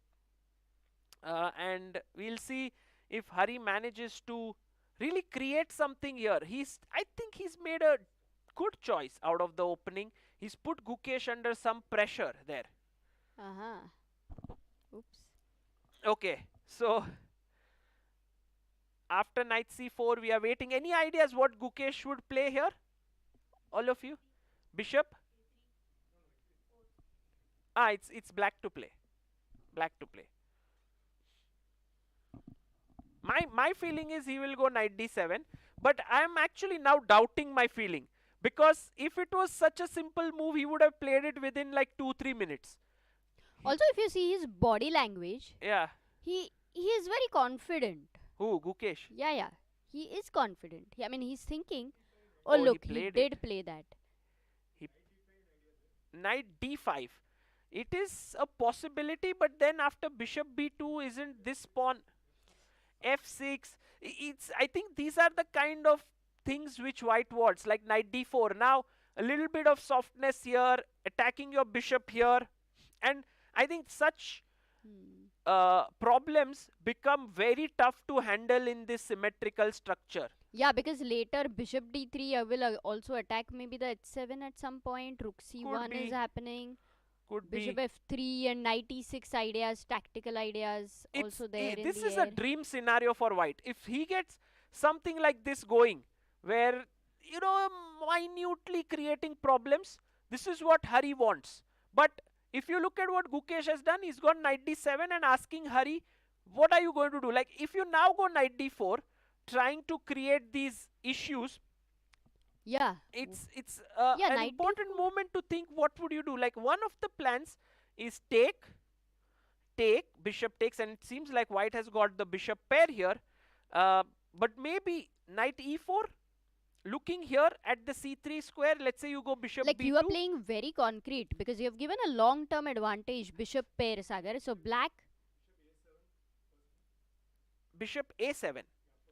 Yeah, but if you go here, always have to. No, that a3 diagonal is a little bit risky.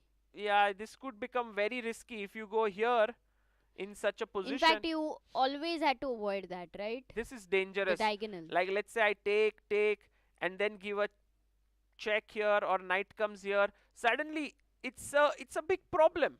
So, the position is not without its dangers here. Let's try to see if Hari. I think most likely Hari will go bishop b2, but I'm now tempted by this move knight d4. I feel I'll get a bishop here with knight d4. But what were you showing there? Knight e4 now, Sagar. Yeah, it's. Sorry? Hari likes his knights? Not so sure. Yeah, he likes his bishops as well. I've seen him playing in endgames. Hari with is bishops. super practical and endgames, no? Yeah, he's played very nice endgames with his bishop.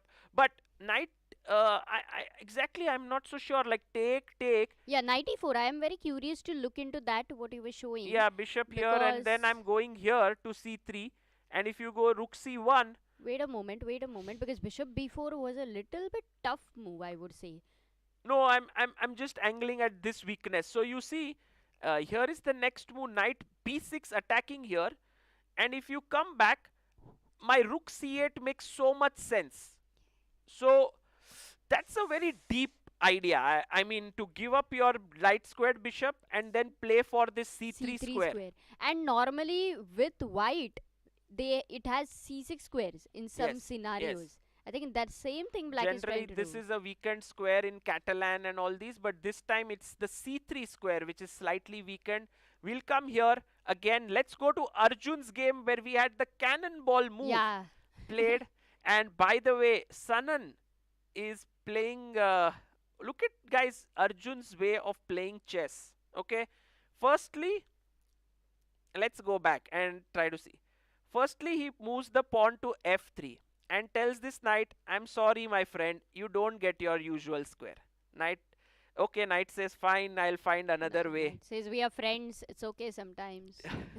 Then the pawn comes up, and you know this. You are told don't make too many pawn moves in the opening, but he's made like 4 pawn moves out of 5 in the opening. Fine, doesn't matter. One other pawn move has to recapture. Then someone says now at least develop something. He says no, center control is No, he important. says we're still friends, Sagar. And at this point, the knight finally develops on an e2 square. And everyone's like, okay, knight will move now, bishop will come out, or this bishop will develop. But he says, no, rook move. We are no more friends. Is Yeah. that the thing? Yeah, what to do? Yes, he comes up, and now king, queen comes here. His threat is take, so that this pawn is pinned. And everyone is like, okay, maybe you will block this with bishop d2. So that later your king can castle. He's like, no, castling and all, I don't understand. What is castling? What? So Once he goes again. king f2. And now when the queen goes back, I am very much thinking, guys, that we should not try to guess Arjun's moves based on how we think about chess, but how Arjun thinks about chess. So what would you play here as white? Little bit weird. You need to think weirdly. So Arjun thinks weirdly? Yeah, of course. Look at the way he's played this opening in the critical encounter in the last round. I mean, it requires guts to play this way. I agree. In fact, yesterday I was talking to him while he was having dinner, and we were discussing the game with Maghsoodloo, where Maghsoodloo played rook a1, queen c2, all those moves, rook f1, and Arjun was like, the position was so difficult that at a moment where Maghsoodloo would say pass, let's say, then Arjun was like, I didn't know what to do. Right. It was such a difficult scenario. And So- when you talk to Arjun, Amruta, you feel like the guy is the sweetest person. Yeah, because he also loves chocolate. And I saw him taking these 2-3 desserts of only chocolate. I So, mean, from he's very sweet. me thinking him as a sweet boy, I didn't mean he's eating sweets. It was more Okay. like, the way he talks, the way he is very kind in general. And I've never seen him getting angry as such. Okay, he does get upset when he loses, but never ever have I seen him raise his voice or something. But when he plays on the board, I feel scared of him. Like, what is this guy doing? Puts his king on f2, rook on a2. So yes, In the any last round. suggestions for white? g4. See, here's this guy started thinking like Arjun now. No piece development needed. Push the pawns. Next move h4. Let's go. King, Wow. Black king Really? cannot King castle. on f2. Like if you castle, this might be just mate coming at you. Love this. Yeah, this could get very nasty. So tell me something, Sagar. When Ding had played rook a2, Yeah. was the plan very similar? Later, what happened? Yeah, but then I think the game went into very normal territory, like rook. He castled and also the rook could come to the center. Here, I feel like the rook on a2 was saying someday I will move here, but suddenly the king is in the middle, knight is in. It's like there's no real plan as such. It's move to move. Like And Arjun is being in that moment, and whatever problems are being posed, he's coming up with creative ideas. So he's not like coming with a pre-planned thing. At least first few moves were maybe theory for him, but now he's just improvising. In a way, it's a tricky move, rook a2. But you need to be very, very smart how to use it. Yeah. Also, Amruta, this move But Sanan's h6. body language seems like he's a little bit, not happy in this position. Yeah, true. I Look mean, at the Sanan replay overall today. Wow, in this that's nice. So quick. tournament has had 2 losses. This is right from the start of the day where he sat down, looking for a big game today, and oh, that's Pavel entering there into the game. This is when all the players were coming in.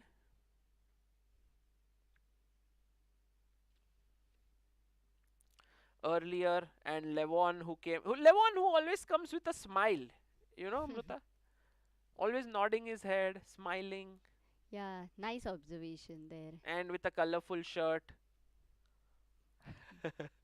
We've kind of decoded Levon's personality, smiling, nodding, and with a colorful shirt. That's Levon for you. Okay, Arjun there coming in. Today he comes with a suit, by the way, so he's not in that completely aggressive No, mode. he says that nothing is fixated, guys. Yes. One day I'll wear a suit and I'll go for aggression. Yes. The other day I'll not wear a suit. Yeah, don't categorize me Ha, into he something, do- right? That's what he's saying. He's not allowing us to, oh, Prague is drinking water, now Prague is winning, that kind of a thing. Look at you, Amruta, you're there. Oh, Taking where? pictures. Oh. Nice. Okay, Predke there. Okay, let's go to the game. We'll come back and see what Arjun I love plays the here. replays, by the way. It was nice. More than Yeah, the it gives position I this was nice looking at feeling this. for people who have missed. Tell me something. start The of last round, which starts 1.5 hour earlier, how much today would it be impacting? Yeah, I feel it's a big impact in general because some players might be having their lunch at 1:30, and now they Yeah. have to play at 1:30. So it definitely impacts the schedule. But they knew from day one itself that this was going to happen, so they could have planned it. Like, imagine everybody every day is sleeping at Yeah, 1:30 to 2:30. yeah. So today at 1:30 to 2:30, they are going to feel sleepy. Yeah, maybe Sanan, you see, he's a little bit tired for sure. And this event is also quite tiring, right? 7 back-to-back rounds, never easy to play. And okay, let's go to now Yeah, the game of Gukesh. Eljanov and Aronian, because who had mentioned Bishop B5 here? Yes, well done. Eljanov did play your move, Bishop B5. And then Bishop came to F5. And now what would you do? Think like maybe you continue playing like Eljanov. What do you play here? It's a very symmetrical, equal position. But imagine a scenario comes in, like let's say you go Rook C1 just for the sake of argument, and then he plays H6, just a thought. And then you take, and you reach such a position, this could become a dangerous positional advantage for white. Dark squares are weak, this is a backward pawn. Rook C5 and you build up. But here, there's a tactical idea. Let's see if you can find it. Black to play. Can I remove the mosquito? Yes. Very good, very nice, very sharp. Taking here now is possible because after queen takes queen, knight takes queen, and you pick the rook. Because there is rook here, you can give a check, king here, and now you take this, and whatever he let's say he tries to win this pawn back, and this is equal here. So, he played Rook C1. Wow, we are guessing the moves right. He did play Rook C1. Will he take Nice. Queen D4? I think Levon will do it, and Levon will be happy. Imagine Levon's tournament, 7 draws. I don't know. Yeah, 7 draws in 7 What? games. Did he have all 6 draws? Yes. And you know what Levon can be happy with is the fact that he goes now to Uzbekistan for World Rapid and Blitz, and he has no jet lag. So he did lose a game here. He goes to World Rapid and Blitz without jet lag, which is very difficult for people who live in the US because it's like 10-12 hour difference. And he does really well there. Then that would be because of Then this super tournament Yes. where he could play against all the youngsters and also get out Exactly. of jet lag. So something to be happy for him. But somewhere Pavel is not going to let him off the hook easily because Pavel is fighting for the first place here. But Levon is just not letting any opponent beat him. Arjun was so close. Arjun was this close to beating him. Let's go to Predke versus Maghsoodloo. Oh, Levon took it. No, let's stay there. Levon took the pawn. Tricky Levon, so sharp. So rook c1, queen d4. He saw that one, and I think now we are very likely to see a draw happening very soon because of the opposite colored bishop scenario. But how many moves have been played? 16 only. So yeah, this is a nice move, as we just saw that there will be this check coming in. Predke Maghsoodloo. Look at this game, Amruta. Yeah, this is very Crazy interesting. game. What were the last two moves? The last move Where we we saw had till left? bishop g4 here. He went with his knight and Maghsoodloo took. To make sense of this position, we have to go a little bit deep, because firstly black is 2 pawns up, but black's king is a little bit in the center. Also this pawn is hanging, this pawn is hanging on g3. What would you play as black here? Really want to go queen h4, but it's not Queen. possible. Yes, you will lose the queen. That's just a small problem. Sorry? Yeah, c6 seems like the most logical move, blunting this bishop. Very good move. And imagine if I take here, you may want to actually take on f3, because then you can take this with a check.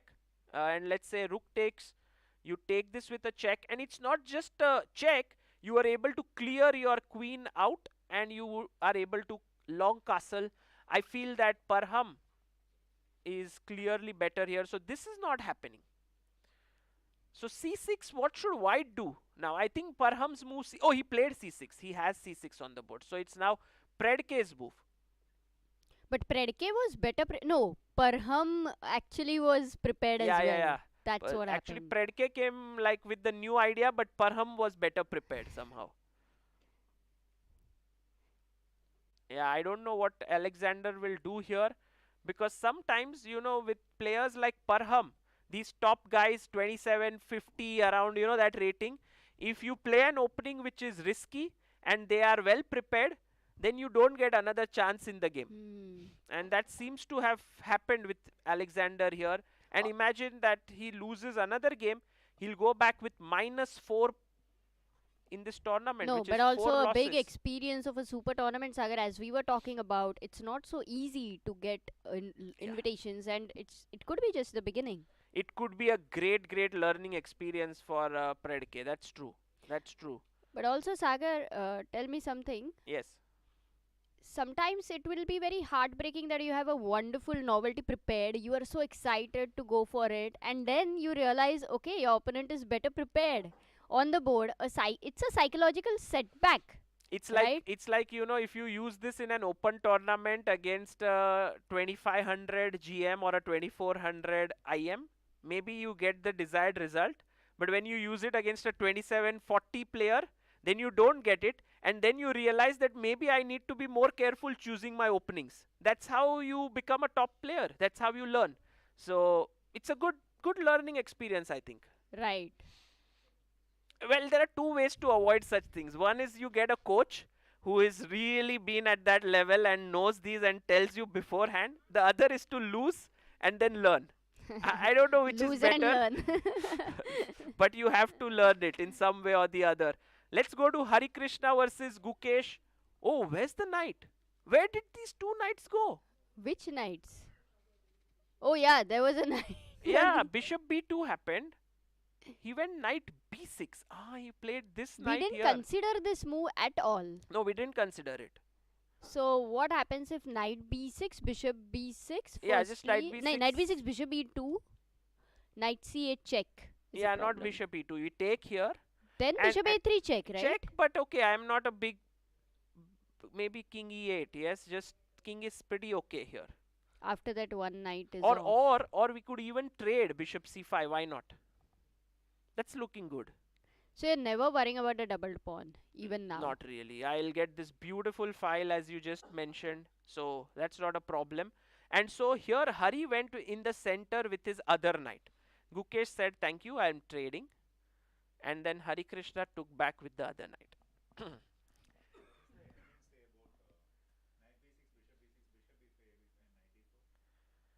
What does Knight the engine say? b6. Take here, right? Take, take, knight. Oh, you Knight want to? d4. Oh, interesting. Sarvanan here wants to take this. Knight d4 he would like to Let's go. say take, and you want to go here. Yeah, it seems around equal, but this rook No. endgame can get very, very tricky because of the rook coming in here. That, and if you play directly here, maybe Same. there is still a possibility of take, take, and rook coming in.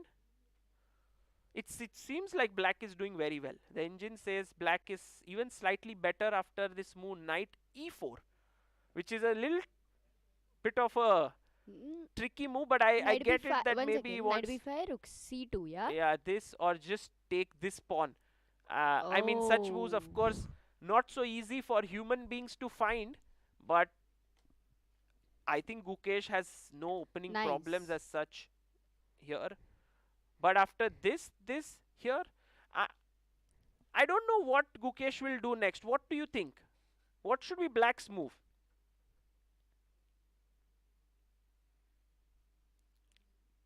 I think rook d8 seems like a possibility just to reshuffle the rooks, although it doesn't really feel nice. We can try. Let's say rook d8.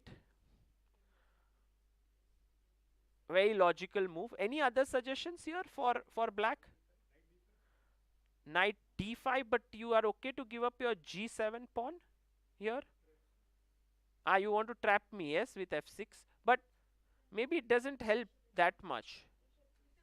Yeah, bishop could come out from there, I don't know.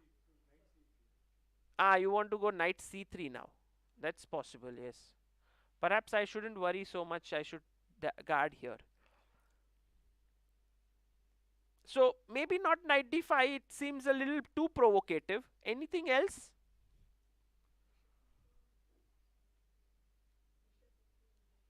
Bishop?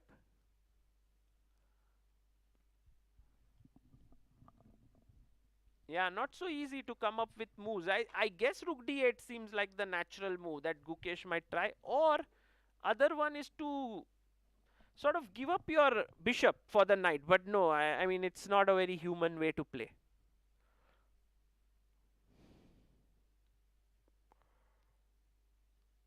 So while Gukesh thinks for his move, he's down to 54 minutes. Hari has 59 minutes. It's a close game, and I think it's interesting. Yeah, in the last In two, some- 3 moves, they have used like the maximum time. Yeah. 35 minutes or so. Another idea, Amruta, could be something like rook c7, trying to double down the c file. That is also possible. Okay, tell me one last thing. So, the best way to proceed here by engines is what? Engine likes to give this up, and I don't think any human being would give up their bishop for that knight. But could be that Gukesh understands this bishop. position very deeply, and he feels like, oh, this I should give No, it up. but this calculation, if you start bishop c4 is forced, then you jump to e4, knight e4, bishop g7 is the problem, right here? Yeah, maybe not. Ah, you here. can't even I start don't. with I don't want this. to take that. Bishop c4 is hard, and if I Gukesh think finds it's it, just then it is. saying to white that I respect your knight a lot because it's creating all these messy jumps. So I'm just taking it out.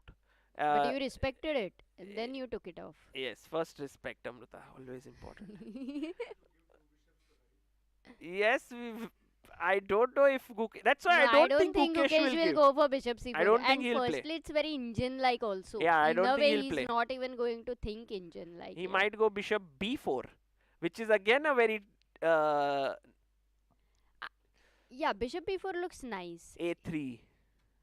I also knight. I mean, you are allowing this move, but of course this is hanging. Okay, we'll see what happens here. Let's go to our most exciting game of today. So continuing our Arjun, what do you call it? The Arjun fish, right?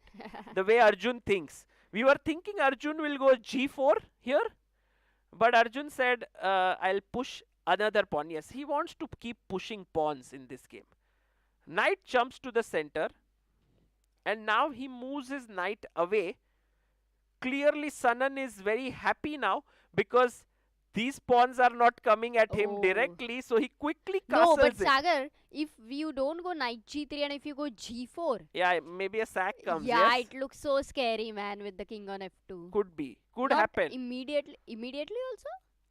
Could happen sure, something but, like this. at But some Amruta, point. you know, in such positions, I want to ask our viewers here. Which opening does it remind you of? No? Not really. I didn't want to ask that. But what's the answer? No, but it's a wrong question, so the answer doesn't matter. Dragon came in my mind for 90. In Dragon, yes, such things happen. But if you had to find a counter-attacking move in such a position for black, what would you play?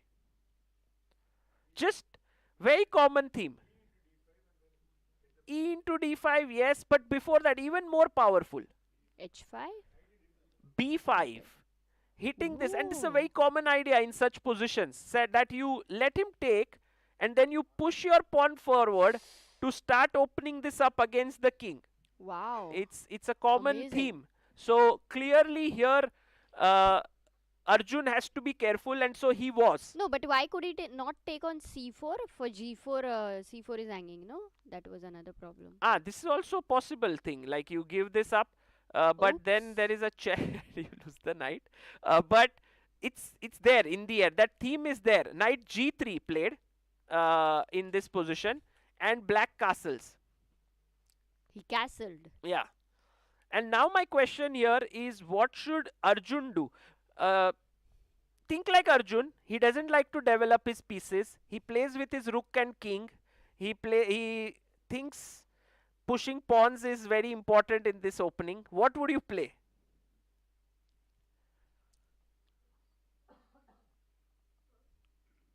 I feel, Amruta,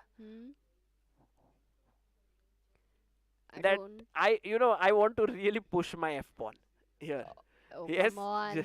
but the knight will jump here to the. Yes, h3. h3 does feel like a move, but why don't we push it? Let the knight come here.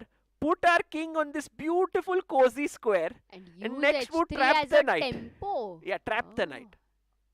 Why not? Lure it in. So maybe after f4, he cannot even give a check.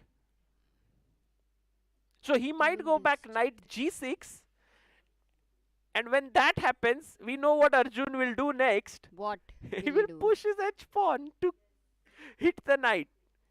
And then maybe. you have given up the g4 Yeah, it's square terrible. forever. It's terrible. No, I No, wouldn't 1 do. second. I wouldn't do h4. But still, I think Arjun might play f4 here. No, Sagar, f4, I mean, it could be the best move, but he will have to be very concrete. Look at Let's Arjun. say if it doesn't play f4. Yeah, what does he... What else? h3 is one h3, option. yes. Bishop e2. Can it Bishop yeah, e2 is I like such a move which players who like order in their life want to do. Bishop e2, rook f1, Bishop king e2 g1. is like you have a full buffet, Sagar, but then you go and eat rasam rice. Yes, or Simple. just roti sabzi, right? Yeah.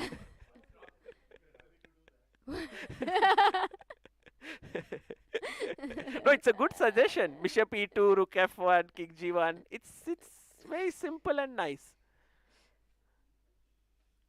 But f4 is like what, Amruta? f4 is like Yeah. Going and eating some Sushi? cakes and stuff. no, sushi maybe. Sushi. Sushi. Okay. By the way, there we have Arjun's scorecard. He has been quite combative in this tournament with 3 draws But after 2 first wins. round loss, he Yeah. did strike and back. 1 loss. Yeah, he's to come reach back here. quite well. I think from first round losses are these days becoming quite the thing to aim for, yes, in tournaments after what Vidit did in Grand Swiss and now what Arjun is doing here. Oh, did he play his move? What yeah, did he yeah, play? he played. Guys, can you even think? What did he play? What? Can't even see. Why? One Ah, second. got it. Please explain, guys, A4. Why did he play it? We already discussed. Yeah, you already showed it. Yes, but you have to connect the two. Yes, anyone? Yes, stopping b5, exactly. In some lines, b5 becomes a huge counterplay mechanism for black, and so he stops it. But a4 is such a, like, out of the blue move. Yes, no, it's just prophylaxis, Amruta. He's playing prophylactically, and also he doesn't really care about making developing moves. That's very important here. He's not playing moves like bishop e2, bishop e3, all this stuff. You can hear the director, by the way? No. You can't? No, I can't. Should I switch the earphones? What does he say? Okay, fine. There's an update. One result is done. What? Oh, Pavel must have drawn. Right. Oh, yes, we have a result, guys. Pavel Eljanov has drawn his game against Levon Aronian. If we can just have a look at that board. After queen d4, they played very quickly. Knight d4, bishop e8, knight e2. Oh, they made moves very quickly, Amruta. Take here. Yeah, and actually a big success for Pavel, I would say, this tournament. No, Amruta, he's finished with +1. Oh yeah, what was his scorecard? That would be nice to see once. Because Pavel everything is done for him finished and Aronian. with a +1 score here. How do you calculate, Sagar, this +1 and -1? You say, Anish say. A lot of viewers Okay, keep asking. 2 wins they get and 1 confused. losses, so it's 2 minus 1. It's +1. Oh. Yes, nothing too I deep. thought a big algorithm there, a plus b square and all of that, but No. But Eljanov finishes this tournament with, I believe, +13 elo. Oh no, he had played some other event before that, but he did gain around 8-9 elo points here, which is nice. There we have this updated scorecard, beating Parham in round 1, but then losing to Sanan, then 2 draws, then beating Predke, and then finally 2 draws. So he finishes here with 4 points out of 7. A very successful tournament for him, and I think he would be very pleased with his performance. He's not playing that much. Has he reached 27 in the live ratings? Yes, he's 2703 now. And there we have Levon Aronian. Guys, when was the last time you've seen Levon draw 7 out of 7? The going was tough for him. That's all we can say. And I think he should be very happy with 7 draws here, because in so many games he was in trouble. He was in trouble against Arjun. He was in trouble against Sanan. He was in trouble against, I wouldn't say Parham. It was an interesting game. But yeah, at least these 2 games he was in big trouble. Yeah. I don't know what Levon's rating. I think he might maintain his rating roughly. He might lose a couple of elo points. Okay, going back now. Guys, that means a huge thing has happened here. Pavel Eljanov can no longer win this tournament. He's on 4. So it means now the top race for the top spot remains between Hari, Gukesh and Arjun. These are the 3 players. And by the way, the final moment, bishop b6, they offered a draw. Pavel offered a draw because 30 moves were done, and they agreed. And that was the final moment for both these players. Levon leaves tomorrow for Tashkent. He will be playing in Uzbekistan for the World Rapid and Blitz, and Pavel travels back to his home now in Munich. Levon lost 0.8 points in this tournament. Totally. And today's draw also will be added, so maybe roughly 1 point something. Okay, got it. Yeah. Okay, let's go to the game of Predke and Maghsoodloo. Oh, Amruta, your idea, he got it. I mean, He's it's got not my idea. Anybody would So what happened was, after c6, he jumped with the knight, and the queen came in, threatening mate in 1. He said, don't worry, rook f4. His king is escaping. Queen h2, king f1, queen h1, knight g1, and you have... Yeah. But wait a second. It's okay for the king to be here. And I think, Amruta, if you are not careful, like for example, in such a position, if you long castle, then after this strike here, you can literally resign the game, because it's like your king is going to get completely smashed. Amazing. That was a good question there. There we see Levon and Pavel discussing in the VIP room.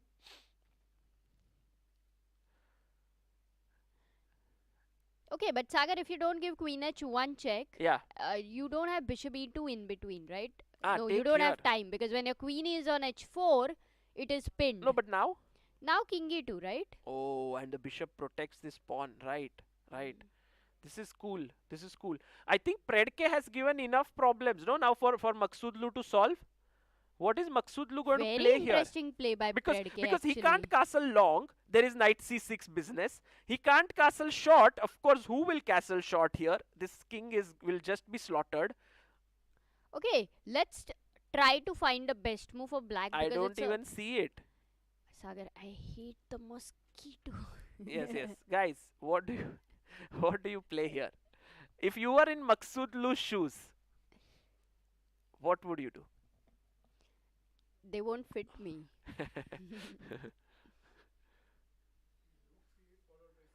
Rook c8. Okay, interesting. You just want to play it safe. But take care of your loose pieces. One is the bishop here. The other is this pawn here, which is being attacked twice. And you have to be very, very mindful of that. For example, a move like queen b3 hitting here and here. So not an easy moment for sure in this game. And I want to come back to see what Maghsoodloo plays here. It's the kind of position he enjoys to play. But sometimes this can get very, very tricky. Because you cannot even move your queen somewhere back trying to go for h4, h3. Your g4 will be under pressure. Slow. G3 that would be is too slow. But how do you get your rooks, one of the rook into attack? Some piece, Sagar, you need more pieces into attack. You need Which more piece? pieces. Yeah, true. Knight the more I D5, look at this position, I like it for Predke. Exactly. But then Maghsoodloo will make a move and I will start liking his position. It's that kind of a position. No, but what we can do is we will come back here to this game and try to find a move for black instead of asking the engine. Because look, for engine, it's like very simple.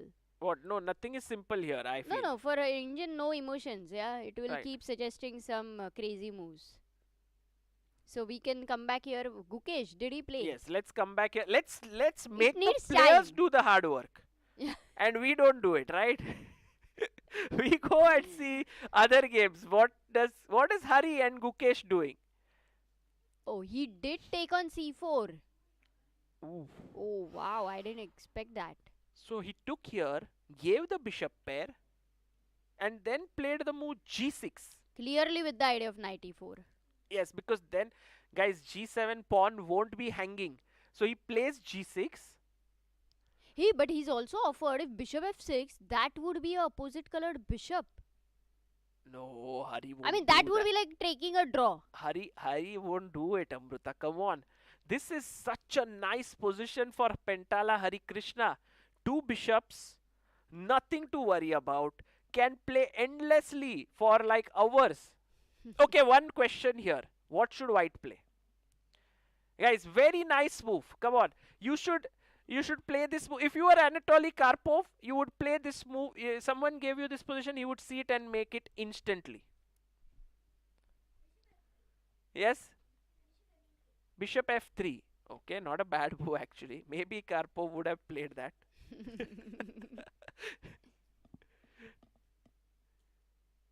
Yes? Any other move? That's a nice move. I like it. But more like a pawn move here. Which pawn would you play? Sorry? Why a3? You want to play b4. Okay, not bad. Not bad. But somehow, if you can start expanding on the king side.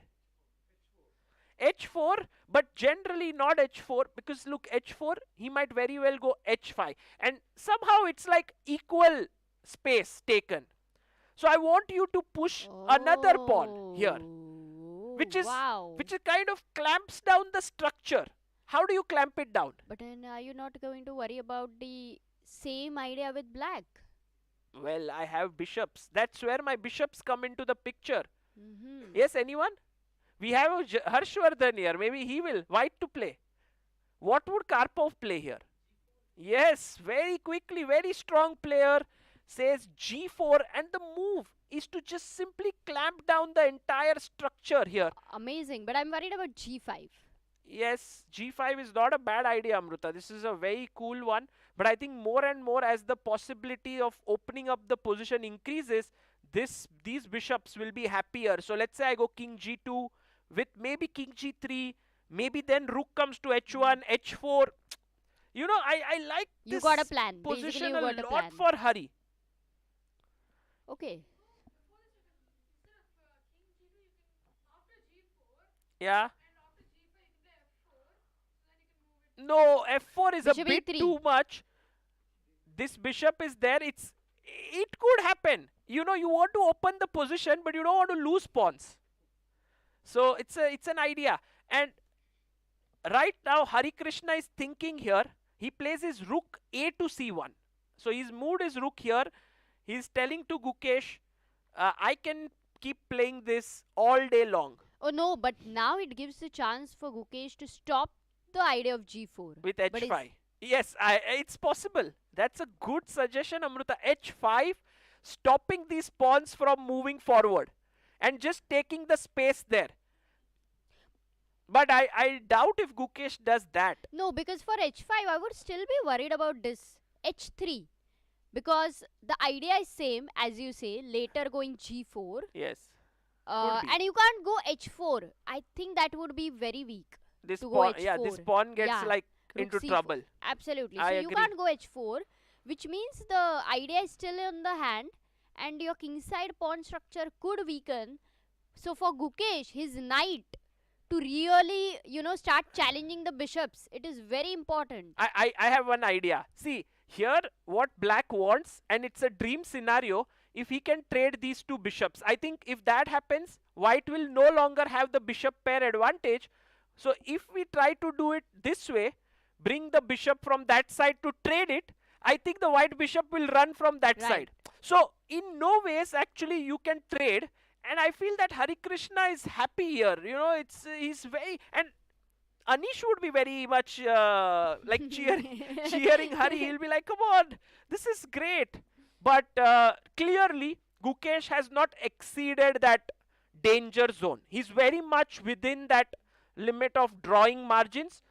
But I think it's safe to say that we might see only two results in this game. Either Hari Krishna wins this or Gukesh draws this. Which, I mean, draw seems like the more closer one right now.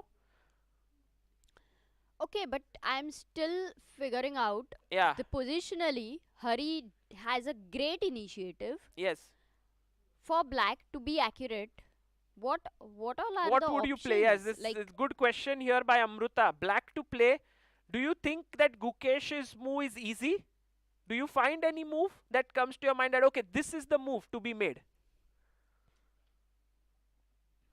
Because it's not something so simple. Like, you don't have a plan as such, I feel. because a5 weakens the b5 square. E5. Sorry? F5. No, this might be too much. Yes, could be. Knight b6 to d5. But then when you go knight b6, there is bishop f3. Yes, this is also a worrisome move all the time. Then Bishop d7 popping out is- from this side, hitting that soft spot in the corner. Suddenly you are like, oh, I'll use this rook to hold Very it. Suddenly the other bishop comes in. Knight feels like a, Oh. limping creature when the two bishops start getting active. Actually, so move the bishop, vacate the Oh, c5 he played a square, move. He bishop played d4 bd6. or Yes, bishop d6. this is the You- move which I also thought No, very likely. That was a good suggestion by you, bishop d6. Okay. And Gukesh gives that little stare, he makes this move and he looks and he sees like what is the opponent think about his move. So now g4 makes any sense or not anymore? Maybe g4 is still a possibility. I don't know what Hari would do here. Also, a good thing for Hari is that the rooks are not getting traded easily, Amruta. Like if you even go g4, I take one rook, but the other rook cannot come here. So black actually cannot take on c file and give up the control. yes, sort of. Bishop c4. Why do you want to play that move? Bishop c4. The bishop looks good here, but I don't think it's doing much, right? It's hitting those pawns. So maybe not bishop c4. Why don't we put our bishop on the other side, like this way? No? Yeah, rook. Now rook b8 is possible, but I would take Rook rook takes rook, rook takes rook, and then take your pawn. So knight. So maybe first take here, and then rook b8 perhaps. That's what he might. Or you can be ultra creative. Knight c5, 1 second. b4, knight d3, is that happening? No, not knight c5. Just play rook here, so that you Yeah. go pawn push and then trade. just an idea. Yeah, but bishop d4, I have b6, and then knight Hey, defense. But Yeah. Yes, but I have rook c7. I'm just in time. That's what I'm saying. That white has the initiative, but black with the right set of accurate moves should hold this. This is not a very happy scenario to be in for Gukesh, but I think he will do it. This is a happy scenario, right? You've got This out is of happy. problems. This is You happy. are in time. You're catching the flight. But Sagar, why not knight c5? Why did you just reject the move? It was a nice move. Rook c1, knight c5. But I just felt that it was too loose, right, Amruta? Like, you want to come to d3. So b4, knight d3. So Okay, why is Amruta's move not good? Okay, got it. Guys, can anyone guess it? Okay. Yes, bishop to a3, putting pressure here. And then if rook comes here, I push the pawn and you lose the piece. So you can reject the moves if you give a good reason. You can reject. Sagar. Yes. Reasons. No, intuitively, Amruta, I felt it. Intuitively, whatever I'll suggest has to be bad. Okay. Okay, so right now, Hari Krishna is thinking after bishop d6 what to do. Yeah, let's go to Arjun's game. What is Arjun doing here? He's walking. Yes, Arjun, I think today if he had that watch on his hand, which is not allowed by the way, Smart. his step counter would have been about 10,000 already. He's walked so much. Like Nihal. Yeah.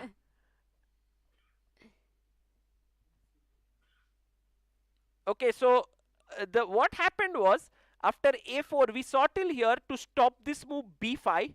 Crazy complicated game going on. I think my favorite game of today, at least till now.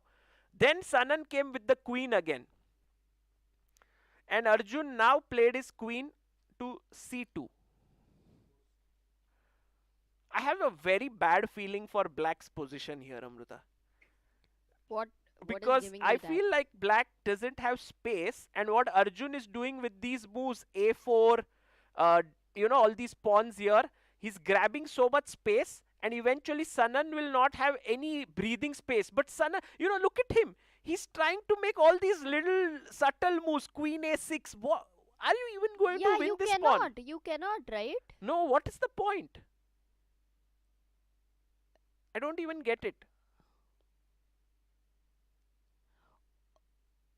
Maybe if you go f4, he has something in mind. Like Is there take, a sacrifice on d? take. So you can't play f4, right? Because now if I go queen b3, there is pawn takes, and what's the move he has here? Black to play. Knight takes d5. I'll take your knight. Yes, knight a5. Very good move. Hitting the queen, so you can't take my queen, and then if I move my queen, you will move your queen. So that doesn't work out. Okay, very cool. So maybe queen a6 is just fighting against this very specific move. What did Arjun do? Rook a3. Can anyone explain why? Why rook goes up when c4 is hanging? Very quickly. Defense. Yes. Very nice. Very nice. If the knight takes here, not to go here, but queen a2. You see how creative Arjun is. Man, this is huge respect. Yeah, to just consider it as a candidate move. No, Sagar. Arjun's It's mind works differently somehow. Phew. Yeah, you give him a problem to solve and he doesn't look at the direct solution. He looks at something totally Yeah, different. yesterday when our broadcast was not working, we should have called him. Yeah. He would have found Yeah, found a that's way. true. If you need offbeat solutions, call Arjun. At least on the So chessboard. so that would be the name of Arjun's company, Offbeat Solutions. Oh, nice. We should suggest that to him. Private Limited. But now, but one question is, why not Rook A1? You know, that was also possible. It just feels Rook A3 is more stylish, you know, like put the Rook on that Rook square. in front of Queen, in a way. Yeah. That's what is done. And now, let's say Sanan says, I need to play because now again F4 is coming at me and I can't take this pawn because the queen will come and attack here and I'll lose a piece. So he thinks about doing something active. What can he do? Needs to do something active, guys. H5, H4. H5, H4, yeah, not bad. Could be. Just that this G5 square gets weakened, yes, and maybe that you don't want to give. Okay, tell me something. Is it, why can't we just go Bishop D7? Okay, and what if I push my pawn to F4 now? What's your idea? Yes, you can go back, that's true. Oh, that, you know, you can win. Finally, you will get this pawn, but you will drop your king. You will drop your king here. Arjun will get to it first. No, I think Sanan will try to stop F4 somehow, you know, he will go active. He'll take this pawn, C takes, and push his pawn to C4. I think this is what he will do. He will get his knight. If you now push it forward, he will put his knight on in the D3 square. So clearly this seems like the way to play this position for black, who has a lead in development. Let's try to get it there. But then Arjun can play it a little differently. He can play his bishop now out normally, as you say, Amruta. What was your term you used? No, I just said rasam rice. Yes, eat rasam. Simple moves, rook, bishop E2.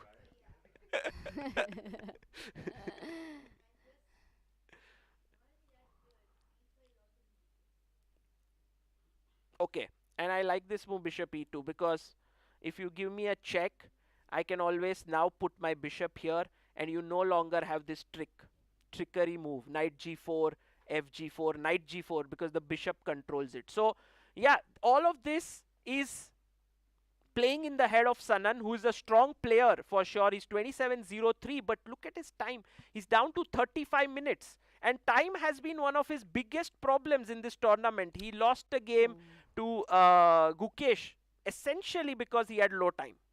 Oh, yes. So let's come back. Sometimes in one tournament you get into time pressure and you keep getting under time pressure. Yeah. That also happens, right? That happens a lot. That happens. You just can't snap out of it in between the tournament. You have to go back, maybe think about it, and then come out of it. You know, sometimes does it feel better that even if you play a bad game in comparison and lose one game in a tournament, that's still better than losing 3-4 games or, you know, messing up 3-4 games? Yes, losing one game is always better than losing 4 games. Because of time pressure, I mean. Yeah. No, even if you play the best chess. Also, Amruta, it may be very nice for players who are not playing well to go back home now, right? Today, it's a short event. Sometimes it is like a 9-round event and they are like, oh my god, it will continue for more days. And now it's like today I sent them their details of how they can go back, the transfer to the airport and all, and I was like, thank you so much. You know, thank you. Now we know we have to leave tomorrow. Yeah. Okay. By the way, look at the move played. Our friend here can be happy. He suggested this move, F4. Really? Yeah. I actually did not like it much. Yes. But Hari likes it. That is nice. His bishop was here, right? So that was impossible. But the moment he moved it, F4 is here. But I do think this gives a chance to Gukesh at some point to play go for E5 or even G5 at the right time. Yes, Amruta says there is a chance to actually push the pawn in the center and to break that. Oh, right now would be a little early. Maybe not. Maybe not now. Later. But okay, what should Gukesh play now? Yes. Oh, I know why Hari did it, Amruta. He was in no hurry. No, he Then he wanted to control the e5 square. That's why. That's one of his main reasons, I think. And Gukesh takes one so rook. he just simply stopped bishop e5 idea. Yes. Takes. Yes. Takes. And now what next? Yes. E5.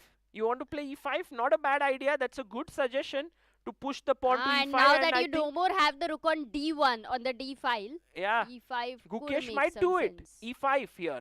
Let's see if Gukesh plays your move. You can be very happy. Is that also the best move the Indian suggests? Not A5. revealing. Not revealing. A5. Maybe he didn't hear you well. He thought you said e5. He thought a5. So he played a5. Sorry? Yeah, e5, bishop f3 could be a troublesome move to meet. But you always have this idea, right? We discussed rook a7, push the pawn, rook c7. So maybe it was not that bad. e5 was a good idea, but he plays a5. And Gukesh is saying to Hari, here's my counter play. I'm pushing this pawn. I'm going to take. And I'm going to get my rook down to a2 here. And now Hari Krishna needs to figure a way to stop it. Yes, I think this is what Hari will play. He'll put his bishop on this square, pressurizing this, stopping here. Knight c5. Knight c5. Bishop d4. But Amruta, knight c5. b6. Knight c5 we saw, bishop a3 is the issue, right? b6. Then you fix it because of the a5 move, yes? Because you don't have one rook is exchanged, d file pe no pressure. Yeah, I like this. Now Amruta's knight c5 makes more sense because here b6 there is no b4 coming in easily. a5 move.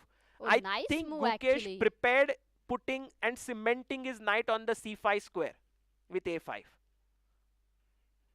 Also, how is the move a4? Just stopping everything there. It's possible, but then the knight. I hate the b4 square. Yes, and also b3 pawn gets very weak.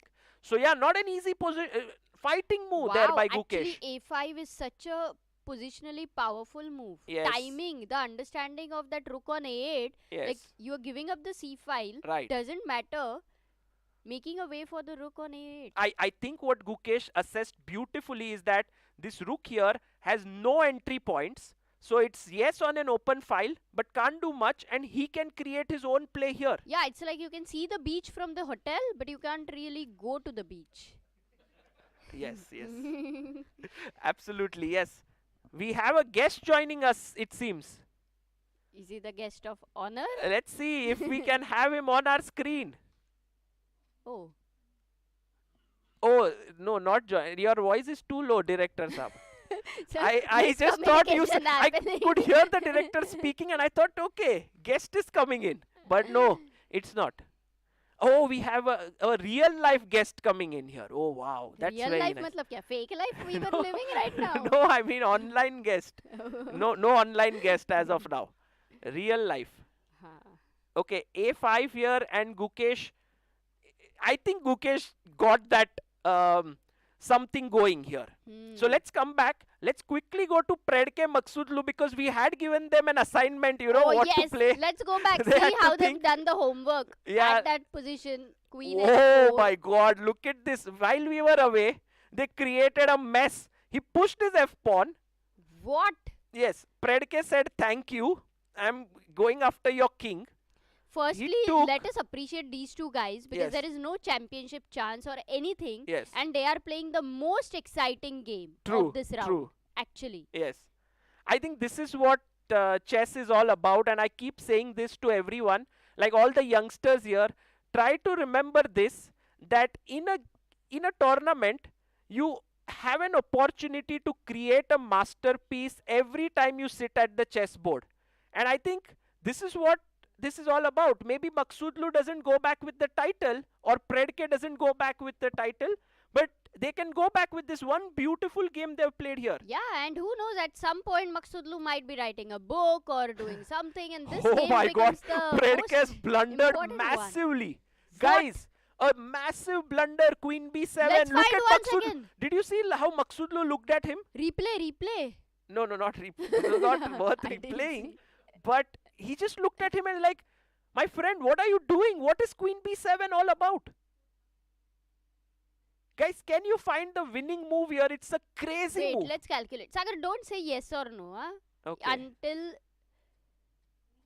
No, it's not easy, but I'm banking on Parham's calculating abilities and 49 minutes to find it. but for sure it's like a long calculation, right? It's like not a simple it's like word. game over. There's not even a chance. But I don't even understand it even after seeing the move. Wait. Then we have to calculate. Yeah. Okay. Queen H. Knight Okay. G1. Yes. Bishop E1. Wow. What a move. Rook takes. You wanted mean- king to take, yes? Nice. But that doesn't work. But Yeah? you get attracted by beauty, no, Sagar, sometimes. Bishop E2.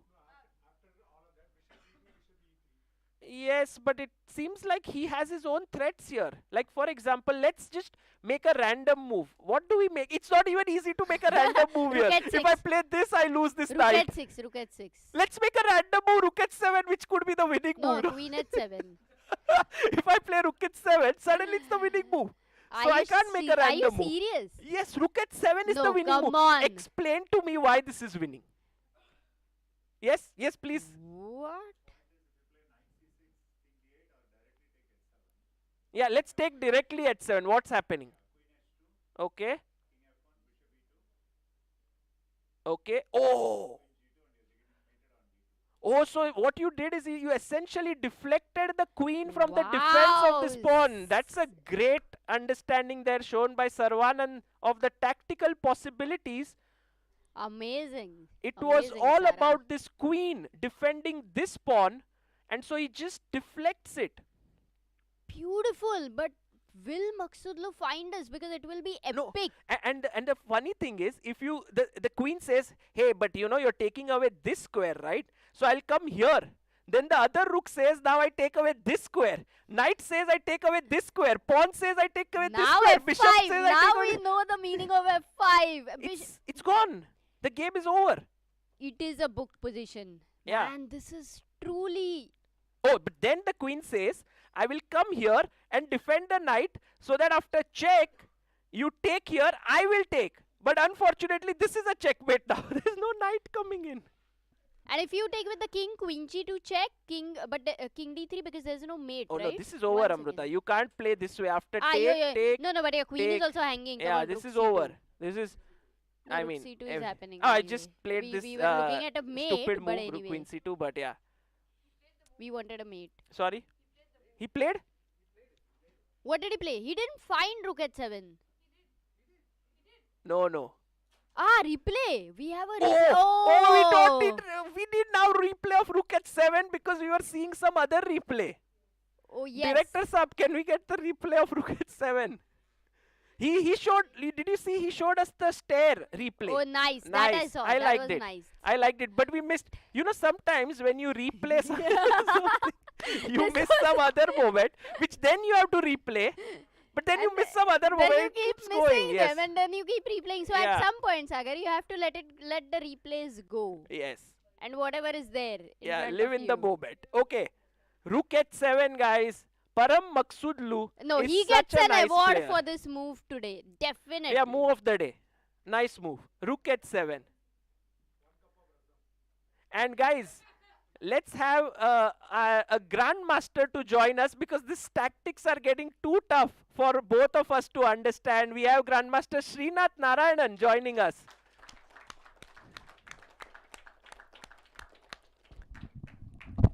Maybe we can pull Amruta. You can go there and Srinath can come here. Yeah. So we have Srinath in the house, and Srinath is not just a GM, he's also the coach of the Indian team, and he is also one of the main reasons why this tournament is happening here. Srinath has played a massive role. And Srinath, how is it feeling that it's now almost like couple of hours from coming to an end? It feels really exciting, Sagar. Yeah. Is it? Maybe you have to keep the mic closer. Ulta. You have to play wear that way. Yes. Yes. That's good. Okay. How is it feeling? So exciting that I couldn't wait, outside Sagar. Ah, Outside, everything happens in delay. I right. had to see what is going on here. No, today is such an exciting round. Look at this last move, Srinath. Rook at 7. Oh yeah, I was looking at this. Just as I walked in. The move of. But what is going on, Sagar? What if I take queen into h7? What happens? Have we This is what figured that out? Sarvanan explained to us beautifully. It's all about the defense of this pawn. Moment you take it, check, king here, bishop takes, and you are busted. Because now takes, check, and it's mate. Where do you It's go? mate on d2 no matter where you go. Yes. Yeah, any square it's mate in one. So nice, right? Rook at 7. Brilliant. I think it's a great theme of deflection that we have. Yeah, deflection in a very deep way. You have to calculate 2-3 moves more. Yeah. But the queen also has no squares to stay on the diagonal, right? What Right. if I go queen c6? Rook c8. That's another problem now.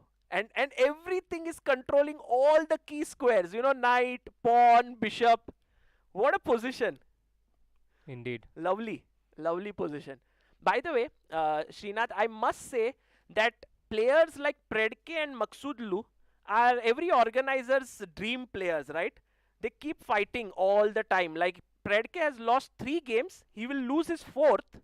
Yet he is like such a fighter. Indeed, but when once you start losing a game or two in tournaments like this, your opponents literally don't give you a chance. Yes.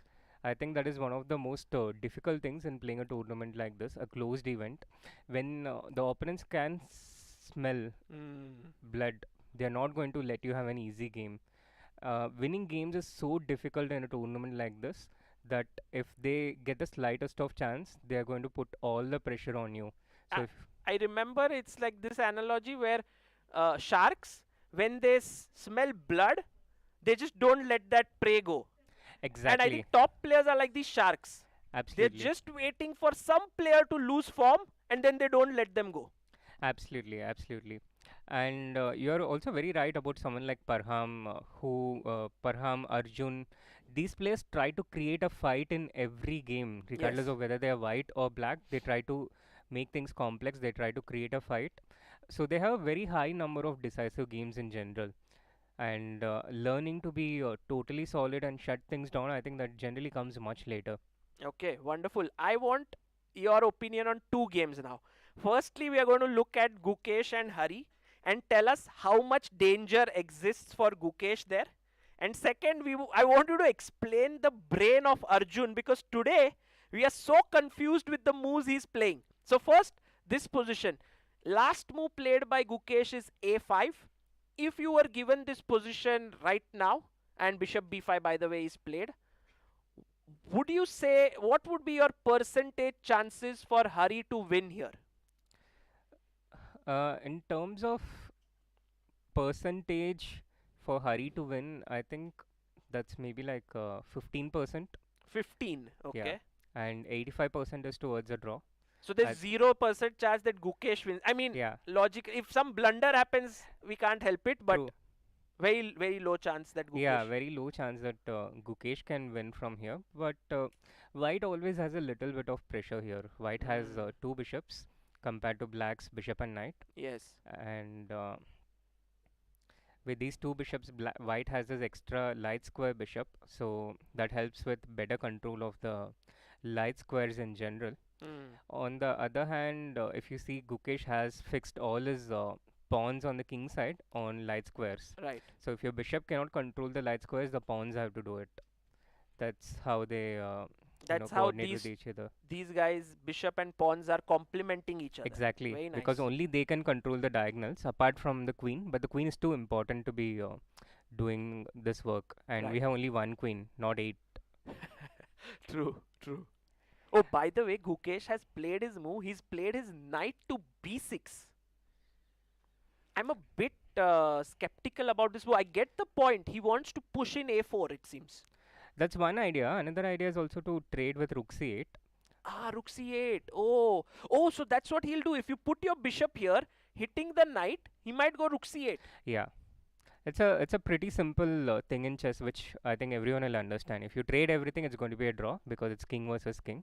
So the Right. more pieces you can trade, the closer it goes towards a draw. Okay, nice. But I still feel Hari can press this position, no? Like g4, slowly and steadily. Yeah, he can press this position, but apart from trading all the pieces, I think it's important to try and trade these last two pawns on the queen side, the b and a pawn, because For black. yeah, exactly, for black. Again, that will take things closer towards draw. And in general, there are very few weaknesses here for black. So the lesser weaknesses, the less white has something to work with. But having said that, these kind of positions are, you can never sit back, relax, and say it's just a draw. Right. White will always try and keep creating something, because in these positions, the bishop controls significantly more area than the knight. Bishop being a long range piece. Right. So the bishop is able to go from one side to another side much faster than the knight. Agreed. So yes, so Hari will keep an edge regardless of rooks being on the board or not. But Gukesh is clearly wanting to get rid of as many pieces as he can. Yes, and I think it's also partly the pressure, because when you are under this kind of pressure in last rounds where a draw is sufficient for your goal, Yeah. there is also a tendency to try and get towards your goal as soon as possible. Right. Whereas in a normal game, you might not rush those decisions. You might, try and keep things going for some more time.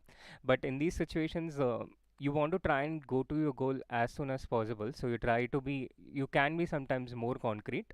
And this also gives an advantage to the player who is without the pressure. And there are two kinds of situations. Yeah, one is if Hari himself was having the same kind of, Pressure. yeah, same kind of pressure. He was also in the circuit and all of that. Exactly. But he's not.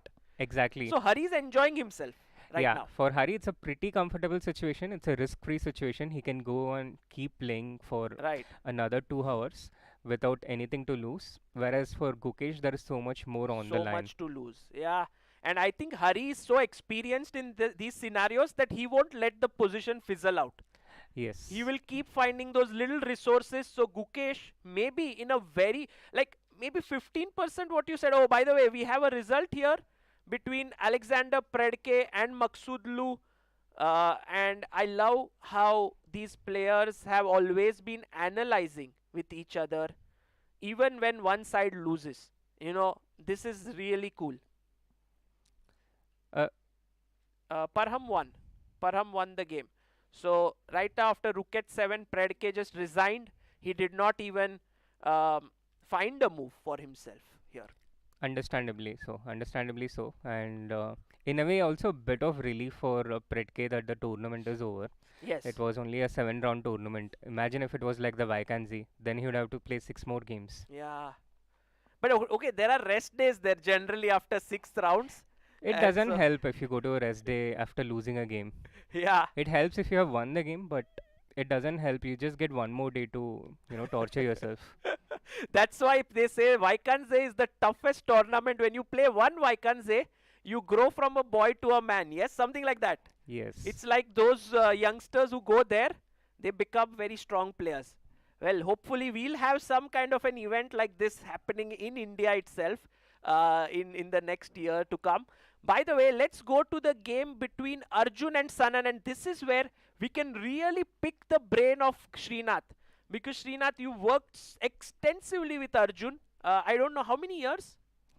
About 5 years. 5 years. Okay, tell me, Srinath, what is he doing here? It's so crazy. Firstly, F3 is his favorite line. We know it. But now, first A3. Then he plays pawns. Then he brings his knight out and then rook A2. Then king F2. Then D5. Then knight comes here. Then A4. Then he plays rook A3. Okay, I understand. But this way of playing is not normal, yes? It's actually not that unusual for this opening in particular. I'll tell you why. First of all, explaining the king F2 without castling. you can keep the king on. You can keep the king in the center in such situations where the center is closed. So in this situation, for instance, the center is closed and black's pieces are not coming towards white's king anytime soon. Also, another interesting dynamic which exists in all this Nimzo Indian openings is how black gives up the bishop. So white has the pair of bishops Yeah. in exchange for this pawn structure. This weakened pawns here. Exactly. Right. So this dynamic also ensures that opening up the center is also not in black's best interest. Like he cannot take c takes d4, c takes d4 earlier and open up the position. That will open up the dark square bishop and the position will get very bad for black. Right. And then furthermore, after that position passed, the center is closed with the pawn on d5. Then the next point here is white has significantly more space. Right. White controls more territory. Right. So the black's king is behind the castle, but black has very little space. So if you have played Age of Empires or I have played. So the more area you control, the better chances you have to get resources. No, but I know that if you have more area, and this happened, you can be attacked from all sides. Yes, but there are there is one place where the king. There is a format called King of the Hill or something like that, where the king is there in a certain castle, and you have to. So imagine there's only one king, an Age of Empires, but only one king, and you have to protect that king, and that's your core area. Okay. So black has very limited space, and the person who controls more space has better chances in general. This becomes especially challenging if you have to defend and you have very limited space, because there is just not enough space for your pieces to assume defensive positions, and your opponent has so much more potential to attack. Right. So in this position, white would ideally like to just take that knight away from g3 and push the pawns g4, h4, g5. Yes. We were thinking Arjun would do it, but Arjun was a little bit more calm at that point. He played his knight there. But now maybe it's possible. But before that, all the moves that Arjun has been playing is towards preventing black from opening things on the other side and gaining space. So the b5 break. b5 was stopped. Yeah, with a4.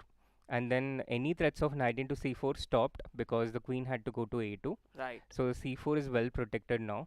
No b5. After all these things are done, the bishop will go to e2, knight f1. The knight might go to e3 and then g4, h4, g5. So all that what Arjun is doing is solidifying the base and the foundation of his position. So then it's easy. Yeah, for just taking away any counter chances for the opposing side to gain any space or anything for their pieces, to have any squares, lines for their pieces. Once that is established, which it kind of is on the queen side, then white starts amassing their forces on the king side, and black cannot break or open up the center or counter attack against white's king.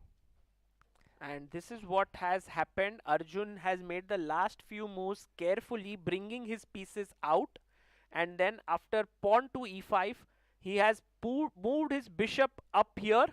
I think Srinath, now it's a little bit more strategic game now. What has happened? No, this will be slow moving. Until a certain point, and then things will suddenly start accelerating.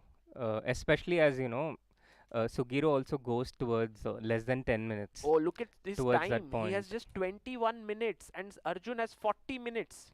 So I think till that point there will be a bit of maneuvering, and then at some point game will get more concrete as black goes towards having less time.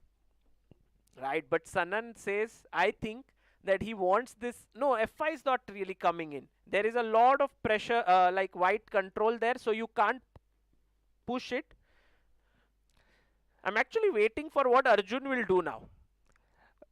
For Arjun, I think this g4, h4, g5 idea, it's not as effective anymore, because whenever you play g4, white will weaken the f4 square. Yes, this square is very weak. The knight will get to f4.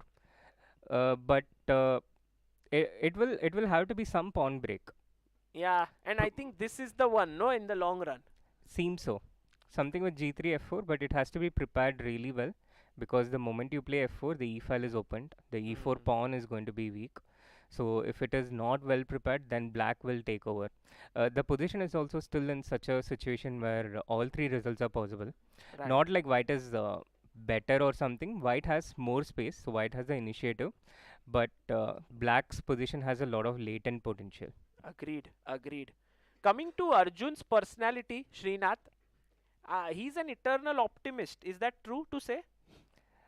Uh, to an extent, yes. So, like in this situation, when he was at this point where yesterday he was on 3.5 points, half point behind the leader, he would be thinking to himself, I need to win today, like that's today's round, and then go to Uzbekistan and finish in top 2 or even win the World Rapid and get 2 candidates. For some, this will be an insurmountable task, but for Arjun, does he look at it as an opportunity?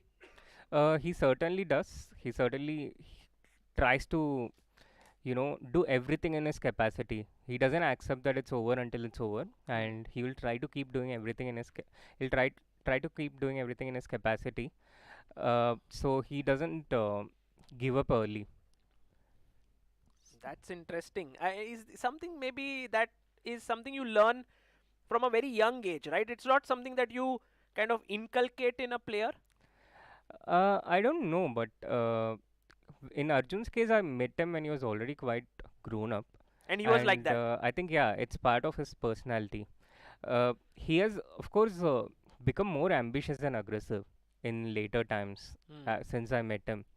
I do remember the first tournament I worked with him, the first time, where he had already defeated Nodebek and Esipenko. Yes, I remember World Youth Olympiad 2017? 2018. 2018.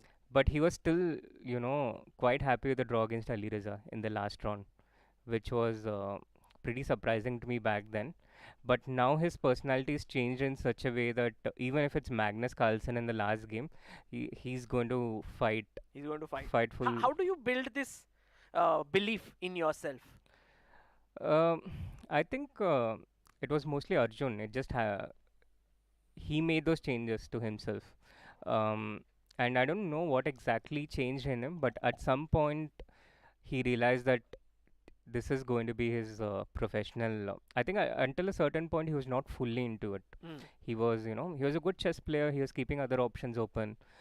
He entered college, but at some point he decided that no, this is going to be my thing. I'm going to go full into it, and probably a lot of factors, Sagar. Like I think internet has played a massive difference in terms of giving opportunities.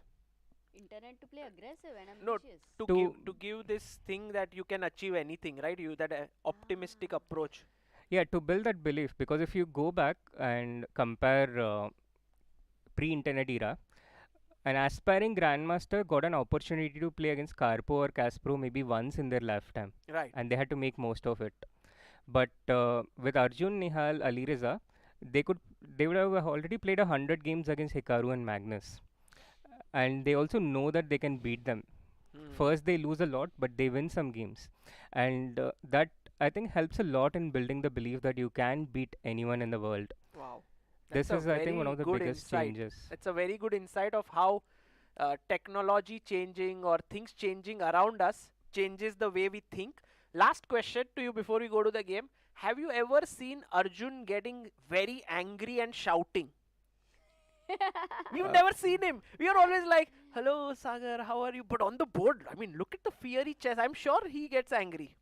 Yeah, he gets angry a lot of the times. I haven't seen him shouting yet, though. I hope I don't get to see that. At least I'm not facing it. Okay, that's good to know that he doesn't shout in general, but yeah, he does have that sort of aggressive approach many times to the way he plays on the board. Right now, he's brought his knight. Sjugirov has brought his queen back. Yeah, Sjugirov is preparing for the siege. He's, bringing all the pieces back and getting ready. Getting ready for. I don't know what is coming for white. I like this move G3. Ah, nice move. You know, this can come, keeping it open. Nice. But yeah, post this, I'm not sure how exactly Arjun will continue. But it's probably not going to be something very direct. I think he's going to take a bit of time. Got it. Okay, let's wait here and see what.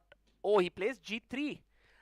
Does it happen often that a coach generally starts to play like the student starts to play like the coach? I mean, you could guess his move easily g3. I mean, it's a good move. But Yeah, I think this one was just a normal move. yeah. Okay, guys, g3 on the board. Arjun keeping his option open with f4. Amruta, you think this will be like going Arjun's way, or what's your feeling like? No, definitely the body language for Arjun today, like we have been seeing him walk and all other factors off the board does show that Arjun is in another form, at Yeah. least another mindset here. And Sanan really will have to be very, very alert. I like the move g3, but as Srinath said, I'm looking at what is Black trying to do. Is he going to go knight g5, and does he have something like h5, h4? I don't know. Like there has to be some activity, otherwise you feel very stagnant in the position. He wants to trade the knights. That's what he's done. Yeah. Yeah, also a classic way of dealing with less space. When you trade more pieces, there is more space for your own pieces. Right. More area per piece. More area per piece. Nice. Okay. So yeah, when low on space, trade is what is a good idea here. Let's see what Arjun does here. He can bring back his knight and say, you have less space, I won't trade.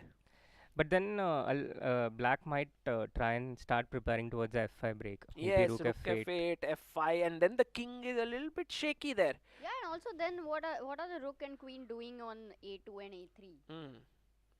So it's That's a very true. nice plan by Sanan, I would say. Sanan is definitely trying to stop Arjun's attack there, and he's played some good moves. Let's go back to Gukesh versus Hari Krishna, and here we have a few moves that were played. Knight b6 we saw, and Hari played this move g3. You're right, Amruta, he's not in any hurry. He could have gone g4 and g5, but he's taking it one move at a time. g3, rook c8, Oh, and the rooks e4. get exchanged. Yeah, he's But okay then to with this trade. double bishop, how much does the advantage remain? Not Srinath? much, I think. It goes down a little bit, I think, but Yeah. not completely. Yeah, but against Gukesh, I mean, he should be also able to defend that very easily. Easily, I don't know, Amruta, especially because there's so much at stake. I mean, if this was round one, I think Gukesh would have easily perhaps But held then it. he would have gone rash, Sagar. Yeah, he wouldn't have chosen this opening. That's true. But considering that it's the final round with so many things at stake, and also you can see the time usage. Gukesh has 25 minutes. Hari has 31.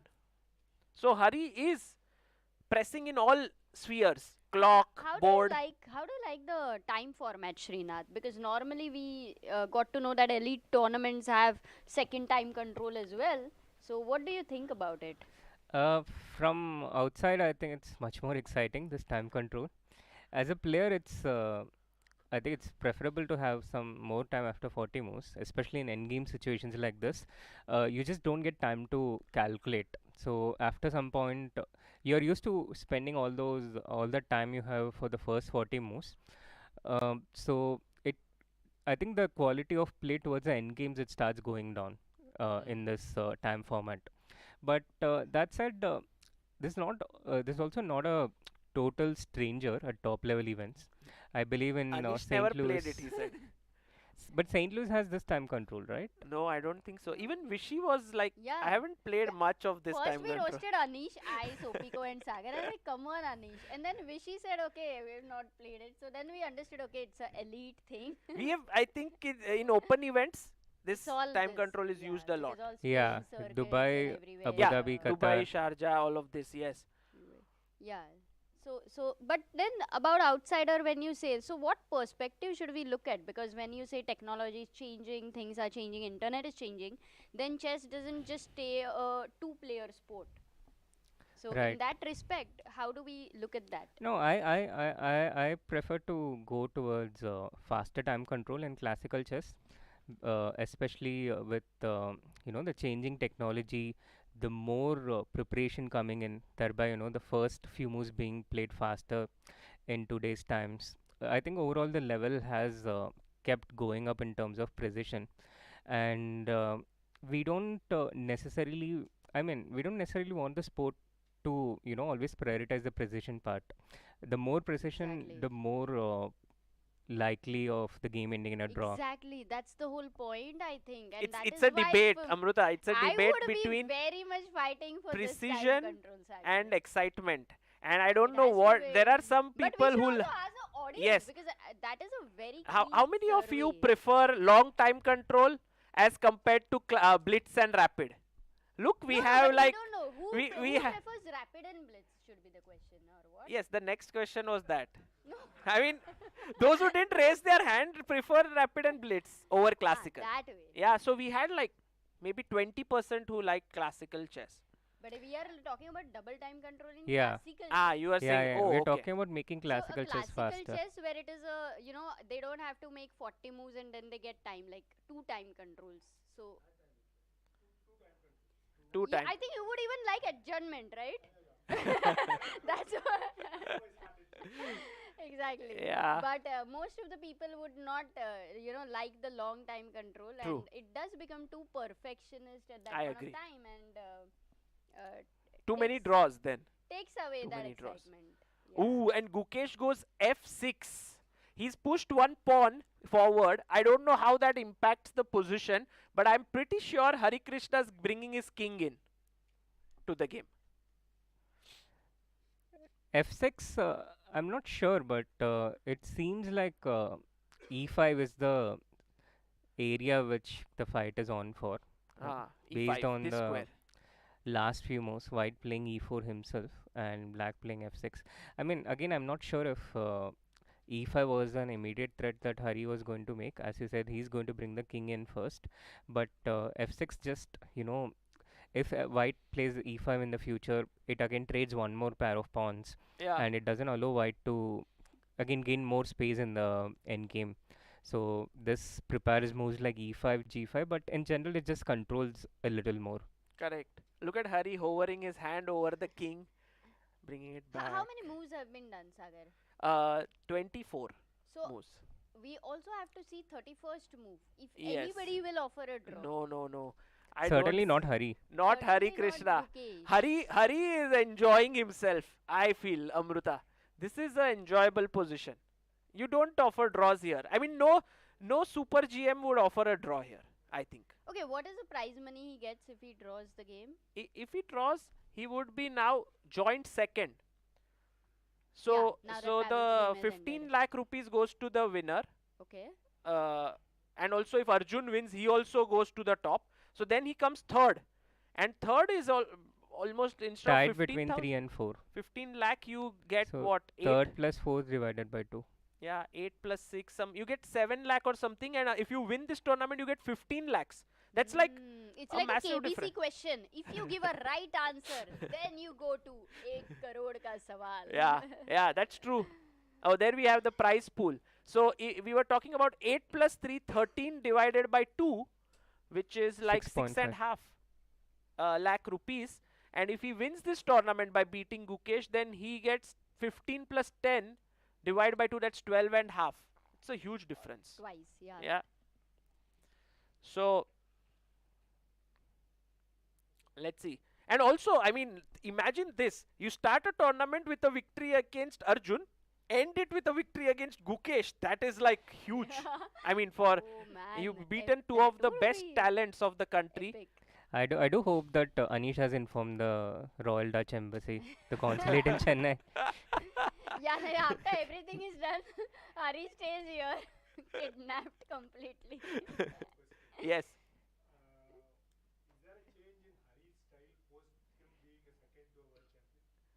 Aha, that's a good question. Maybe we'll let Srinath answer it. Hari Krishna did help Ju Wenjun in the World Championship to win the title earlier this year. So, do you think there's a change in his style?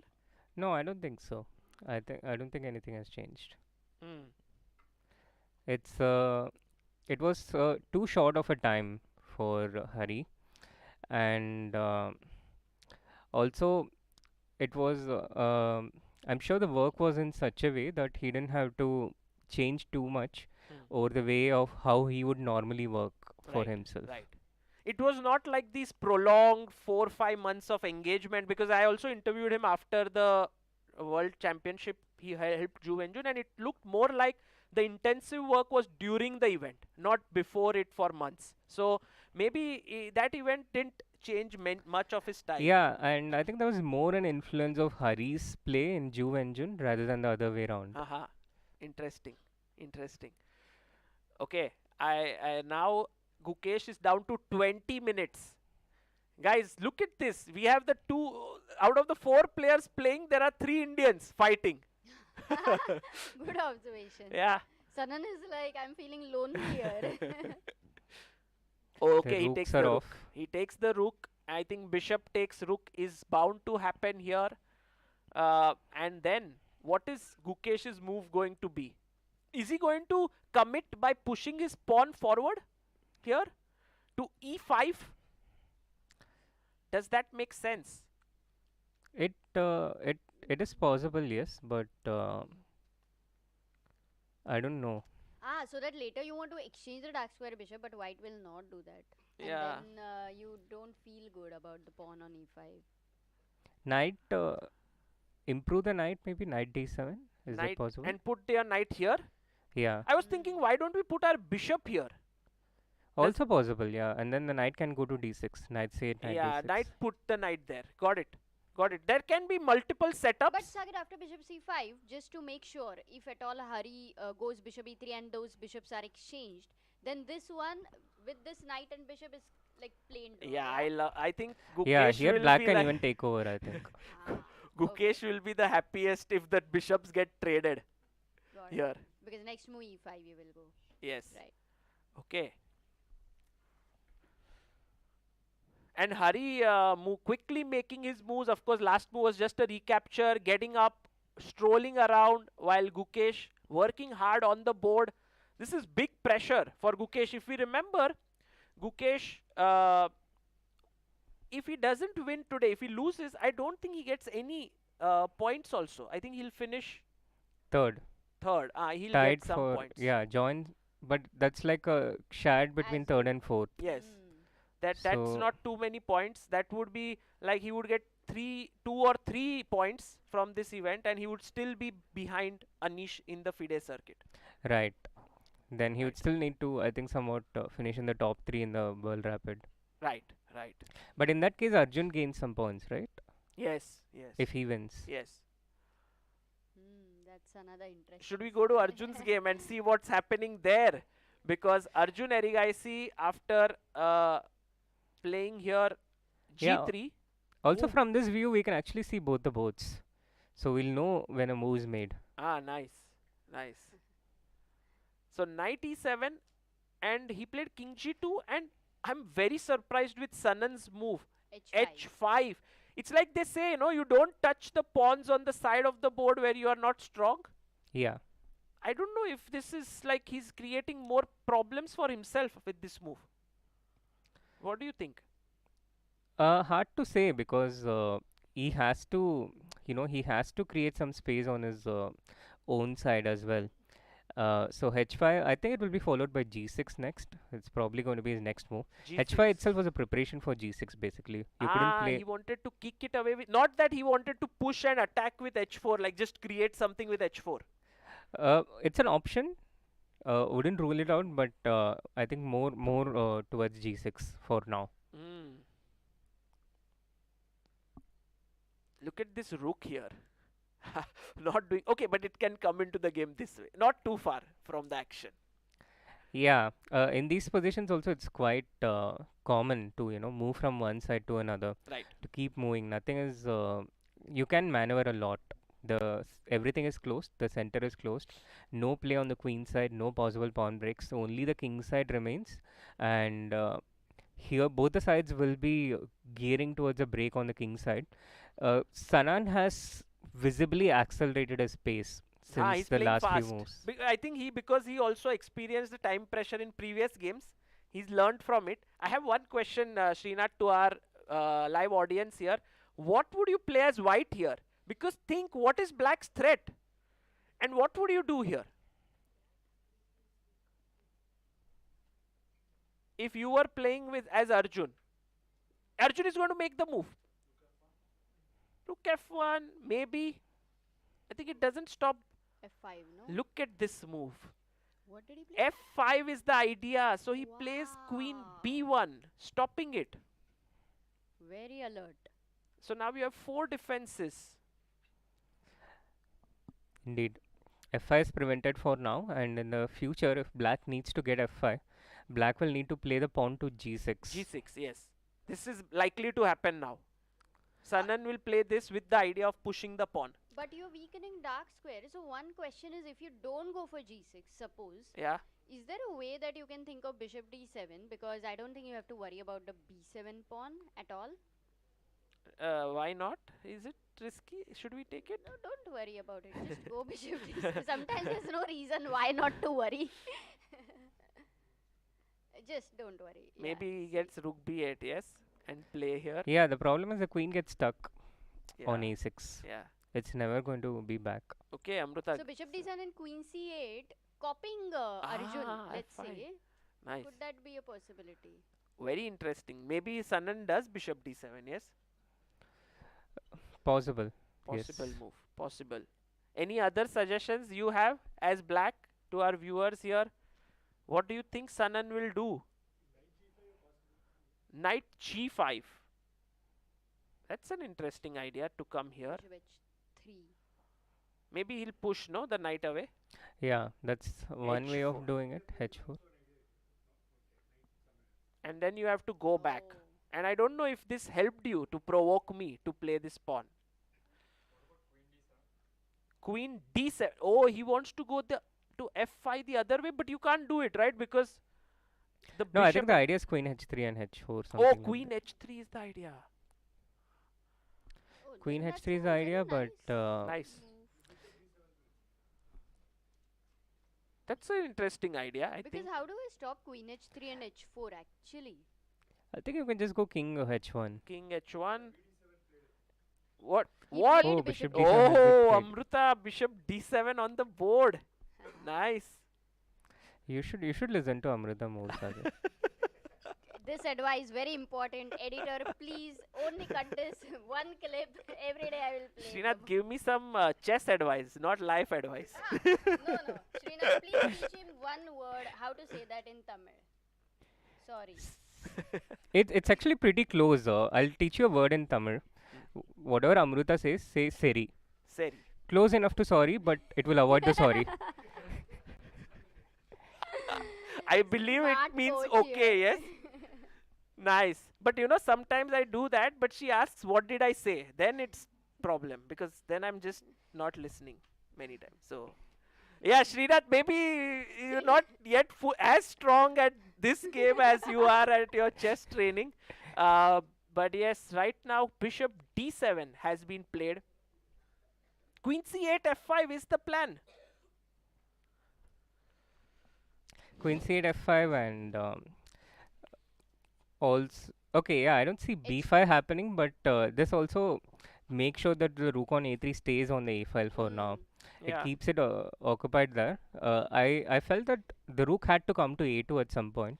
Look at. So that you Acha. can swing over here. Yeah, Nice. you station it there on a2. But when he wants to go queen c8 f5, if we do that h3 g4, and then No, h3 you g4 don't- is not part of the plan because that will weaken the f4 square. All square. Yeah, if you put this Oh, pawn here, yeah. this, I mean, not here Too per bad. se, but in Yeah. general, that Too would bad. weaken. So what is likely to happen is as white you cannot prevent f5 forever. It will have to come at some point, but you prepare yourself in such a way that when f5 happens, you respond to it. Like for instance with a g4 break of your own.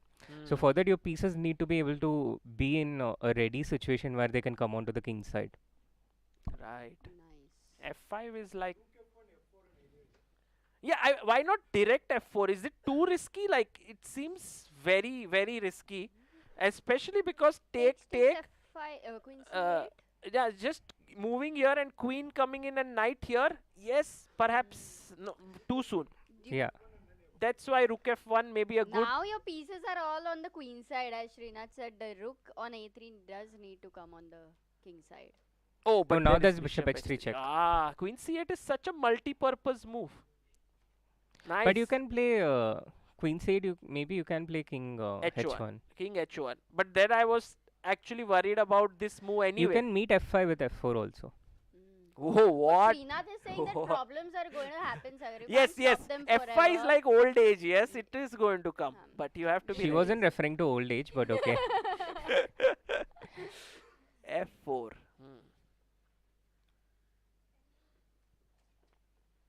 Okay, let's see what. Oh, he played rook a2. I think he's preparing like what you said, Srinath.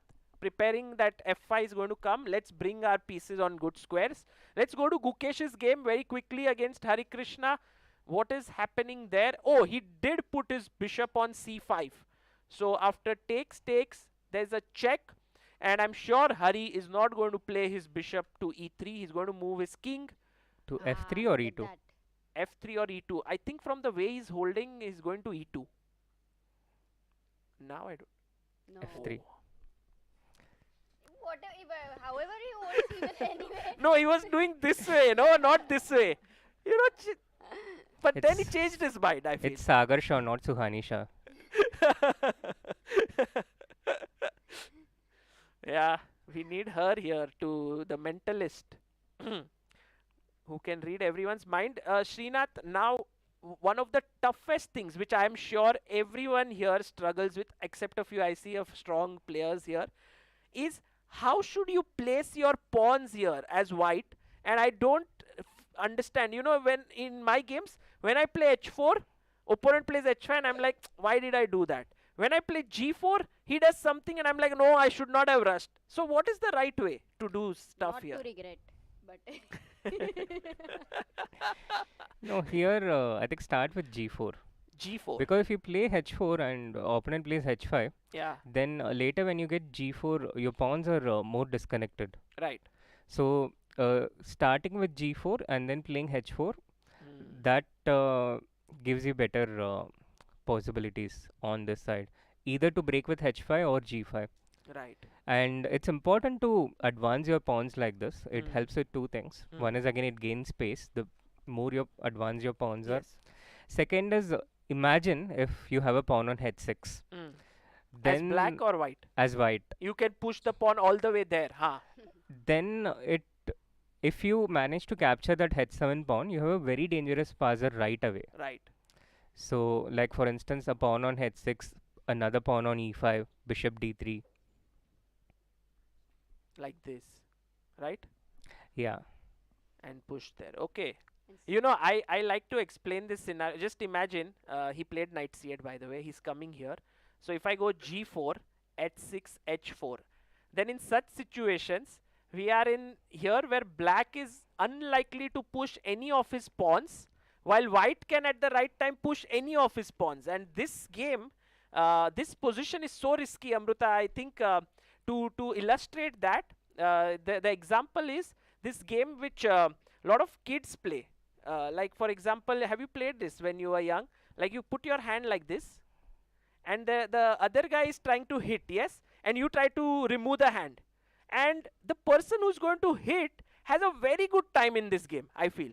And the person who's trying to remove the hand has a terrible time because all the time waiting from where he will hit. And I think Gukesh is in a similar situation. Why is Srinath? Because, you know, Hari can hit from here. I'm the person in most danger if someone hits here. Oh my god. Yeah. But Sagar, amazing example you gave. But Yes. right now I want to take a moment because we have some very interesting personalities in the hall. Okay. Oh, where? Just see there, Sagar. Oh, we have Vishnu here in the hall. We have Savita Shri here. We have Raghavi here. We have so many good players. Wow. Oh, if we could show the camera of the audience, that would be wonderful. We can Yeah. show GM Vishnu, who has worked with Gukesh extensively, who Yeah, works with him. he's working with him. Maybe we can also get his thoughts on the position at some point and ask him what he feels over here. because Vishnu has worked extensively. I think this would be the perfect moment to have Vishnu over here. Yes. The last hour of Gukesh's game. Ah. And I was just going to step out in 5 minutes in any case. So I think we should have Vishnu over here for the last hour. Well, we will have him. Srinath, firstly, a huge thank you for coming here, explaining so many nuances, not just of chess, but of psychology. Also, many things we learned from you. And also, guys, let's give a big hand to him. Thank you. This tournament would not have happened if it was not for Srinath here. So thank you so much, Srinath. Thank you. Thank you so much, Sagar. Yes, Srinath. Okay. No, but really, it has been amazing the kind of effort Srinath has put. Lot of things behind the scenes. Lot of things you will never know, but I can definitely. Don't hit me, Srinath is like, please leave. Let me go safely from here.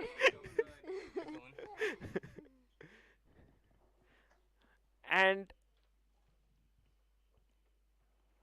okay, so right now Gukesh under quite some tension, and joining us is his trainer right now. He's been working with him since Gukesh was rated, correct me if I'm wrong, Vishnu, around 2200 rated. 2200, and he's been working with him till the present day. So that is simply amazing. Vishnu, a warm welcome to you in the studio. Thank you, Saga. I've been watching the event online, and yeah, it's been very interesting so far, and very crucial last game, I guess. Very tense. This is so tense. Are you feeling the stress? A little bit, not too much, but yeah. What is going on in your head? You know Gukesh so well. Do you think that he's under pressure right now, or he's just feeling like, okay, the position is not so bad? Probably he's a little bit unhappy now, I think, but than he was a few moves ago. But probably he's not too tensed yet. I think he's probably optimistic enough to hold this. He's still optimistic too. I mean, of course, the position has not become so bad, but I think playing Hari Krishna in such positions is a real worry, right? Yeah, I think that is the challenge, really, because he is in his zone also. This is Hari's positions, so he's also happy to be white here. Correct. Okay, so we just discussed with Srinath about some of the possibilities that can happen here. G4 is what we were thinking Hari Krishna will play. He will push his pawns, but Vishnu, there is, I mean, lot of people here are in awe of what Gukesh is doing, on the board overall. Like, he's few steps away from making it to even the candidates. There's one thing which everyone has always been talking about is his ability to be creative on the board. And I think that base was formed by him not using engines. Okay. Could be. We don't really know how it happened. We can't really, there's no real way to conclude that. But yeah, creativity is something that, we have emphasized from very early on, to be original.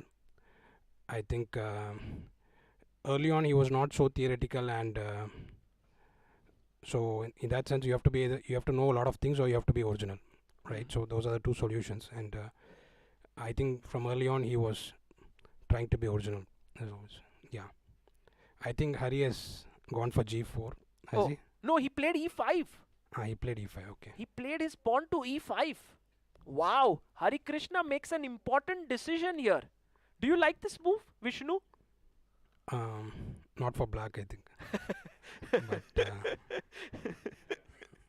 okay, I mean, it's a committal move, right? At the end of the day, how do you meet it? I feel black should shut down the side with F5. Yeah. And somehow to break through now might not be so easy, right? But it's always, in practical play, it's always, to break through is easier than to hold it, I think. That's how I would look at it. But okay, I mean, the fact that he went into this opening and he went into this position means that he's ready to suffer for a bit in exchange for solidity. So he should be mentally ready to defend the position. But I think, white should also be happy. E5, so Gukesh will most likely push his pawn because taking is just what the bishops need, right? Bishops want open board. Yeah. So taking might not be the best idea here. Yeah, I mean, it's more obvious to play f5, I think. But at the same time, he doesn't have a weakness on e5 if you play f5, right? Okay. So you think if you take, this pawn could become weak in the long run? Yeah, I mean, you could put your knight on d7 or something and try to play against that. And then try to attack this pawn. Interesting You're not going to win it, but you can hold down your opponent's pieces with that idea. And I think this is what Hari is doing very well. He's posing Gukesh with questions every move. Yeah. And making Gukesh bleed time. If you see, he's now down to 15 minutes. If you even pose him 3-4 more such decisions, he will come down to like 1 or 2 minutes, and then mistakes could happen. Yeah, for sure. I think he has to reach a position where he does not have to take any major decisions within the time pressure. I think until he reaches like under 5 minutes. Before that, he has to reach a position where he doesn't have to take any major decisions. Right. But that's what Hari's job is here, to keep the position fluid enough that there is decisions to be made. Not like if imagine Hari Krishna does something like this, then Gukesh is the happiest. Yeah, there's nothing. Yeah. This is not happening in any way. Yeah. Or if you exchange the bishops now after the commitment of f4 e5, is it still bad? f5, let's say, and bishop e3? Yes, I still feel because the light square bishop will cause some nuances, right? In time pressure. Yeah. Oh, this is such a good question actually by Amruta. Because earlier I thought Amruta keeping the 2 bishops was a must. But now the engine is still feeling that bishop trade, it's still better. Because you fixed your pawn structure on dark square. On this way, yes, this becomes. Yeah. But I think it's all about the knight position. I mean, we have to put the knight somewhere so that the king does not enter. Where would you want the knight to be? The pawns are controlling light squares, so I should want the knight to control dark square. In order for the knight to control dark square, it should be on a light square. If it is on a light square, then the bishop can attack it. So unfortunately, it cannot be on a good square. What would be the king pawn endgame? Same position, remove the minor pieces. Bad for black, I think, probably. Lost, no? Yeah. It depends where the king is. King d3. Let's say king d3, just for the sake of... It's lost. No, this one is equal. Because the king can block. There's and no if you entry. had king on d4... Yes, then it's winning. Then because it's my winning. king would enter. So you're... King d4, yeah. This should be winning, I guess. King comes here, and then I think I have a lot of space, so I should be able to win from some side. Yeah. Yeah. a3, b4. And so Oh, he played f5. Gukesh has played f5, and I think this is a very interesting moment because with this changed pawn structure, now bishop trades also are a possibility for white. Yeah, but right now is he going to play bishop e3? Bishop e3 takes. But maybe Gukesh will not take, or is it forced to take? Because bishop... He could play b6, yeah. b6 takes, but then... Oh, and then you put the knight here. Yeah. Because then your pawns control this, your knights control Yeah. light squares, could be a good fortress. Wow, this is a very nice idea. Oh, very He deep. takes This c5 endgame is getting very more difficult, exciting. Yeah, you will... Let's go to Arjun's game very quickly and see what's happening there. Arjun Erigaisi here. Oh, we have some action here. What happened was that after he went rook a2, h4 was played. Arjun pushed his knight back to the f5 square. He took, pawn takes, queen came up, and now Arjun pushed his pawn forward, creating this nice clump of pawns here. And rook went to b8 defending. Rook came to f1. This is looking very promising for Arjun. Yeah. I think right from the opening he had a very good position. I think. I mean, whatever black played was a bit suspicious to me, at least. So I'm not so surprised that he's doing well here. Vishnu, as a person who looks at all the players very deeply, you know, like because you are also working together with Gukesh. How do you see the difference in style between Gukesh and Arjun in general? Srinath should be talking about Arjun, I think, but I don't know. They're very different, I think. I mean, just the approach to chess, openings and everything, there's hardly any real similarity. No similarities, huh? Yeah. I mean, Arjun can, one thing that Arjun can do well is shift between styles a bit better than the other guys, I think. You mean Arjun can be a very good attacking player, positional player, end game, everything? Not sure about end games, but both strategic and they're all good at it. I mean, obviously, because they're all strong. But somehow I have the feeling that in a completely messy position as well as in a strategic position, he's quite good. And his openings, he's always bluffing, I think. I mean, you shouldn't trust his ideas. He's always blindly. Bluffing. Yeah. Okay. I mean, as in he plays the opponent, yeah, rather than the position or something like that. So he tries to surprise you and sometimes plays dubious stuff, trying to see if you can exploit that over the board. Right. He always has something interesting, but every game he has something interesting. Yeah. Every game he has something which is going on, something happening. Arjun's games are hardly ever dull. And this is also happening here. Look at, we are in now the 3rd hour of play. And if it is so interesting, Sagar, didn't Anish say that if there are interesting games, I'll join? Yes, Where he had. Is he? Good question. We should ask him. Where is he? He's not interested in Gukesh's game. That should always be interesting for him, right? But you can tell him Arjun's game is very interesting right now. It's a good time Well, to join. maybe he's listening to us and maybe he may join. But here, I feel that now at the right time, once the f4 break comes in, it will open up the bishops like anything. The rooks will come into the game. Only 8 minutes to Sanan. Yeah. And while the position is closed, it goes He's so connected. slow. It goes so slow. And then later, when it opens up, it explodes, you don't have much time. Yes, I agree. I think Arjun is also pacing it well, that the position will open up when Sanan has the least amount of time, 8 minutes on the clock right now, but Arjun's about to make his move. Will he push his pawn to f4? A move that I like a lot is to put the bishop here. Like, fixing that black's position. You tell him it's a bad move. Why is that a bad move? I think, okay, I mean, he played h3, yeah? h3. I'm just trying to Yeah. it's good for me to hear. Sagar, it's a bad move. Okay, Amruta. You are bringing all the grandmasters just so that they can tell me you The are thing not about good this enough. position is that, even though you have the 2 bishops, you shouldn't really open up the position because you have more space, right? So, and black's disadvantage is that he can't break in the position. Even though he has a knight, he doesn't want a close position because he has less space. Right. I mean, yeah, I think there's a John Watson book which discusses this and it's quite interesting, where the side with the 2 bishops does not want to open the position. Really? Yeah, and side with the 2 knights or bishop and knight wants to open the position. And what's the name of the book?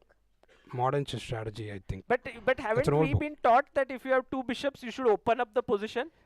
Everything you learn is not, I mean, has exceptions. Exceptions, Sagar, Yeah. exceptions. Or maybe some rules of chess after, the engines are making strides This is are a book from evolving. this is a book from the 90s, I think. Okay. But yeah, definitely engines are also changing the idea. But I think these positions nowadays are generally considered not so good for black. Right. Okay. We are waiting for Sanan now to move, but he's already down to 6.5 minutes. Let's go to Harikrishna Gukesh here. Oh! This happened in the Wow! Bishop e3 and he went b6 He very played quickly. bishop e3 and b6, what we discussed. And, firstly, Amruta, kudos to you for thinking about bishop trade. Because, I was always like, keep the bishops. And also kudos to Vishnu for suggesting this defensive idea with b6. so that when you take with the pawn and putting the knight on b6. Yeah. So we have to like assume that he won't take, and what do we do in that situation, right? He won't take. White won't trade the 3 bishops. minutes to hurry? Can we do a full screen to What? just Hurry is verify? down to 3 minutes. 1 minute? Whoa! No, Hurry has 13 minutes, No, Amruta. No. So Yeah, that's exactly. That's why I wanted to verify maybe the leeches. Exactly. I was surprised. How did Hurry come so down on time? Because he was ahead. But now it's almost equal. 13 minutes to Hurry, 12 and half minutes to Gukesh. No, but this is getting excited. If they played until now, there's no way it will end in a draw. Yeah. Just No, like that. it could end in a draw, but they will play right till the end. That's Yeah. what I meant.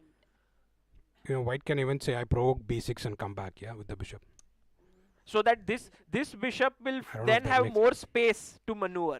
It's like these two bishops are like this nice sort of couple, yes? They both work for each other. Yeah. Vishnu and Raghavi. Aha, nice. Nice couple, no, you said. So Yeah. That's why. We also have Raghavi here. By the way, at some point when Vishnu and Raghavi got married, they were the strongest couple of Indian chess in terms of rating. So Vishnu's rating at that point was 2500, Raghavi was 2290. Don't bring up our ratings. But at some point, now it's changed. There's a Yeah, new couple. I guess someone else could be stronger than them in India. But yeah, maybe everyone lost rating, yes. So maybe you're still the strongest. No, we are not. Yeah. Interesting. Yeah, it's not sure who is the strongest chess couple. We of course have Sriram Jha and Vijay Lakshmi, who are both GMs and GM and IM. But Lakshmi is from Chennai as well. Yes. Very strong player.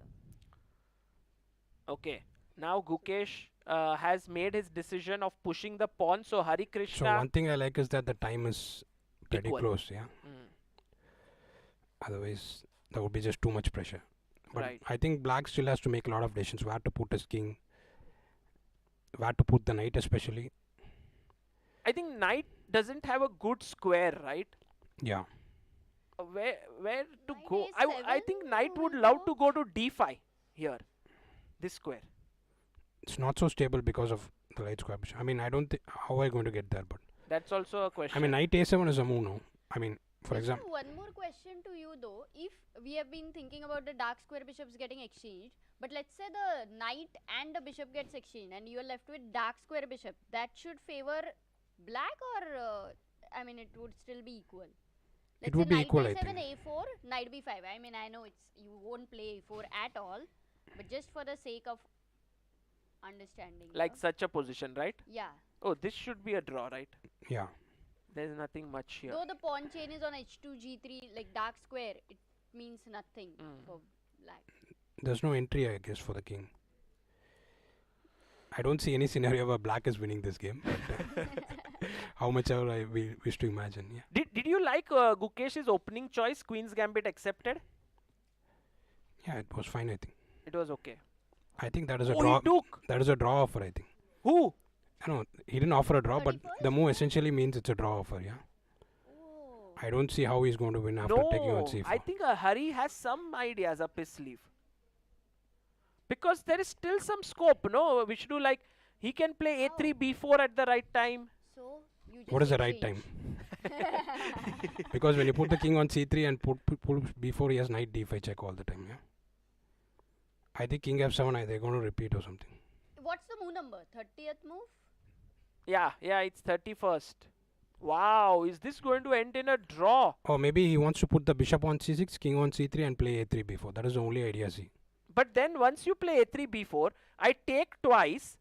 Isn't that just a draw because it's all on one side then? The knight is the knight trapped? I don't know. Man, if Hari Krishna has found a way to break in somehow into this position, because guys, look at this. This pawn controls this square. This pawn controls here. Knight controls this. These two pawns control. So there's no entry point. Maybe we are overthinking and he's going to play bishop c4 or something. I don't know. So I do feel from Hari's body language that he doesn't feel that confident anymore. He's more in this thoughtful pose. Meanwhile, Arjun has just pushed something on the other side. We saw maybe What was the move that Arjun played? Rook g8 was played by Sanan. He's pushed a pawn on the other side of the board, a5. Oh, please explain this. Yeah. Why did he push there? He wants to play on both sides. I guess, I mean, that's the only explanation because he has more space, right? The logical thing to do when you have more space is to play on both sides. Yeah. Or he just wants Sanan to think more and come down on time, right? Yeah. Yeah.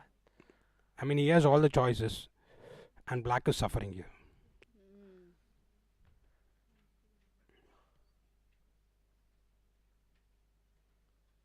So while Arjun is in a very dominating position, if he wins this, he will reach the leader's position. If the game between Hari and Gukesh ends in a draw, that means both the youngsters, Gukesh and Arjun, will finish 1 and 2. Yeah. That's a huge result. Ends in a draw, then are you sure? What? If the game, both the games, I mean Arjun Yeah. wins this and Gukesh's game ends in a draw. Yeah. Gukesh will be first. Yes. But Hari will be second, no? In that sense. No, Hari will be half a point behind. So Arjun will join in and Arjun will get second position where both will get circuit points. And then World Rapid will be an insane event. Crazy race. Yeah, World Rapid and Blitz, both in fact. Okay, what happened? But we are still far away from that scenario because Gukesh, I don't know whether he's okay. Queen e7 played here by Sanan. Oh, he's not left his queen. You see, he's kept it touched. Touch to move. But it's a blunder. It's a mistake, guys. Can you think? Not a blunder, but it's a big mistake. Oh, f6 is very powerful. Yes. What? How? Who said? She. You saw f6 so quickly? Yeah, she's Maybe strong. just like Sanan. Yes, he was moving his queen and he saw, oh my god, pawn is coming forward. But imagine there are 3 ways to take it. Vishnu. Knight into f6 is the only move, I guess. Because what if I take here? Bishop h7. Just this is hanging. Yeah. So you can't do that. You can't take with the queen because this is hanging. So knight takes. And now what's the move? Amruta is saying all that. Bishop g5. Yeah, maybe queen e1 next and it looks pretty bad, yeah. And it's, oh, this is a deadly attack. Do you think Arjun will find f6? For sure. 100%. Yeah. Not an easy move. But I think it's quite simple because these two pieces are looking here. If you forget about the queen on b1, yes, it's very tough. Yeah. But Arjun won't. He's feeling excited there. Oh, it reminds me of Anish. Yeah, Arjun's body language actually, for those who know him, is quite easy to decode. But those who don't know him can feel like he's, doesn't find it, doesn't play it, rook b2. He's not spoilt it, but he's missed that opportunity. It was a possible. He has 2 threats, right now. One is f6, which is there, Yes. exists. Yes. Another is rook b7. To take that. Yeah, maybe it's not, he might save it Yeah. somehow, bishop c8, and then you get another chance to play f6, yeah. Okay, going to Gukesh's game. Hey, they agreed to a draw. Oh, let's go there. Oh, Gukesh and Hari have agreed to a draw, guys. First move. So, the only right move I break was a draw offer. Can we have a replay, Director G? Can we go first right now to their discussions? Yes. Oh, everyone wants to meet Gukesh. Oh, he's got pictures of Gukesh. Very nice. Very People are nice. prepared to get autographs and everything. Yeah, of course. I think Gukesh I will was be in. predicting Sagar. That's why I asked you. 30th move, 31st move. Oh, I'm very surprised that Hari drew this, but also on the other hand, look at Gukesh there. He's shaking his head. He's like, whew, that was not easy. Yeah, he was under pressure, I think. And this means Gukesh finishes first in this tournament. Whether it will be sole first or joint first has to be determined based on Arjun's game. But he has got the pole position, which means he will not only, I think he will win the tournament. Because in terms of a tie break between him and Arjun, he was always coming number 1, like in all scenarios. So he has effectively won the tournament, I think. But Vishnu, how do you feel? Like, I mean, this tournament and, Gukesh right now at a position where if nothing, join first If we is can get definitely Gukesh, there. would be great. Yeah, I mean, Saga mentioned to me about the idea when I visited Mumbai, and it's a great event. I think apart from organizing this year, I hope it is back every year. And We also hope special the thanks same. to the Tamil Nadu government, all the sponsors, and Sagar for the brilliant idea using the whole, FIDE race as well as to make it interesting for everybody. And I mean, for me, I think, I thought it's interesting because except for the last month, Gukesh had a very good year, and we were trying to get back into form. And before the next season starts, I think he had a chance to get back into form in London and here. And I Yes. think he's playing much better. I think Chennai weather suits him. Yeah. He's Something played is- 2 events in Chennai, got Something works, one yeah. gold medal in Olympiad, like the individual gold on board one, and now the first place here. Yeah.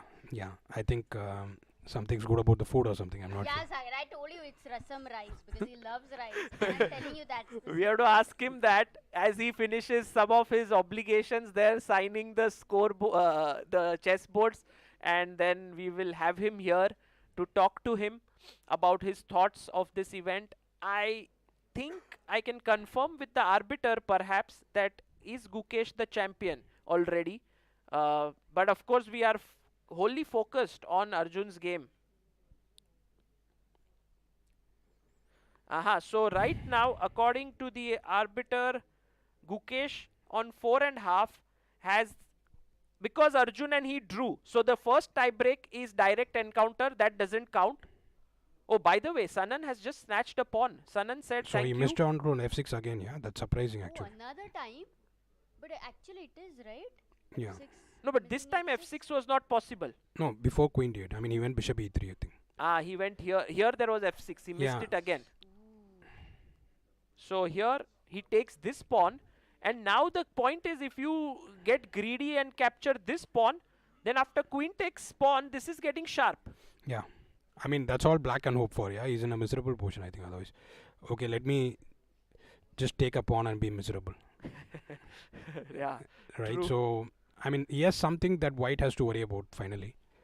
And but I think you can defend that and rook c2 or something. Rook c2 makes sense. Or Rook bishop s- d2. So you don't take this, but you go Yeah, take here. it on the next move. Yeah. But then I go back and save it. Is there f6? Everyone is think here, either which they means got- Gukesh is coming. Yes. Is there Gukesh f6 here coming? again? Or they got autograph. The work is done, Sagar. No, there is g5 or something. I'm not sure. But then g6 maybe. No, g6 I take on h4. Take here. And now I take here. Yeah. It's a become messy. Yeah. It's got a little bit of black activity, no? Queen d8, I have bishop f2, I think. Queen d8, I can just snatch the pawn with bishop f2. I'm not sure if this is what Arjun wanted, but Yeah. because he was. I mean, right now I think Sanan would be happiest in the game since a long time. Couple of hours, he was under pressure. Finally, he snatched a pawn, and it's like suffering, but with an extra pawn. That's always better than suffering in equal material. Yeah. Oh, wow, they're analyzing. Oh, I and the like how funny they. thing Can we is, look at it full screen? What are they analyzing? Yeah. Here? No, and the funny thing is, Sagar, they're not sitting opposite each other while analyzing. Yeah, that's nice. I believe what happened is Hari Krishna just set up the position to think on his own. No, That what Gukesh was was it? signing and I think going Yeah. to come there and sit in front. That's what Hari would have thought. Yeah. But Gukesh couldn't wait and he already started analyzing. Right.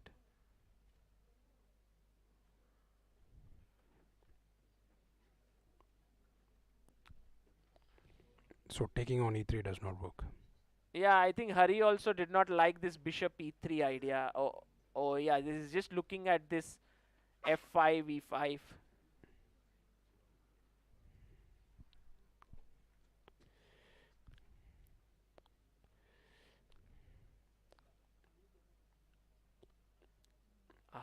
Knight comes to a5.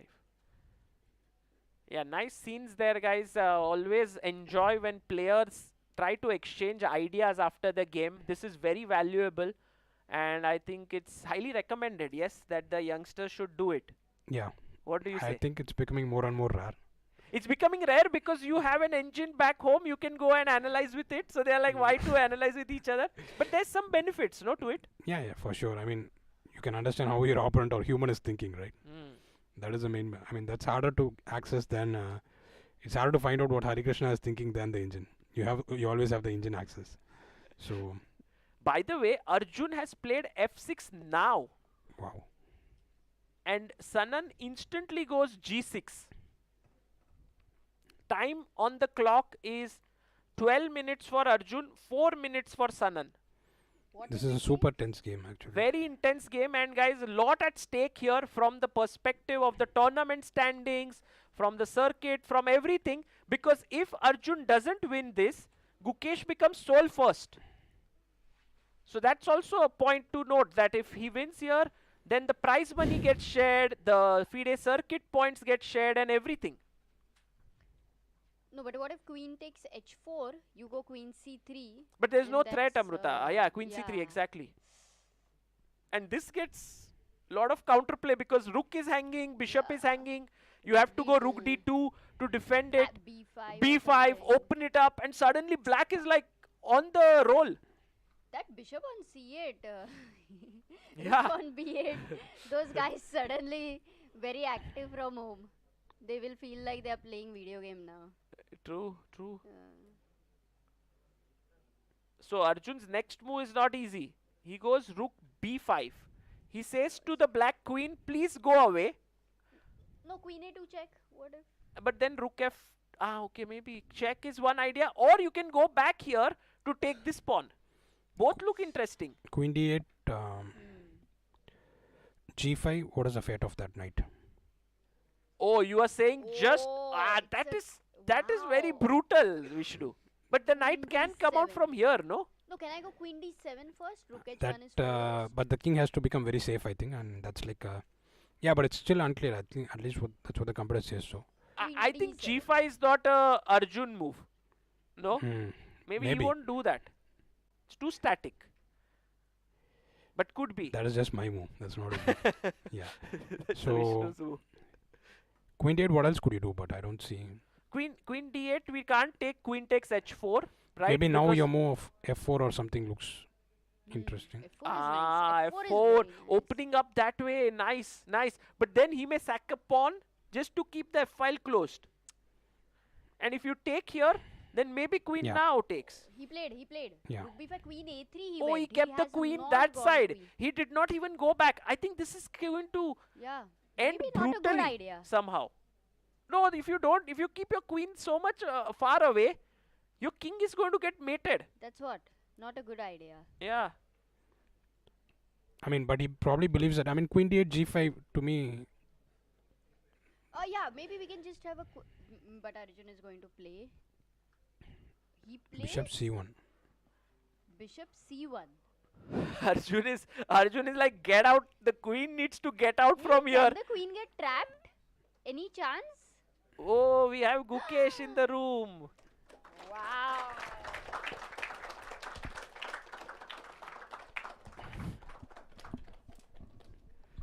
Okay, thank you guys. Would you like to sit through the discussion or? Yeah, I don't mind. If you can come here, Vishnu,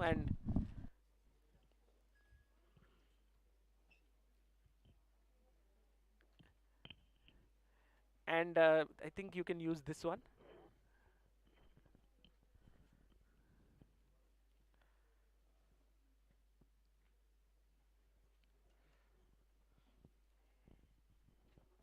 So, Gukesh, while we are going to talk to you, there's also this very intense game going on between Arjun and Sanan.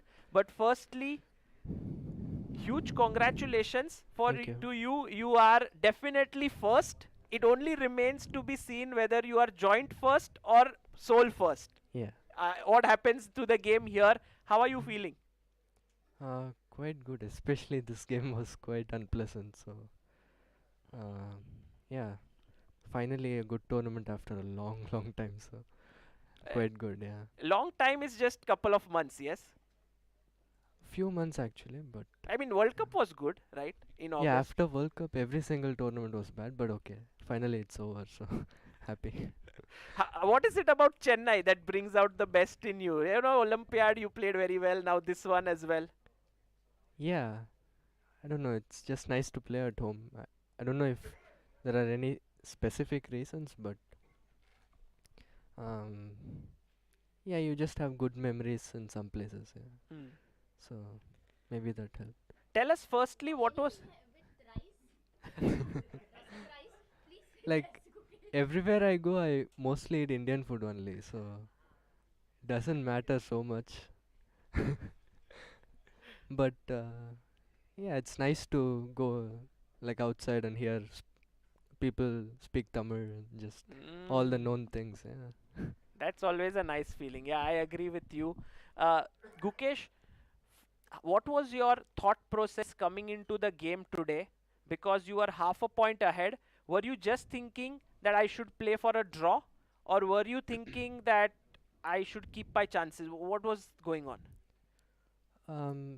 Okay, already the last couple of rounds I was in just a safe mode. I mean, I knew that tight for first would be enough for the circuit. So yeah, I mean, the two wins were quite nice, and then I was like, now I should just not do anything stupid and just just play it safe. So yeah, honestly, I was just playing for a draw last two games, and usually I don't do it. Yeah, But exactly. I was thinking, yes, playing for equality is normal in such scenarios, but huh? He's getting old, I think. Wise, yes, old and no, wise. also in London, like the previous tournament I played, I started off very well, and then I had this couple of accidents, and the tournament got spoiled. So like when you're fighting in every game, accidents can happen. I mean, it's not that I'm scared of it, but the stakes were just too high, and I didn't want to take any chances. So. But does that thought come into your mind that now it's all world rapid and there anything can happen, or you are just not thinking about that event at all? I was not really thinking about that event. I was just trying to um, like finish it off here. I mean, take the lead here and um, leave the rest up to Anish. Leave the rest up to Anish, what he can do. That's true. Meanwhile, a lot will depend if Arjun manages to win this game. Yeah. Because then if you both are tied, the points also are a bit sort of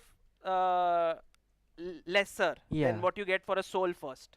Sure, but I think still I take the. Yeah, still you take the lead. I still for take sure. the lead. So yeah, I read about it before the tournament, and like always it's. Depends, I think, Anish gets a medal in the rapid and blitz. Yeah, he has to get a medal, I think. Top so. 3 spot. I mean, always World Rapid and Blitz, it's very tough. So. Okay, and I mean, always winning sole first is the thing to aim for, but here I was just playing for the FIDE circuit. So I don't really. No. It's not that I don't care at all, but I care mainly about the circuit, and I'm happy that I achieved my goal for that. That's very nice to know. And meanwhile, what are your thoughts on this position? Do you think Arjun has things going his way here? Because just looks over, no? It looks over? Yeah, I think so. Oh, just there is this idea, no? If you can get your just rook. Rookie 4. Rook, yeah, don't go from here, you blunder this. I think even you can do that. And then take rook b2, rook h2. Oh, take this, take with the h pawn, bring your rook and checkmate here. So that means that black does not have any defense against it, sort of. I don't see it. Yeah. I don't think there is, but I don't see a defense actually. If Arjun wins this, that would be quite amazing, because I mean the game has been phenomenal from him, but also you and Arjun both finishing with 4.5. That's epic. Yeah. I didn't understand what Sjugirov did today actually. Played this line in the most weirdest way I've seen. Yeah. Like, He did not really play it so well. But Gukesh, in your game as well, you were under pressure, no, today, or did it feel like that? Yeah, I was under. I don't know the objective evaluation, but maybe still Rook G1. Yeah. Oh, still Rook G1. Wow, look at this move, guys. But I would give up the exchange and then Bishop D3, Rook G4, Rook G7. Oh, okay, okay. Rook G7 is Oh, the Rook defense. G7. Ah, that is Vishnu nice, here. yeah. Very sharp. I don't know if I'm getting mated. FG, King G8, yeah, probably. Ah, Yeah, King FG, G8. don't take this pawn But King because G8, then Queen check H6? and Rook here. But King here. G8, Queen H6? Yeah, King G8, Queen H6. Still King over, I G7, think. also Queen H6. Oh, you should start with Queen F8, I think. And then Rook G4, Rook G7. To take with the... No, instead of Rook G7, he said No, take here. What is the problem? Just Rook H4, yeah? there is some difference which... Oh, King H8 and Queen G8. Queen G8. Oh. and somehow you are there, still holding. Guys, it's not that simple, perhaps. He went back with Bishop E2 in the game. Arjun kept his piece extra there. I mean, not an extra piece, but this may not be so simple if black starts getting play, no? A6, B5. Yeah. Okay, I A6 B5 doesn't sound right, but... Sorry? A6 B5 sounds like the position is strategic or something. A6 B5 feels like, oh, everything is safe on the king side, but here is almost a mate coming up. Oh, he played A6. Wow. And now if I go Rook G1? Rook G1, you are doing still the same thing, but this bishop is so Rook B2, unfortunately placed. It doesn't allow this, it doesn't allow this. Yeah. Okay, I go B5. Maybe it's not that simple. And then? Yeah, okay, Rook G1 was not good, yeah. Ah, you're not playing it, okay. Yeah. Arjun has 10 minutes or what? Like, when I was seeing the game live, he had 6 minutes. Can we zoom into the clock? He has 9 minutes 44 seconds, correct? Oh, so he played so fast that he gained 4 minutes, yeah?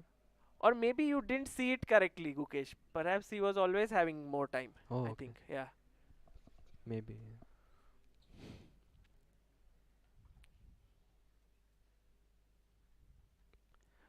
Gukesh, share with us a few things while we are looking at this game, like overall, when this event was decided and you had to play, were you feeling pressure that this is there, or you were feeling like, great, here's another opportunity? What was the feeling like? Actually, you know what my first feelings were, because when you mentioned this tournament, I was like not sure if I want to play, yeah? Because it was right after Grand Swiss and I was not in a mood at all. So. Yeah, after Grand Swiss was when... yeah, you mentioned that. Yeah, I mentioned it and you were like, I don't know. I was like, I had enough chess for this year. For this cycle, you had already given up, yes? Yeah, I had almost given up actually. Like, in London also I was not gonna play, and this also I was not sure if I want to. But then I gave it some thought, and I was like, okay, I have to try. I have a chance, so I have to take it. And How did that mindset change? well, Vishnu sir was a huge help. Okay, Vishnu, what did you say? No, just that, I mean, I think the last month, I've never seen him play chess like that. The Grand Swiss, and, that was like, from the World Cup, there was a huge shift in his game. I told him just to, get back to his original chess and forget about the other things, right? So go back to actually playing at your level, and if you deserve the spot, you get it, or you just play chess anyway. So what's the problem, right? So, and definitely, my recommendation was that. I mean, to my eyes, Gukesh, this is like, even if he gets, I mean, it's still open to the world rapid and everything. Oh yes, very it's much. Not as yet, but to me, it's like a really long journey. That's how I see it, and I wanted him to play better actually. So when you're in a bad mood and you've ended your cycle on a bad mood, you're probably not going to train with the same motivation. Nothing works so well, right? So even if you get to the candidates, it's like 20% of the job done, and the candidates is a huge probably one of the most difficult tournaments, as difficult as the World Championship, I think. So that's another 40%, and the World Championship itself will be a huge challenge. So I mean, to me, I looked at it as a long journey, and I said, you know, you have to play to just get your form back. Play your normal chess. Of course, it's difficult to escape the pressure on the thoughts. Like, I mean, who's not going to think about the candidates, right? So everybody has to, right? Otherwise, yeah, it doesn't make sense. So we just talked for a bit and try to find that whole Queen ideas. A5. Yeah.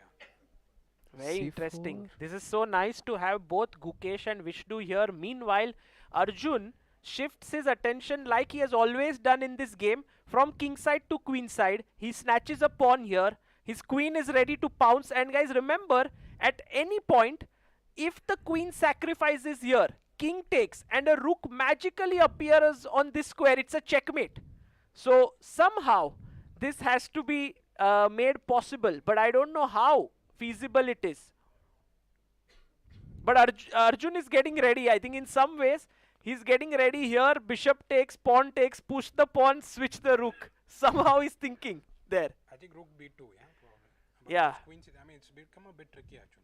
Yeah, the queen has got some activity. I mean, like 10 moves ago, none of these pieces had any squares. Now the rook on b8 has a few squares, and it's really become more tricky. And Sanan is playing quite logically. He's bringing all his pieces in, hoping that at some point when Arjun overextends, brings his pieces forward, he can get in from behind. Arjun is also a pawn up, by the way. No one is thinking about that. It's like Arjun is a pawn up. Okay, let's count. Yeah, he's pawn up. And also the knight is... h7 is a piece of... Yeah. Rook also, no, on g8. Yeah. But that requires the queen on h4 to be there, so kind of material imbalance. Yeah. But I think, you know, to convert this advantage, the issue for white is that there's no clear way, you know. I mean, I can exchange queens or do a checkmate. He has to make these decisions. You know. Black is not making any decisions. He's just making... Black is reactive. Yeah. Just reacting. There are no decisions for him to make. And things can happen in pressure, so Yeah. let's hope. I mean, I'll hope What are you hoping? that Arjun won't win. That Arjun wins. Okay. No, Arjun won't win. Won't win. Of course, no? Okay. Okay, got it. He wants all the circuit points. He wants all the money, the first place, the circuit points. Okay, got it. Only the circuit, I don't think You know, this he knows anything about it. somehow this is a little too hard on my ear, so I didn't hear it so well. Yeah.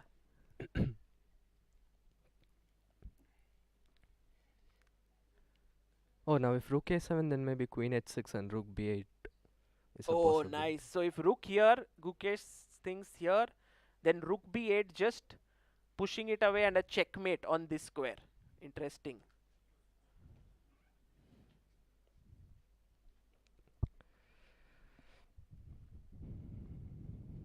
See, he kept the rook there. He played Play rook rook b8. b8, yeah. But taking this rook might be risky, no? Now, like if you take suddenly these two files are open, and if you try to mate, the rook just comes in, and it's all safe there. Yeah. And then the queen is entering. So Arjun has a tricky choice now, whether to take the rook or to save it. Rook a3 is... Rook a3 and entering from this side. Yeah, queen before rook a7.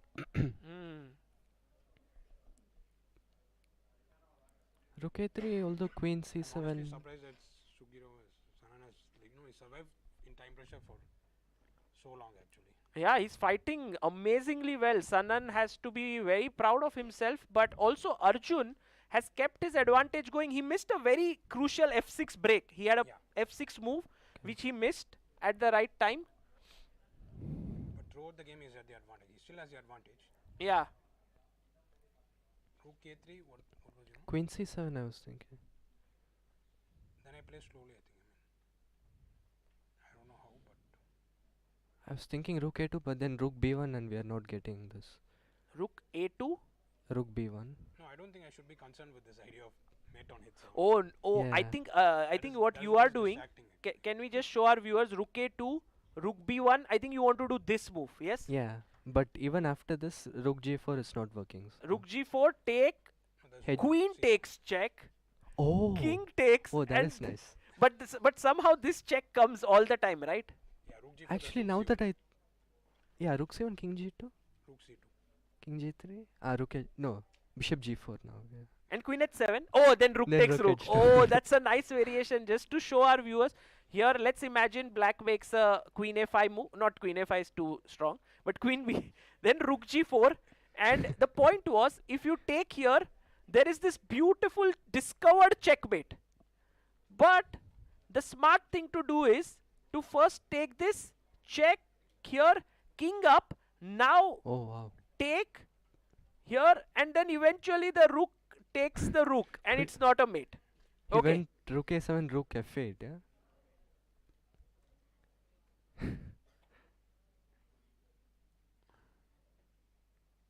So now only his queen is in the game. But bishop e8, isn't it over? Bishop e8. Oh, bishop e8. What a move there. Because if you take, rook takes f7 and a forced checkmate. Wow.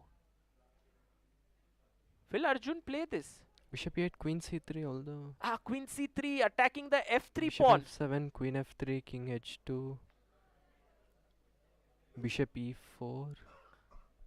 Bishop e4, is there a threat? Yeah, queen e2, queen f3. Or look at this move, Gukesh. Rook 8. Okay, Crazy come on, move. yeah. Crazy move. Just the engine suggested. But oh, yeah. I don't even understand even after seeing it. What was that? No, because rook a2 is coming in the end. Bishop e8 looks strong. But Bishop e8 definitely is a move that is on Arjun's mind. He spots these tactics like this. Arjun very, very strong in time pressure.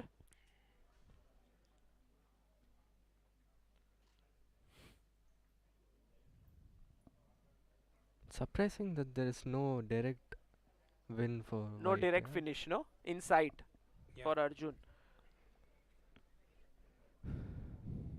While he's thinking, Gukesh, when it comes to rapid play, now that you are going to World Rapid, will you work on some things in these 2-3 days that are leading up to it? Because, you know, Anish will also be there, Arjun will also come. It will be an interest, or you have not thought about this? Yeah, not really thought about it. Still, but if you have to decisions think make, yeah. about it, what would you, or you will just say, let's go and play? Firstly, I'm not sure if I'm going to play. What? Really? I don't know. I haven't taken the decision yet, but... Very interesting. Yeah, let's see. That's news to me. I was like... yeah. Bishop e8, queen c3, maybe rook f1,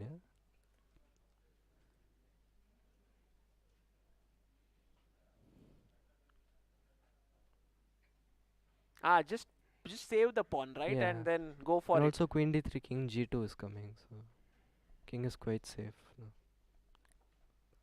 yeah. That's nice, but Arjun is actually using up almost all of his time. He has 5 minutes left now on I'm the sure clock. he's calculating bishop e8. He's definitely calculating bishop e8. Yeah, it's just over, I think. Oh, or maybe I can... Rook f1 if I play bishop d3. Bishop e8, queen c3, rook f1, bishop d3. Bishop e8, queen c3, rook f1, bishop d3 is what. Rook Vishnu. f2? Oh, nice move. Oh, take on c1. Bishop is hanging here. And if you play rook e1, perhaps, defended by this. Oh, wow. Bishop c4? Bishop takes pawn, attacking and here. then you take on f7. Yeah? And then you take here, and then this check. There's no and check. king g1. Oh my god, this is not easy for Arjun to calculate all of this. And also it's not easy for Sjugirov to find all of this. So this position can get... have an option, right? So yeah? Sjugirov doesn't have an option. Sjugirov doesn't have an option. I mean, he can blunder and lose. That that happens. But generally you're not looking for the defense here, right? That is the problem with this position, yeah? Because there is no defense. I mean, you can't solve this position. So you wait for the opponent to do something, yeah? Right. And Arjun is... He has not found it. Yeah, Arjun somehow is playing a little bit safely. This king h2 and all. You know, he's not taking those bold decisions. I think he's also under pressure somehow. Oh, for surely. Yeah. nobody escapes that. Yeah. But I don't understand why like Sjugirov went for this rook f8 and not just queen c7. But okay. Oh, now he played queen c3. He's keeping his queen in the territory. You know, he's I don't trying think, to. Sjugirov also saw bishop e8. I mean, that's what I mean. I don't think he saw bishop e8. He's just playing. But bishop e8 is like the first move that comes. No, I think it comes when you are calm. Under the pressure, maybe not. Now maybe It's either you see it or you don't see it. It's that kind Right. of. yeah. Bishop e8. Nothing's changed. I think the move is still bishop e8. I think now I can still continue with queen d4. Like take bishop even f7 queen rook f3, a8. right? That's what we discussed first. Queen d4. Oh, now queen f3. Yeah, now queen f3. Bishop e8, queen f3 maybe. Bishop e8, queen Oh f3 wow. is coming. He went queen f2 instead of bishop e8. He went queen to f2, which is a. Oh my. You know what Arjun is doing, I think? But if Arjun I- is just saying okay. that I am pawn up and I have a very easy position. I'll play h4, connect everything and play the endgame. No, but if you go h4, then I can take on c4. I think his point is, if queen c4, there's rook a4, rook h4. Yeah, that's nice. Oh, that is so beautiful. The rook swings over this way. Nice. Nice. Yeah, so first defend c4, then push the pawn to h4. Yeah. Something like that. Mhm. But not so easy to execute. Although for Sjugirov, it's even tougher. He has 1 minute 45 seconds left. 40 seconds. I think Arjun can even try to trade the queens, yeah? Right. Because now all the pieces are stuck there. Yeah, it's just a strategically winning motion. Yeah. This is the local train of Mumbai. At peak hours. Everyone is there. You almost took me and killed there once. No, that was not local train. It was the metro. Oh, even the metro yeah, was metro like was that, yeah. crowded somehow. No, I landed in Mumbai and then the next 10 minutes I should have died twice, yeah? You know, the difference between local and metro is that in the metro E4. there is AC. Okay, e4. Played. Oh, that's Bishop f4, yeah? It's over, I think. No, bishop f4, rook b8. what is wrong with f4? Oh, just Oh. sorry. Oh, nice. Oh, this would be such a finish there. No, come on. He cannot take the pawn. No, he's not going to do that. But maybe rook g3.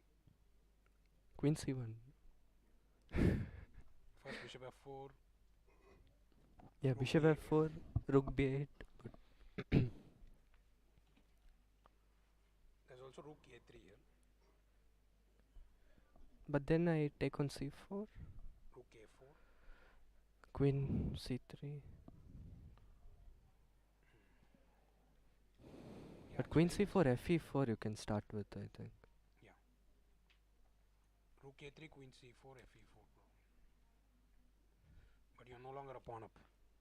Because now when you take this pawn, then rook a4 does not have access to h4. So he has put this pawn in the middle. Got it. Arjun's 3 minutes, yeah? Arjun has 3 minutes. Sanan has 1 minute 29 seconds. This is going to the wire, this tournament. Bishop f4. Nice move there by Arjun. He's attacking the d6 Oh, pawn. rook b8, he has bishop b5, I think. Rook d8. Rook b8. Rook b8. Yeah, bishop Coming in b5. here. Yeah, but bishop b5. And he's blocking. Rook a8. Yeah, rook f7, now I can take. And now, there's no entry point for the rook as such. Also, I'm threatening rook h7, so... And take, and queen h4 is a mate. Oh, it's juicy. Arjun doing it well here under pressure. So many people watching. Of course, he doesn't know it, but still.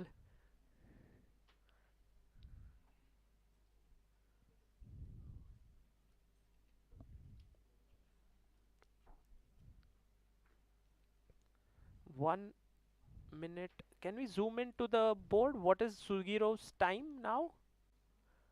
30 seconds left for Sanan. What is he going to do? Arjun is very good in these situations.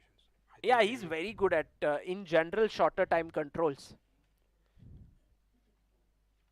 In Abu Dhabi, I played the same event, and he just bet a lot of these guys in these time scrambles. Yeah. And also, I remember seeing him in World Rapid last year and Blitz.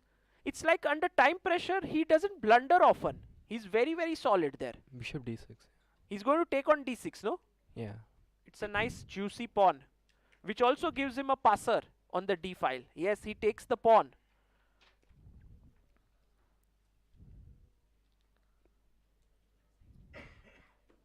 Queen c4? No, rook a4. Yeah, still. Yeah, queen c4. There's still this rook jumping there. So rook b8. Oh, he's given the rook up. But okay, just take bishop b5. Yeah, take here, and then bishop to b5. Don't get tempted by taking this pawn, because rook b2 and you lose the queen. So you need to block the path. Bishop b5. Queen e5, rook g3. Queen e5? Oh, you mean rook g3, knight g5. Queen e5, king h1 maybe. King h1, yeah. That's a nice... There are tactics in the air. If you do this... Queen e2. Queen e2.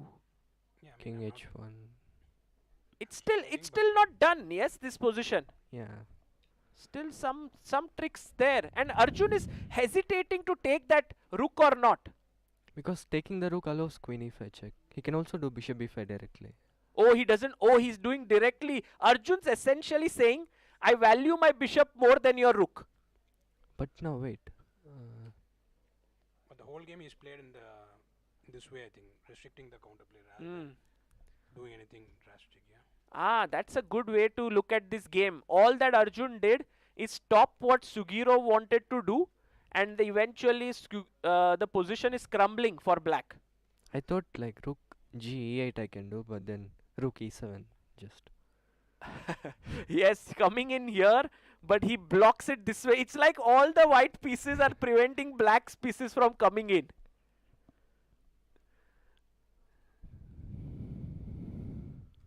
Do you know what will be the butchals if Arjun wins? Yeah, you will be higher. Even if Arjun wins, you will be first in this tournament. Oh. Is he going to lose on time? Ooh, he had 3 seconds. He didn't hear me well, yeah. Rook e8. He's coming in with this rook. Now again, this bishop can take it. Let's see if Arjun... just take. Maybe Arjun is like, no, rook, you have to suffer. I won't take you.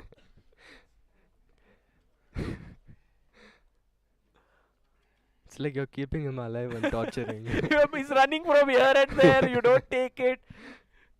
Now he takes it. Bishop takes rook. Rook takes rook. Still a big threat here. Rook e7 or... Yeah, rook e7 resigns. Wow, nice move. By the way, guys, look at this amazing move here. Rook e1. Isn't that pretty? To go the back rank way. But okay, rook e7 is very nice. And now the unfortunate part is this time rook b8 is just a free rook. And rook a8 does not threaten the second rank. So actually, rook has run out of squares. Yeah. He goes rook a8. But what is the rook threatening? Nothing. Rook e1 would be the classy, cleanest. Yeah? The fastest way to win. Just double the rooks to give a check here and finish it off.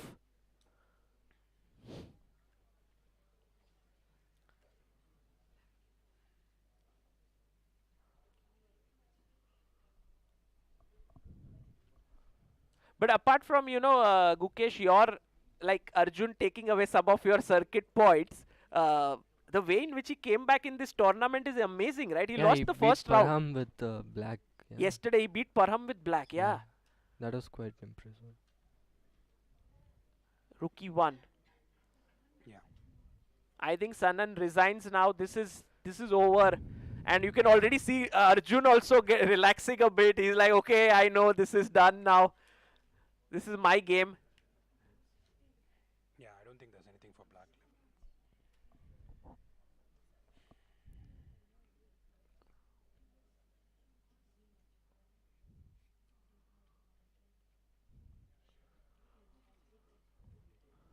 30 seconds left. Sanan, yes, resigns. Arjun Erigaisi wins. And with this, both Indian youngsters have taken first and second position. Gukesh, congratulations for winning this tournament. And to Arjun for finishing second. If I'm not mistaken, Hari Krishna would finish third, either him or Pavel Eljanov, but it could be all three Indians finishing top three. That's nice. Which is actually quite a big achievement considering such strong players were playing. Gukesh, we'll let you go now. You need to sort of change up. The closing ceremony will happen at 7. 7 o'clock, yeah. And maybe a lot of people want photos and autographs. They've been waiting since day one. Sure. Please, if you could be with them. Yes. And guys, that was Gukesh, the winner of the tournament here, but he was not the sole winner. On tie breaks he has won because Arjun Erigaisi showed nerves of steel and managed to clinch his game. If we can get Arjun here, this would be fantastic. And we can see if we can show the scenes in the room. Just make sure, guys, don't break the camera or the TV. You know, if we can. There's a lot of excitement here. Gukesh, of course, the crowd favorite here. Sorry? Yes, Gukesh is the confirmed winner. Let me just confirm it with the chief arbiter. He will. Yes. So Gukesh finishes first because his tiebreak is 13.75. And Arjun finishes with the tiebreak of 13.5. So it was a very close finish. But Gukesh is the champion of the tournament. Arjun Erigaisi finishes second. Hari Krishna is third. Is Pavel Eljanov fourth. Oh, and there we have the nice winner card shown on the screen. Gukesh with 3 draws to start, then 2 wins and 2 draws. That was epic. And he scored 4.5 out of 7 in this tournament. And you can see Srinath there handling everything as he's been doing since day 1 of this tournament.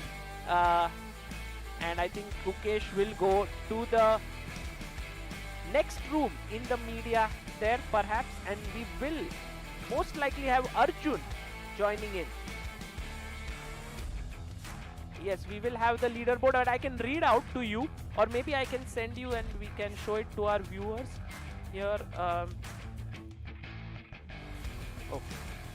But right now, guys, the first place goes to Gukesh for 4.5 out of 7.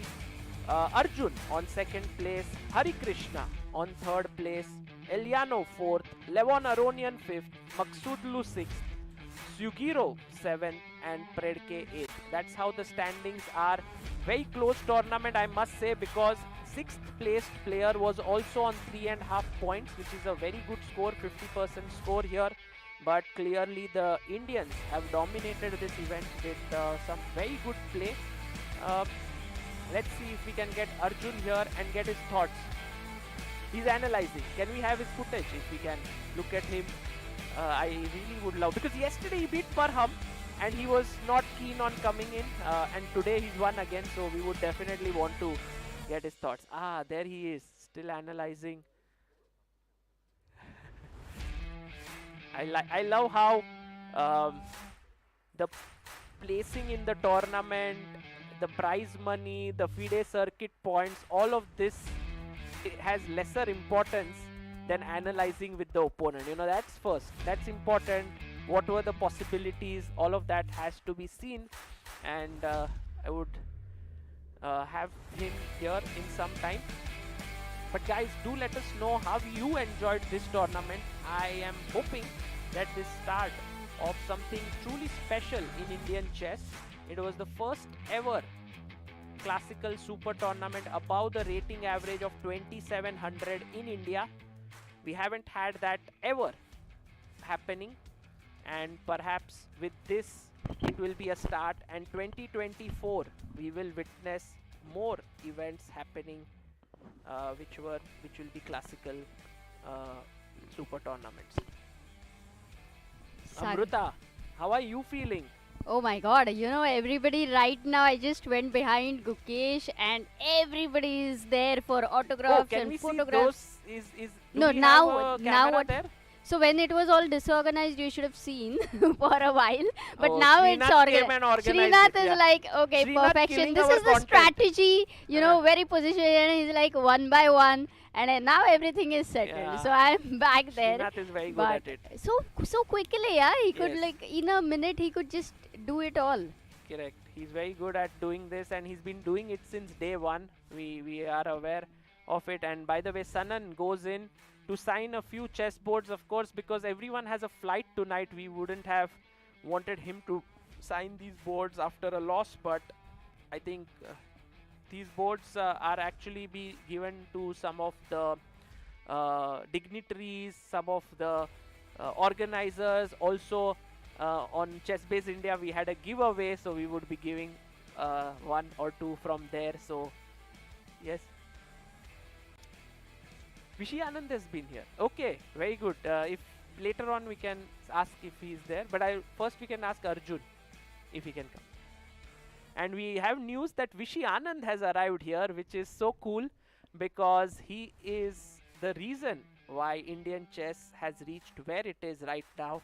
And this moment where he will be at the closing ceremony today will be so beautiful when he will be flanked by the other young Indian talents, standing next to him. Absolutely. What a dream come true. I mean, day one of the tournament, it was all so tough. First 2-3 days, everybody it was sinking in for them. There were so many draws, there were so many, misses there. And slowly the tournament caught up and it's just over. Already over, Sagar. No, it's not already over, Amruta. We know every day how it went, and it was not like it went by in a flash. Not There were at a lot all. of things that happened, but yes, I would really enjoy if we had a longer super tournament, of course. For sure. in I mean, the future. days we had, practical issues were there, but the dream that India should have a super tournament that has begun. It was a lot in plan, and things finally came together and worked it out. Definitely, it was not a last 1 month only, Yeah. but as a thought, it was for a long time in the mind. Yes, and by the way, there we have the leaderboard. Gukesh on 4.5, Arjun on 4.5. These two youngsters played out of their skins here. Arjun actually scoring most number of wins, I feel. He scored 3 wins, but he lost 1 as well, while Gukesh scored 2 wins. Hari Krishna, also very, very solid, unbeaten in this He tournament. played amazing chess here. Yes, and Eljanov at number 4 position also played phenomenally well. He was the second last seed here. Levon Aronian, 7 draws. Who would have imagined? Lev, who is known for his really creative, flashy style of play, and so on. So, yeah, we are right now waiting for Arjun, and once that is done, we will have the closing ceremony. Will we have it live stream, Director Saab? Oh, we'll have a live stream of the closing ceremony. So, guys, Beautiful. no, we'll have a different stream because this one will end. This in one we like- will close to do the closing ceremony. Yes, we'll end this at 7 p.m. Join us because the closing ceremony will happen just across. It's the ballroom there. So They will I see mean, across the screen. I mean, कहाँ पे हो रहा है? I mean, join us in the next stream. But also, let me just check, Amruta, if Arjun is there. I don't know if he's forgotten us. And Should we I are just- should I we'll check? just- Maybe they are gonna show the camera. Ah, he's signing the boards. That's Oh, nice. he's meeting Vishy Anand. Okay, this is nice. Let's have a look there. Vishy, and he's signing there. Vishy is sitting in the VIP zone along with Aruna, and Savita Shri is also there. So that's very cool. And Arjun goes and on a blitzkrieg starts signing all. I think Amruta also for Arjun this tournament he goes back with very good feelings because before this event he was on the FIDE circuit leaderboard at 71 points. So with this win he will gain another 10 points, I feel. So he will be up to 81. That's So a Anish huge is at lead. 84 Gukesh is at 87. That's how the FIDE circuit leaderboard looks like. 87, 84 for Anish and 81 for Arjun. I was surprised. They updated already? Yeah, this is what I calculated yesterday. Okay. So the need for Gukesh, I mean, basically he's at the top, so he doesn't need, he may not play World Rapid is what he said. But for Anish, he needs third spot. And for Arjun, now it's absolutely clear that he needs to win FIDE World Rapid Championship. So he goes to Uzbekistan with one aim, win it and qualify. Do or die. Yeah. So in a way, if you think about it, if Gukesh does not decide to go to Uzbekistan, then he's just leaving up to fate whether Anish and Arjun will finish in top 3. I mean, Anish basically top 3 and Arjun top spot. But if Gukesh goes there, he's also fighting. Yeah, So but this if Gukesh is doesn't play, maybe a good idea would be if Gukesh commentates in the world. Okay, just a joke. And Sagar. we have Arjun Wow. joining us in the room.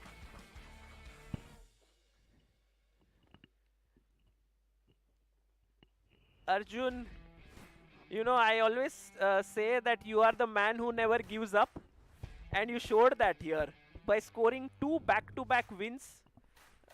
Phenomenal, congratulations. Thank you. How are you feeling, Arjun? Joint first in this tournament. Yeah, it's definitely a relief to finish with +2, considering the start I had. And yeah, I'm happy to have won the last 2 games, especially yesterday. Yes, yesterday against Parham Maghsoodloo, that too with black pieces. And today, what pressure you were under. Did you feel the pressure? I could feel I from your definitely moves. felt. Because otherwise you would have found a few moves Yeah, which were it should there. have been over a long time ago, and here I almost blundered mate in 1. I almost took FE4 here. You were going to take FE4? Yeah. Oh, is the broadcast working? Ah, okay. Yeah, no, you were going to take... Can we have the analysis board? Because we were sitting here, Gukesh was here, Vishnu was here, and Vishnu said, FE4, what's happening? And we were like, oh, Queen H3 mate. And yeah, you can't take here, it's a mate. Can we look at the game just very quickly? Yeah. Really enjoyed the way you played, Arjun. Firstly, Rook A2, is it inspired by Ding Liren? Yeah, I saw some ideas with Rook A2. So yeah, I thought it's a logical prophylactic move. Would you describe this game as a prophylactic game? It's a lot about maneuvering. Like only one pair of minor pieces were traded for a very long time, and it's a lot about improving pieces. So yeah, it can be said that It looks like an aggressive game, but I thought it was a positional game. Yeah, right. There were a lot of nuances. Yeah. And here I thought knight a5 he had to go to put pressure on c4, and I was intending h4. I thought h4 was my only move. And yeah, this was complicated. I was massively surprised by knight e5. Why is h4 your only move? Yeah, because I want my knight on f4 and not on g3. And if I don't go h4 and go knight f4 directly, he'll go e5 or g5. Okay. And now, let's say he goes like b6. He can't take here. Yeah, because of queen a4. Yes. And b6 is a useful move in general.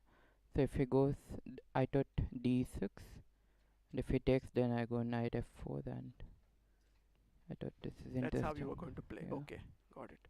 So here he went knight e5. Here a4 was to prevent stop some b5. b5 ideas. Yes. And then I really liked your move rook Okay, a3. Yeah. Did you like it? Queen a2 is Yeah, the I idea. liked it too. It's again prophylaxis Yes. against knight takes c4. Yes.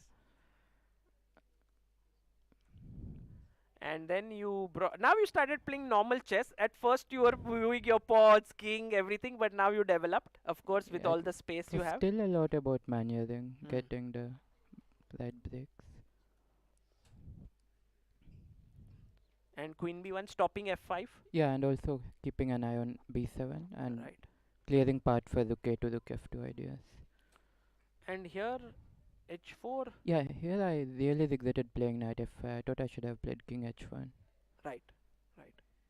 Because More he doesn't useful. have a move. Right. But take g4. Yeah, I thought I'm cementing the f5 pawn, and I have pressure along the b file as well as some g5 ideas, and I thought he had to go g6 or g5 at some point himself, but it was never clear how to do it. Yeah, here g6 I thought I have queen b7, hitting d7, and yeah, it You became liked it. yeah. But he played rook b8, Yeah. rook f1, and we come to this key moment where you played h3 and he went rook g8, a5, queen e7. Did you spot f6? No, I did not. How did you not see it? Like, because it's like the h7 knight is hanging. Right, I was only focused on preventing his g5 and trying to get my g5. Got it. I forgot about f6 totally. Yeah, but now when you see it, it's obvious. Right? Yeah. Bishop g5. Yeah.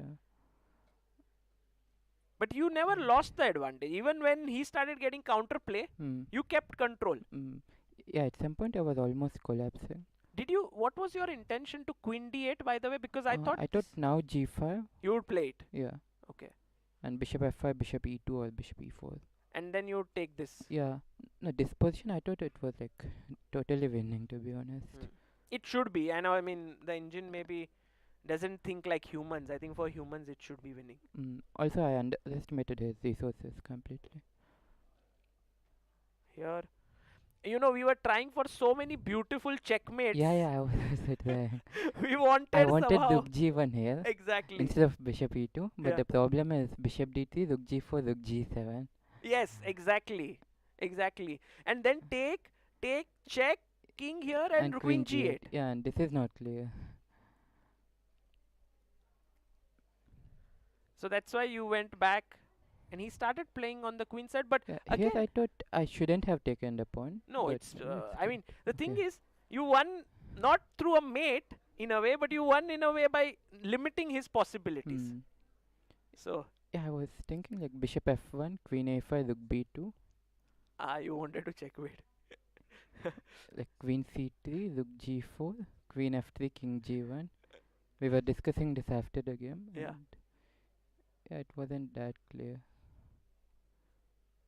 And then, of course, if takes, then you take back and rook. Yeah. This is coming and okay, rook this is h2. winning.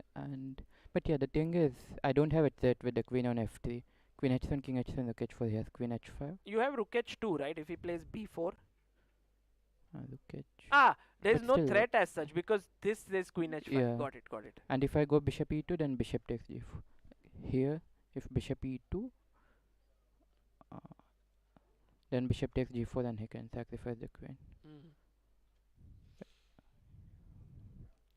But in the end, it all worked out quite well for you because you took here and then you kept control and you got your rook in. Yeah, and here, were you not tempted with bishop e8? Yeah, I was calculating, but don't think it works. Bishop e8, Yeah. queen c3, bishop Yeah. f7, queen f. Not bishop f7, rook f1. Rook f1. Because he takes here, you take this. Yeah. And of course, you are taking here. I didn't see And rook bishop f1. d3, I mean, it's not an easy line. You have to find rook e1. Maybe it's Yeah. not simple. Yeah, it's not human, I think. So you went king h2. And yeah, I thought queen f2 was important. At first, I did Very not nice want. move. Yeah, because at first I did not want to do it because thinking c4 would hang, but he cannot take c4 because then I have rook a4, rook h4 ideas. So yeah, it's poisoned. Yes, exactly. This cannot be taken. But when he played e4, that idea got stopped. Yeah. So you had to be careful. But you found this new space that your bishop got in. And you didn't take the rook. Then he said, please take the rook. You said, okay, fine, I'll take it. And then, of course, this was over. Fantastic game, Arjun. Really, congratulations. Thank you. How is it feeling to sort of... are the thoughts of the FIDE circuit leaderboard in your head? No, to be honest, when I drew with Levon, I just gave up on that. I thought if I couldn't win that, then I wouldn't deserve it. But okay, maybe now I have a small chance. You have, as per my calculations, maybe it's not accurate, but you have to win World Rapid now. Okay, let's see what happens. How does that one aim? It's like there are no two aims, not second or third. It's just one position. Okay, I'll just try to make sure it won't affect me and play normally. It's World Rapid Blitz is a tournament I really love. You like it. You finished 4th last year. 5th, yeah. 5th in World Rapid. Yeah. So yeah, let's see how it goes. Yeah, it would be fun. And how was overall the experience playing here in the last 2 rounds? Did you enjoy it overall? Yeah, overall I enjoyed the tournament, and so I think quality of most players was pretty good, and yeah, the tournament was quite high quality. And your mother also has come. Yeah. She came halfway through the event? Oh yeah, she was in Bhubaneswar, so she joined me on 17th. Okay. Okay, and that must have helped a bit. Yeah, and that is the day that I won my first game. Wow, wow, that's very nice. Well, Arjun, we'll let you go. You have a lot of fans waiting here, and we'll see you at the closing. Yeah, see you. Thank you.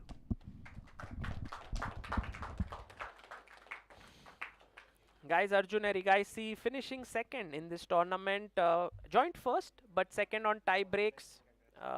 He played very well in this event, coming back after some not so positive results, especially a draw against Levon in a winning position, also losing to Hari Krishna in a winning game. Sorry, not a winning game. He lost to Hari Krishna in game 1, and there you have young kids coming up to him and getting his autographs. It's a nice thing when a super tournament happens in your own city. A lot of youngsters get a chance to meet their favorite players, and I think that's something that we managed to achieve here. There were spectators coming in every day who could enjoy the play and also the live commentary. I enjoyed myself. I hope you too did as well. We'll see you all in 1 hour at the closing ceremony. Till then, take care.